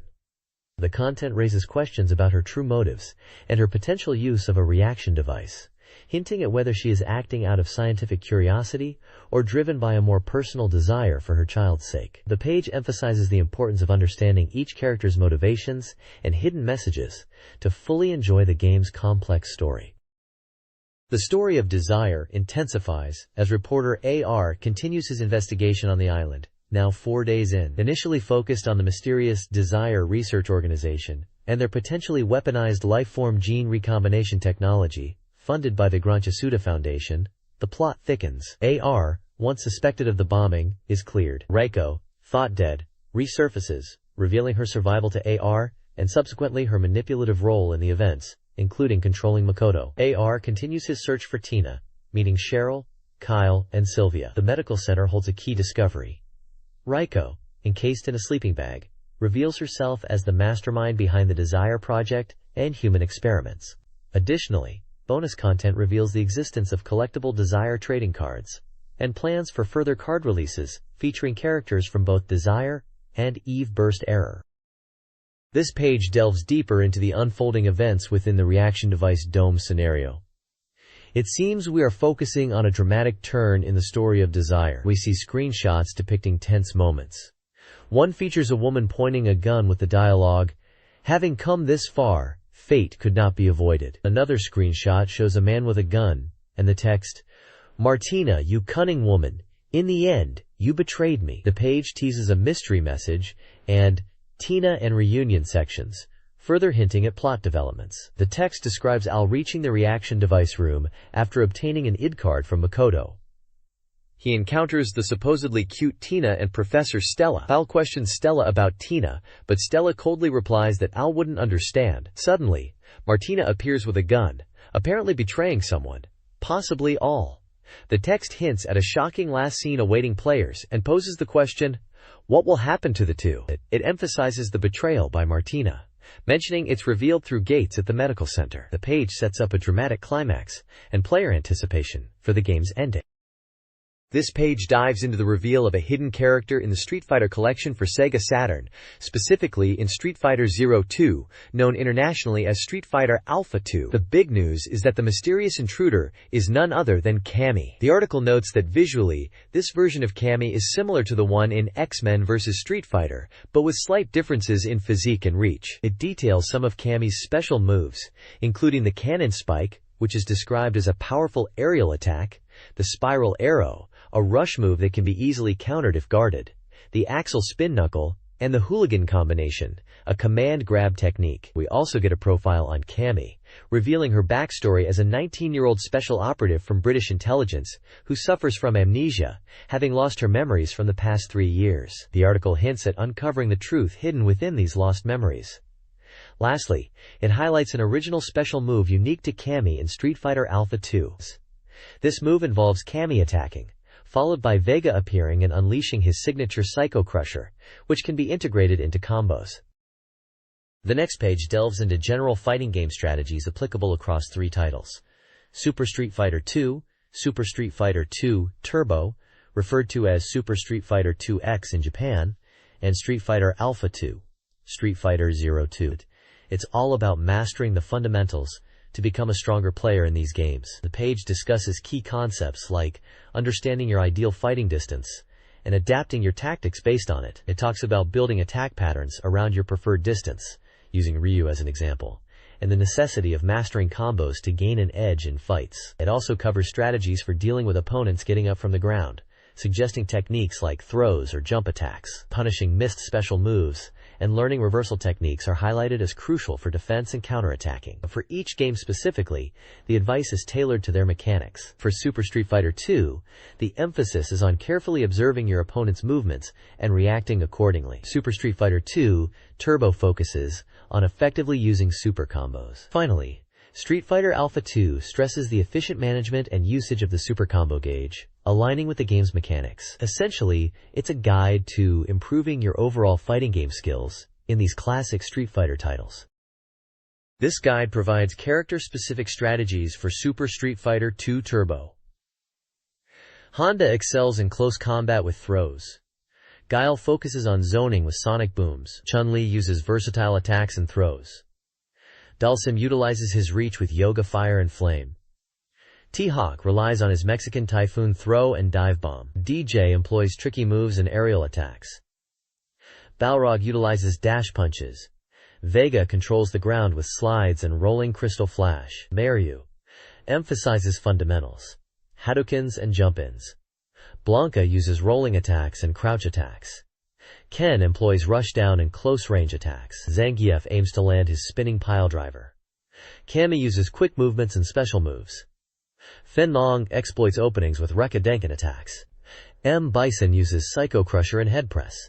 Sagat uses Tiger Shots and Tiger Uppercut.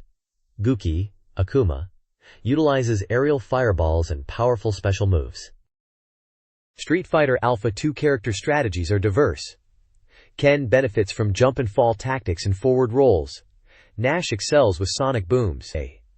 Abaddon controls space with Jaguar Tooth and kick. Guy uses close-range attacks and throws. Rose zones with Soul Spark and throw. Sagat relies on Tiger Shots and uppercuts. Sakura uses a rushdown style with Shinku Hadoken. Dhalsim zones with Yoga Fire and Flame. Jen utilizes 2 fighting styles. Ryu uses jump and fall tactics and Hadokens. Okuma's projectiles are weaker, but still effective.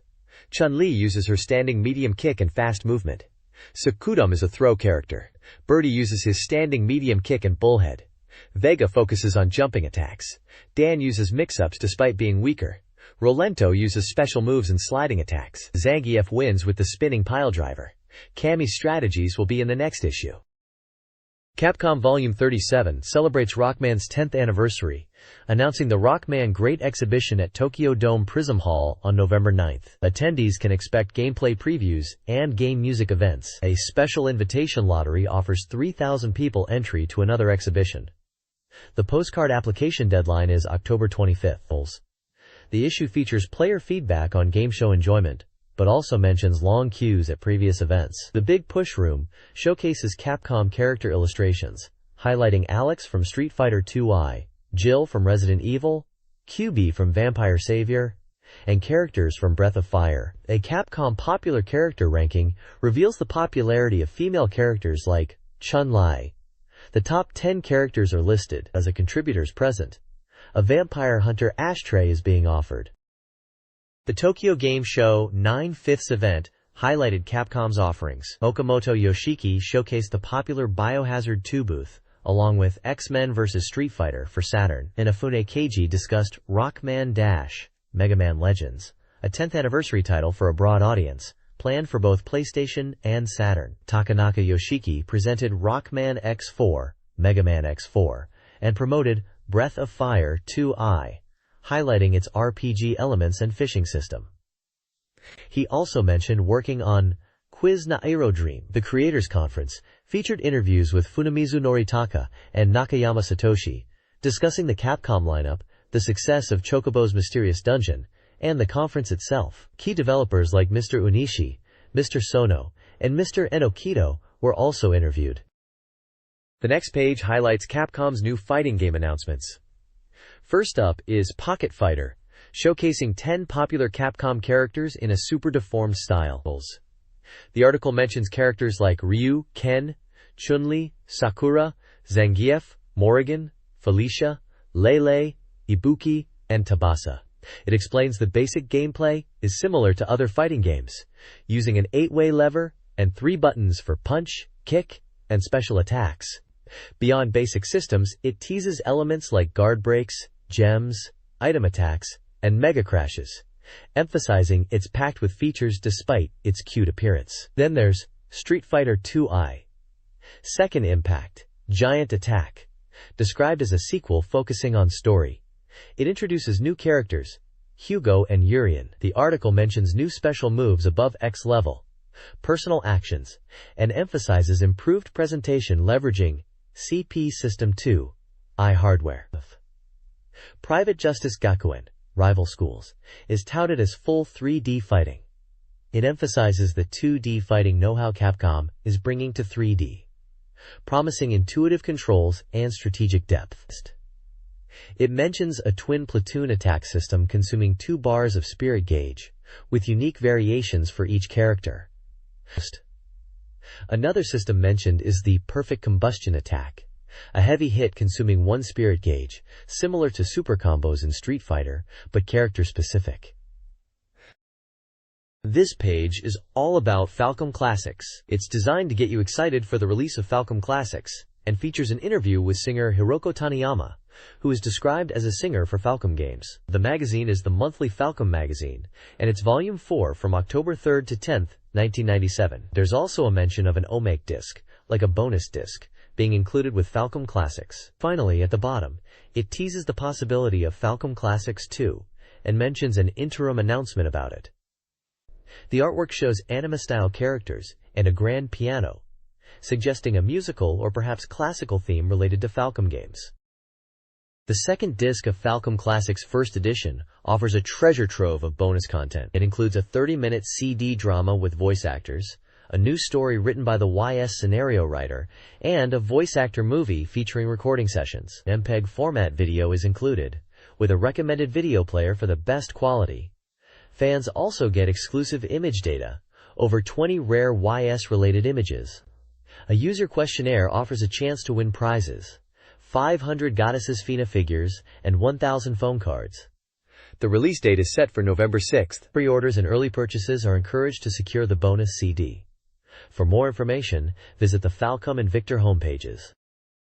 This page is all about Falcom Classics 2, and it's an interim report on a popularity poll. They're talking about how the first Falcom Classics enhanced the visuals for games like YS on the Saturn, adding new opening scenes and improving graphics from the PC Engine versions. This poll is to see which games fans want to see in a potential Falcom Classics 2 collection. Currently, Sorcerian is in the lead, followed by YS2, and then Dragon Slayer, The Legend of Heroes 2i White Witch in third place.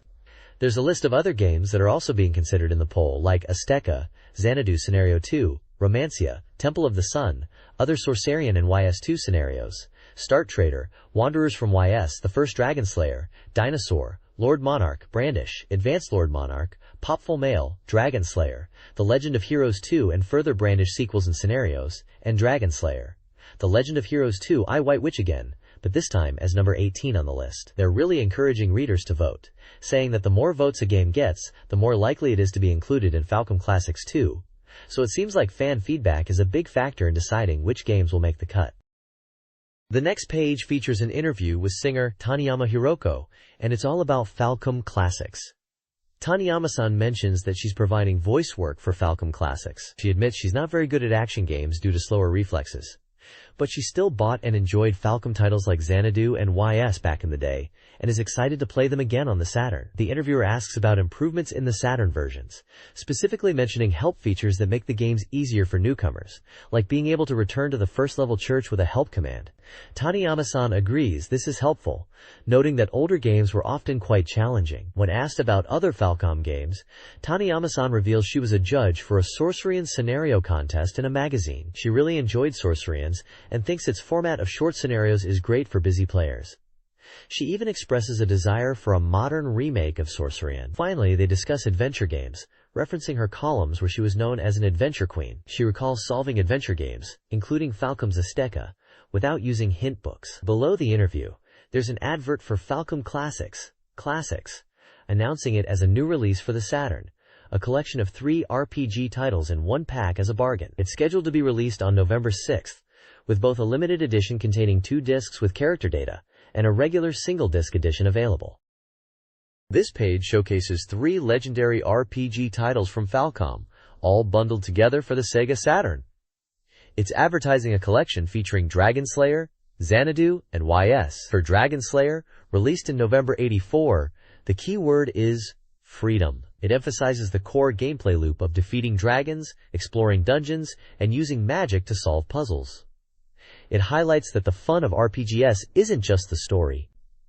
Next up is Xanadu, launched in October '85. It boasts incredible popularity as a PC game, selling 400,000 copies. The description mentions the character progression system through levels and item acquisition, alongside strategic combat, calling it a truly fitting game for the title, Xanadu. Finally, there's YS, released in June '87. It highlights the game's captivating world, emotionally engaging story, and memorable characters. It also mentions the unique bump combat system that YS is famous for, stressing the balanced gameplay and enduring appeal of YS as a whole. Overall, this page is clearly hyping up this collection of classic Falcom RPGs for Saturn, presenting them as essential titles for any RPG fan. The Love Love Club series, featuring character designs by Kobayashi Hiyoko-sensei, Pyoko Club, introduces a new campus report. The series focuses on love style characters, with fan letters for the artist being accepted. The debut features 2 characters, a high school Tomomi-chan, a tennis player from Fukuoka, and a college-age Tomomi-chan. The mature outfit seems a bit embarrassing for the latter. A Q&A section addresses a female college student's interest in girl-on-girl relationships in games. The response suggests finding a boyfriend, or drawing inspiration from girl games. The section ends with 96 days until Christmas, and mentions Ref Love Sisters Romance Clinic. This page is all about finding love in the workplace, specifically through part-time jobs, and it's themed around the idea of Ref Love. It presents a humorous guide to different part-time jobs, each featuring a girl character and suggesting the kind of romantic encounters you might have in that role. We see the energetic convenience store worker Ami-chan, the knowledgeable video rental shop girl Mitsuki-chan, and the sophisticated host club hostess Misato date.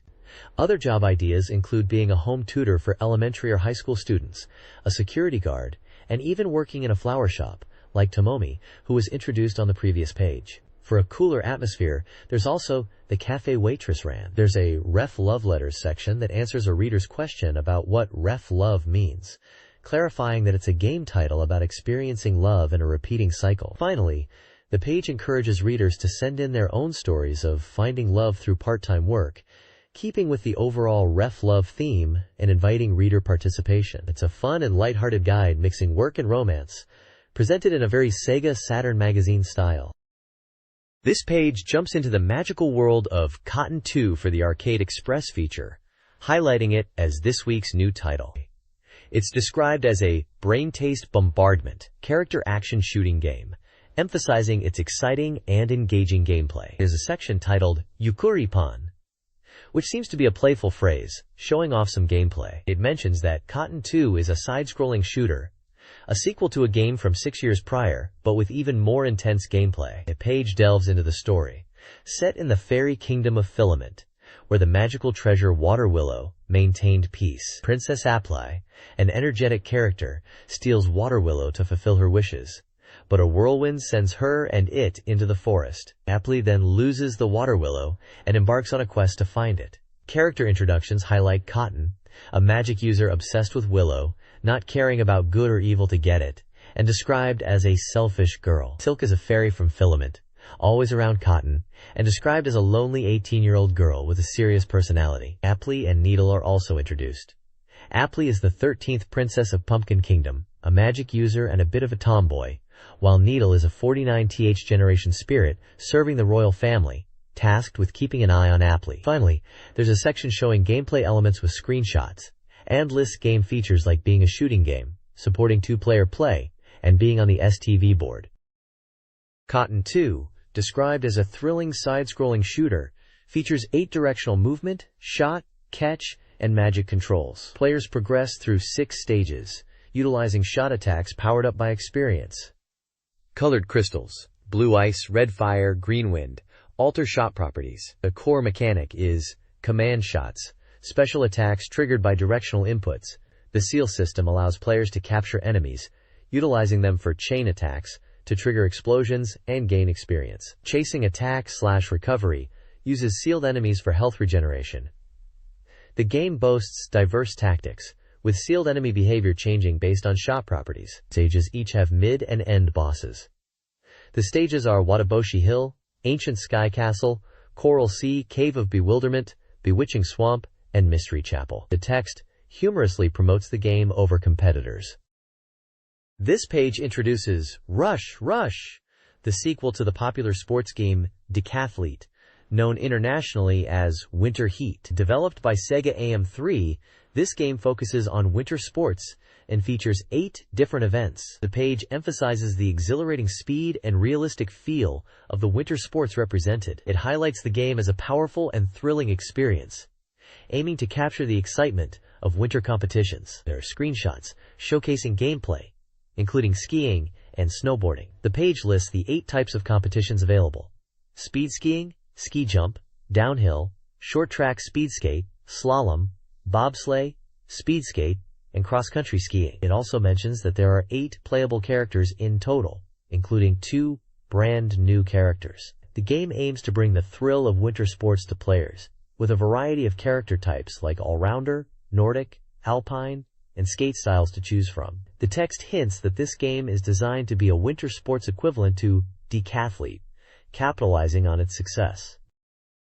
This page is all about Le Mans 24, a racing game for the SEGA Saturn. It dives into the sprint race mode and details 2 available courses: the classic Sarth circuit and a new city course designed by AM3, the developers. They mention that both courses are designed to be completed in 3 laps. The article highlights that while the Sarth circuit remains unchanged in sprint race mode, the appeal lies in enjoying the changing scenery during the race, especially as weather and time of day aren't factors in this mode, unlike the endurance race. It's suggested as a good way for beginners to learn the course. Then it moves on to introduce the city course. This course is described as beautiful and reminiscent of European city streets, offering a more technical layout than the Sarth circuit. The first half of the course is high speed, transitioning into technical cornering sections in the middle and end. The course features tunnels and elevated sections, minimizing runoff areas so mistakes can lead to crashes. The screenshots guide you through a lap of the city course, showing starting areas, tunnels, corners, and the finish line. The reviewer seems to think the city course is a great addition, offering a more challenging and visually appealing experience compared to the standard circuit. Stephen Shohara, creator of the Lost World Jurassic Park arcade game, discusses the upcoming release. The interview, conducted before the AM show, highlights the game's special features, including an 80-inch monitor, force feedback guns, and seats that move with the action. The game, designed for a 10-minute experience with 4 stages, featuring a T-Rex final boss, aims for accessibility and replayability, catering to a broad audience. This special version shown at the AM show is a scaled-up arcade experience with improved production and content. Slated for release in large arcades during autumn, the game promises an immersive and thrilling attraction-like experience, with the interview providing images of the cabinet and gameplay. Shohara, currently in Japan, is preparing to return to America. This page is all about the top skater skateboarding arcade game event, named Skaters Session 1997, which took place at Ikebukuro Jigo. It seems like a regional qualifying event for a larger national competition. The page describes the lively atmosphere with Pennywise's music playing and excited shouts from the crowd. They highlight the diversity of players, from skilled gamers to casual players, all enjoying the game. The article mentions that around 60 players participated from Tokyo area arcades, aiming to secure a spot in the national tournament. The event was held at the large Ikebukuro Gigo Amusement Center and was a high-level competition, with players aiming for scores over 900,000 points. The report emphasizes the fun and excitement of the event, with crowds cheering on players and enjoying the spectacle. It's mentioned that the event concluded on August 31st, and this was the first qualifying round. This page is focused on the Cybertroopers Virtual-On community and their presence at a comic market event. It's titled Cyber Religion Virtual-On Lite and is part of a SEGA AM3 research project called Cybertroopers Virtual-On Crossover Over. The article humorously describes the author's experience at the event, mentioning the overwhelming crowd at Tokyo Big Sight, a well-known location for comic market. They talk about going to the event to find Virtual-On related fan-made comics, even mentioning adult-themed ones. There are pictures of a large crowd, presumably at comic market, a cosplayer posing, and another photo of someone looking at fan comics, likely Virtual-On related. Another section asks, "Where is Aya Katoi-sensei?" showing a photo of a long queue of people in the rain, hinting at the popularity of a particular artist or booth, possibly related to Virtual-On fan content. Overall, the page gives a snapshot of the vibrant Virtual-On fan scene at a large doujinshi event like comic market. The YM Mobile Mates, AMI, nicknamed the legendary jumping pony, is a custom car based on a Daihatsu Optikai car. Built to resemble a McLaren F1 GTR or Toyota Serra, its exterior offers a sporty aesthetic, though its performance remains modest. The handmade AMI, limited to 600 units, features unique elements like a massive rear wing and a reinforced frame, giving it a race car-like interior feel, while still retaining its 4-seater capacity. Available in 8 grades, with prices starting from 1,958,000 yen, it boasts a 660cc engine with both SOHC 6 valve and DOHC 12 valve options. The reviewer, Ha and Do, humorously consider manga inspirations based on the car's design. This page from Sega AM2's Express Weekly features a guide to Virtua Striker 2, specifically the official dojo segment. It highlights the 4-5-1 formation, ideal for teams with strong midfielders but potentially weaker forwards. The strategy focuses on using a single forward as a target for passing plays, and a solid 4-back defense.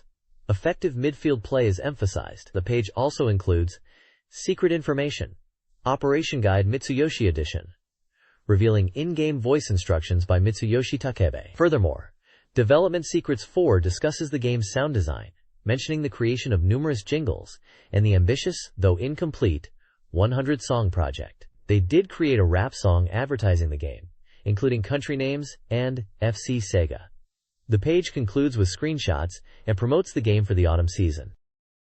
This guide provides tips for Virtua Striker 2, specifically for teams using the 4-5-1 formation. Portugal should utilize midfielders in attack, Spain should focus on midfield dominance, Yugoslavia should leverage high balls and side attacks, and the USA should rely on vertical passes. The guide also previews Scud Race Plus, a Sega AM2 arcade game. It highlights the super beginner courses and the inclusion of hidden cars unlocked by holding the start button, such as a tin bus and tin racing car. A unique cat racing car is also showcased. The page concludes with a comment from Toshihiro Nagoshi, celebrating the hidden cars as a fun, unexpected element common in their games, comparing them to other racing titles and encouraging players to enjoy the game's hidden features.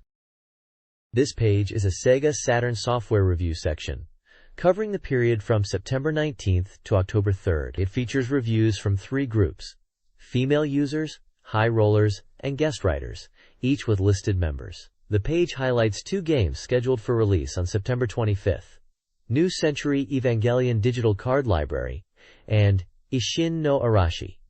There are 3 reviews for New Century Evangelion Digital Card Library, focusing on different aspects. One reviewer, Ray I, found it appealing to collectors, especially for gathering TV anime scene cards, but noted the minigame aspect was somewhat lacking, giving it a score of 6 out of 10.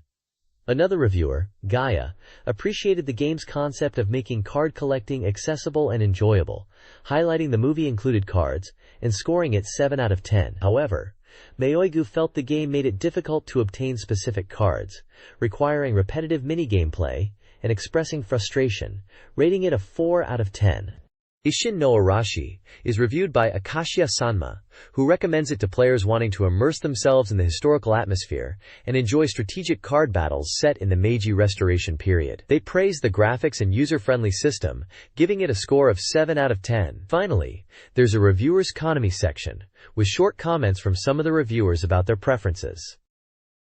3 games receive varied reviews. Professional Baseball Greatest 997 make Miracle earned scores ranging from 4 to 7, with female and high roller reviewers appreciating its gameplay and presentation, while guest writers criticized base running issues. Momotaro Duchuki received mostly positive feedback, scores of 7 and 8, praising its new child mode, series consistency, and board game elements. MechWarrior 2 faced control complaints, with reviews scoring it between 4 and 6. Reviewers cited difficult movement, comparing it unfavorably to PC controls and other titles, ultimately recommending it mainly for multiplayer. This page features reviews for 3 games. First up is Super Robot Wars F, which receives generally positive feedback. Female reviewers find it a bit stingy with in-game currency and items, but still enjoyable. High roller reviewers hail it as the pinnacle of the series, praising the scenarios, graphics, and sound improvements. Guest writers agree, highlighting the overall power-up from previous installments. Next is Time Bokan series, Bokan to Issei, Doronbo Kanzenban. Female users express strong nostalgia, appreciating the faithful recreation of the anime's world. High roller reviewers recommend it to shooting game fans, and enjoy the parody elements. Guest writers mention the on-screen characters and enemies can feel too large, making it challenging, but ultimately still fun in its own nostalgic way. Lastly, we have Gun Frontier arcade games. Female reviewers again feel nostalgic, noting it's a faithful port of the arcade version, albeit challenging. High roller reviewers describe it as a tough shooting game, with a unique Western vibe. Guest writers consider it somewhat basic but still appreciate the nostalgic feel. All 3 games seem to evoke a sense of nostalgia for different reasons, and are generally positively received, although with some criticisms regarding difficulty or certain gameplay aspects. Mobile Suit Zeta Gundam Part 2 UCHUU wo Kakeru is a shooting game praised for its graphics and accessible controls. Reviewers enjoyed the story and visual presentation, awarding it a 6/10. Though the shooting mechanics were considered generic. Roommate Ryoko in Summer Vacation was enjoyed by fans of the series, with its familiar characters and summer setting. However, some found the lack of direction a drawback. It received a 6.33/10. Graduation Cess was criticized for its outdated gameplay and lack of events.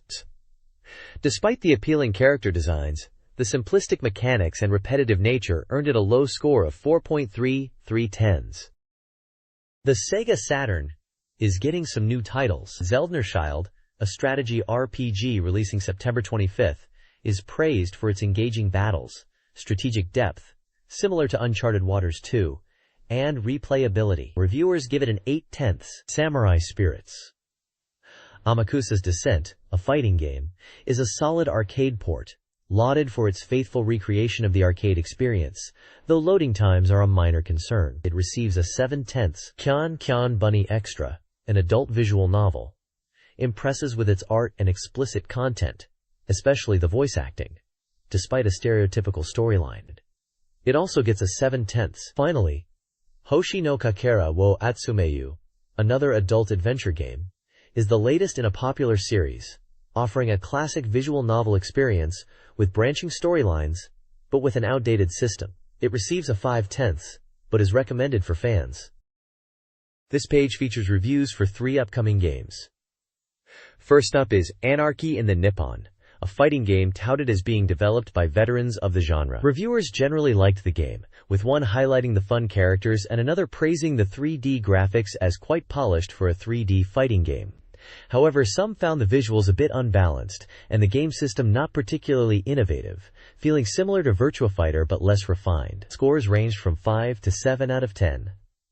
Next is Winning Post Final 97, a horse racing simulation game, praised as the latest and greatest in the series. Reviewers appreciated the depth of horse breeding and training, calling it a proper simulation. One reviewer felt it was very similar to previous games, while another emphasized its strong position as a leading horse racing game. Scores for this title also ranged from 5 to 7 out of 10. Finally, there's National Uniform, Beautiful Girl Grand Prix Final Drive, a puzzle-adventure game featuring anime-style girls. Reviewers describe it as a light-hearted and accessible game with dating sim elements and lots of mini-games.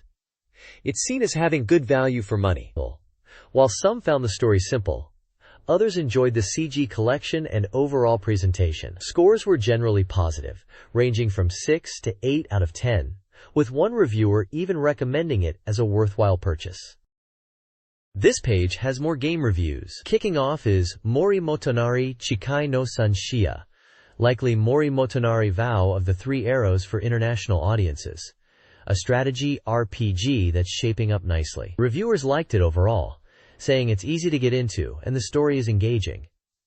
Next, there's Wafu no Anshu, a simulation RPG aimed at female players. The reviewer thinks it's good, particularly if you like NHK dramas and are new to simulation RPGs. Then, Guest Writers highlights another game, praising it for being so intuitive you barely need the manual, and that it's great for beginners and history buffs, especially with its character profiles presented like biographies. Moving on, we have Watarasebashi / Lara Sunshine, which is a music cridrome featuring Mori Takachisato. It's packed with video clips and images, perfect for fans, though the video quality is a bit dated.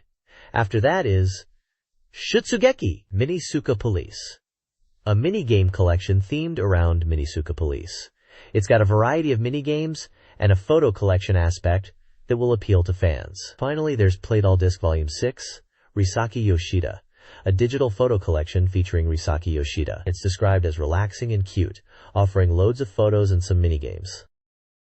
This page is all about secret techniques for SEGA Saturn games, sent in by readers. Kicking things off is Last Bronx, offering a cool trick to listen to arranged background music on Tommy, Lisa, and Kurosawa's stages. Just hold down the R and A buttons from the loading screen until the stage music begins. Next up, for Tokimeki Memorial Taisen Puzzle Dama, there's a hidden character you can unlock if you enter the name Angeru in hiragana, making sure the fourth character E is lowercase in the Tokimeki mode name entry screen.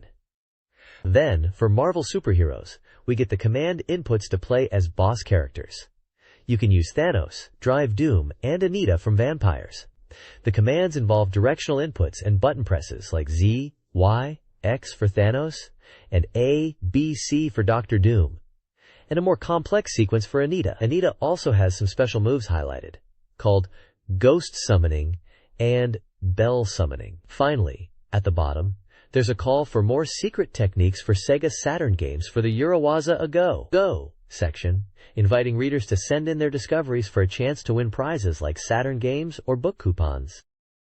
This page is all about the subtle relationship between games and art, focusing on something they call liquid pleasure. The article dives deep into the game Blood Factory and its unique appeal. The reviewer really gets into the game's extreme violence, specifically the blood splatter effects, arguing that it's actually a form of art. They even bring up Jackson Pollock, comparing the game's visuals to his action painting, and saying it visualizes the beauty of blood splatter. According to the reviewer, Fuse Hecase, in Blood Factory, when you defeat enemies and they explode into blood, it's not just gore for the sake of it, it's an artistic expression. He sees a parallel to Pollock's style of splashing paint to create art. The game Blood Factory is listed as 32, developed by Interplay EAV, and was released on November 29, 1996, for 5,800 yen.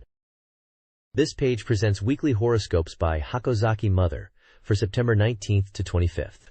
It covers all 12 zodiac signs, with individual sections for men and women for each sign, offering personalized fortune readings. The page also features a Lucky Person of the Week segment, providing general fortune advice in areas such as finance, health, work or study, and love relationships. A screenshot from a fighting game is included to illustrate this Lucky Person section. Each horoscope section is accompanied by the respective zodiac symbol and a brief description of the week's fortune for that sign.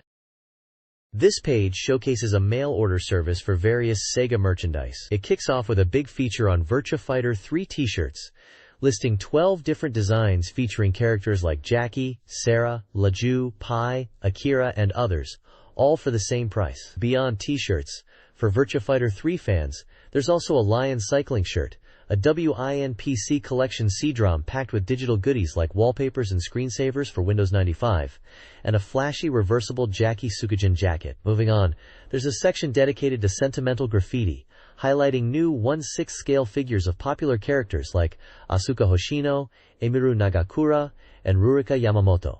The page then dives into a Sakura Wars bonanza, featuring flocked dolls and SEGA Real Model Series figures of Sakura Shinguji, Likoran, and Iris. There's also a set of 6 minifigures of the main Sakura Wars characters. Puzzle fans are catered to with jigsaw puzzles of varying piece counts and designs, and to round it off, you can also grab seal collections and seal postcards. Finally, there are a couple of t-shirts for Last Bronx, one being a chibi t-shirt and the other a Shinjuku Mad design. The page wraps up with order deadlines, mentioning the first and second delivery waves in late October and late November, respectively, and reminds customers about the payment deadline. This page continues the mail order service with even more cool stuff. First up, we have Neon Genesis Evangelion goodies, including a striking soft vinyl figure of Rei Ayanami, and a unique jigsaw clock featuring Asuka Langley. For collectors, there's a range of SEGA real model figures featuring various Evangelion units, and a bunch of t-shirts with different Evangelion designs. Moving on, fans of Cyber Troopers Virtualon can grab SEGA real model figures of Temjin, Viper 2, and Raiden Mecha. Then there's a collection of Sonic the Hedgehog merchandise, with a large and small Sonic plush, a Zippo lighter with a Sonic design, and a set of pin badges. Lastly, for SEGA fans in general, there are SEGA Freaks selection cards available in sets of 1, 10, or 30. The bottom part of the page is an order form detailing how to purchase these items, including delivery costs and payment options. It mentions a flat shipping fee and different payment methods, like bank transfer or postal money order. This page is a release schedule for new software. It details games coming out in September, October, November, and December. In September, highlights include Shinseki Evangelion Digital Card Library, Professional Baseball Greatest 997 Miracle, Gun Frontier Arcade Gears, and Super Robot Wars F. There are also a few Derby Stallion games listed. October sees the release of Culdicept, Layer Section 2, which is known internationally as Rayforce, Transport Tycoon, and Blue Breaker Smile and Sword.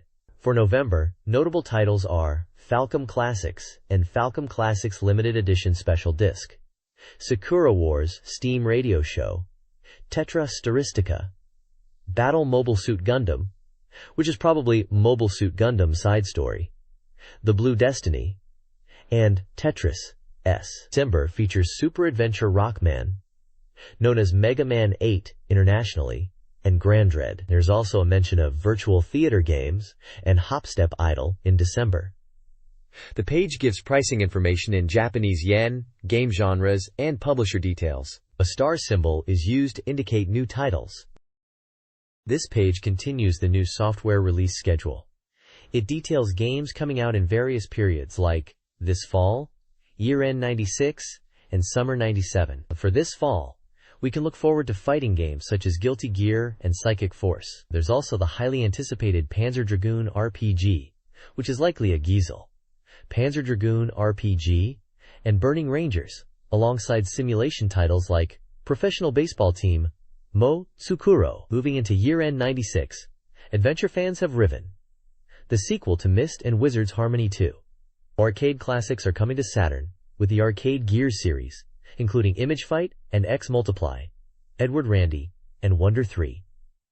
RPG fans should keep an eye on Baroque. There's a batch of releases listed for December 96 through to spring 97, including titles like Dungeon Master Nexus, White Witch, Sakura Wars 2, and Cooley Cool Ice. Looking ahead to summer 97, there is a huge wave of games planned. Strategy fans will be happy with Warcraft 2, Shoot 'em up fans have Raiden Fighters. Racing simulation fans can look forward to Princess Maker Yume Miru Yusei. Capcom is bringing a bunch of fighters including Dungeons & Dragons Collection, Vampire Savior, and Marvel Superheroes vs. Street Fighter. Horror fans have Biohazard 2, known internationally as Resident Evil 2, and racing fans can get hyped for Wipeout XL. Platforming fans also have Rayman 2 to look forward to. It looks like Summer '97 will be packed with exciting new games. This page is showcasing a special present for readers section from SEGA Saturn Magazine. It's a giveaway for lucky readers. The top section is titled, Renewal Commemoration Special Readers, Big Present, and announces a large present for readers, mentioning Evangelion goods and other fan-favorite items are available. The 6 prize categories listed. 1. SEGA Saturn compatible software. 20 winners will receive a SEGA Saturn game software of their choice, released up to September 19, 1997. 2. Evangelion poster. 1 winner will receive one of 10 different Evangelion posters. The page shows images of 10 different Evangelion posters labeled at 2. 3. 3. New Century Evangelion mug cup. 1 winner will receive an Evangelion mug cup.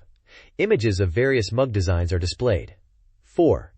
New Century Evangelion mascot holder. 1 winner will get an Evangelion mascot holder. Images show various character mascot holders on stands. 5. New Century Evangelion paper mirror. 1 winner will receive an Evangelion paper mirror. Images of the mirrors with Evangelion art are shown. 6. New Century Evangelion zipper figure. 10 winners will receive Evangelion zipper figures. Images of many small zipper figures are displayed. And Hedgers. The page also includes application details and notes for those who want to enter the giveaway. This page continues the special Reader's Prize giveaway, showcasing even more fantastic goodies. Up for grabs are prizes like Rei Ayanami soft vinyl figures from Evangelion, with 1 winner getting each of the 5 figure types. For fighting game fans, there are 3 Samurai Showdown Amakusa's Revenge posters to win, boasting beautiful illustrations. If you're into racing games, you could snag a Motor Raid t-shirt, also for 3 lucky readers. Game software is also on offer with 10 copies of the hotly anticipated Super Robot Wars F, just in time for its September 25th release, perfect for playing or keeping as a spare. 5 readers can win Silhouette Mirage, the adventure RPG from Enix, coming November 27th, known for its interesting story. For horror adventure enthusiasts, there are 5 posters for Kuro no Danshu. Lastly, 5 fans of Sentimental Graffiti can win a portrait collection featuring the 12 girls from the game, ideal for displaying or collecting. The bottom section lists the winners from the previous giveaway, detailing each prize category and the prefectures of the lucky recipients, showing who won everything from SEGA Saturn software and Evangelion posters to telecards, signed merchandise, and game soundtracks. This page is a special feature announcing an incredible offer for readers, a chance to get their hands on original telephone cards. This is for a limited time and being called the last chance, running across several issues of the magazine from September 5th to October 10th. It's a everyone who applies service, meaning if you apply, you get a card. There are 15 different card designs to collect, showcasing some popular SEGA Saturn games. We can see a preview of some of these card designs, featuring games like Daytona USA 2, Battle on the Edge, Slayers Royal, Toshinden, the cute shoot-'em-up Twinkle Star sprites, and the strategy RPG Langrisser IV.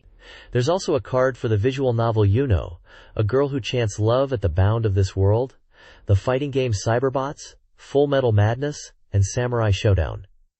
IV. Amakusa's Revenge, a game which we also saw posters for in the previous giveaway. Each card design seems to feature key artwork or characters from these titles, making them cool collectibles for Saturn fans. If you want to know how to apply, you'll need to check page 147 of the magazine, but it sounds like a great opportunity to grab some exclusive SEGA Saturn memorabilia. This page continues highlighting the awesome telephone card giveaway for SEGA Saturn magazine readers. We can see more of the designs up for grabs. There's a cool Sonic card featuring Sonic the Hedgehog, and another for the epic RPG Grandia. For fans of anime-style games, there are cards for the puzzle game Quiz Nanero Dreams and the fighting game The King of Fighters. There's also a card for Roommate, possibly referencing the visual novel game series, And finally, a card featuring Lunar Silver Star Story, the classic RPG. The page also lists staff credits, likely for the magazine itself. It's a long list of names of editors, writers, designers, and production staff involved in creating the magazine. Lastly, there is information on how to subscribe to SEGA Saturn Magazine. It mentions that issue 17 of the magazine, dated October 17th, will be released on October 3rd. There's also a phone number for inquiries about the magazine content, available on weekdays between 4 p.m. and 6 p.m., but they won't answer questions about game hints or secret techniques. It reiterates that the telephone card offer is valid with application coupons from the October 3rd and 10th issues, and you need 2 coupons to apply. This page is an advertisement for the SEGA Saturn release of Dodonpachi, the intense vertical scrolling shooter. It highlights that this is a port made by the original arcade development team. There's a high-score campaign underway for players, with a deadline of October 31st, 1997, and some pretty cool prizes up for grabs, including a special edition game board, a custom control box, and an official certificate from Atlas. The ad mentions the game is a vertical shooter for 1 or 2 players on SEGA Saturn Credrom and has a suggested retail price of 5,800 yen. It also points out that popular features from the previous game, Donpachi, like the multi-bomb system and get point system, are still in this version. The ad also proudly states the game is already available for purchase and doing well. This page showcases Rond, a simulation RPG, slated for release in October 1997 on SEGA Saturn. It's advertised as a reincarnating SRPG, built upon the system of the Megami Tensei series, so expect demon conversations, unit management, strategic combat, and contract systems. The game promises new combination elements, strategic fights with weapon seals, and a multi-story, multi-ending experience. The character designs are by popular manga artist Kazumi Yanagisawa, and the ad emphasizes how his art style enhances the unique world of the game. We see a couple of small in-game screenshots, and the page also mentions it's for 1 player and will retail for 6,800 yen. It's an Atlas title from 1997, so you know it's going to have that unique Atlas flavor. At the bottom, there's a small ad for the Game Max radio show and some recruitment information for Atlas. This page is a vibrant advert for the Street Fighter collection on SEGA Saturn, which includes 3 games: Super Street Fighter 2, Super Street Fighter 2X, which is known internationally as Super Street Fighter 2 Turbo, and Street Fighter Alpha 2, which is Street Fighter 02 in Japan. The page features a dynamic group shot of iconic Street Fighter characters like Ryu, Chun-Zetli, Zangief, Cammy, and Stathawk. It mentions this collection includes all 3 games, and highlights that there are 3 different game stages to enjoy. You can see small screenshots showcasing gameplay from each of the included titles. It also mentions that the Street Fighter collection for SEGA Saturn is out now and available in stores. At the bottom, there's standard copyright information from Capcom and details about the company.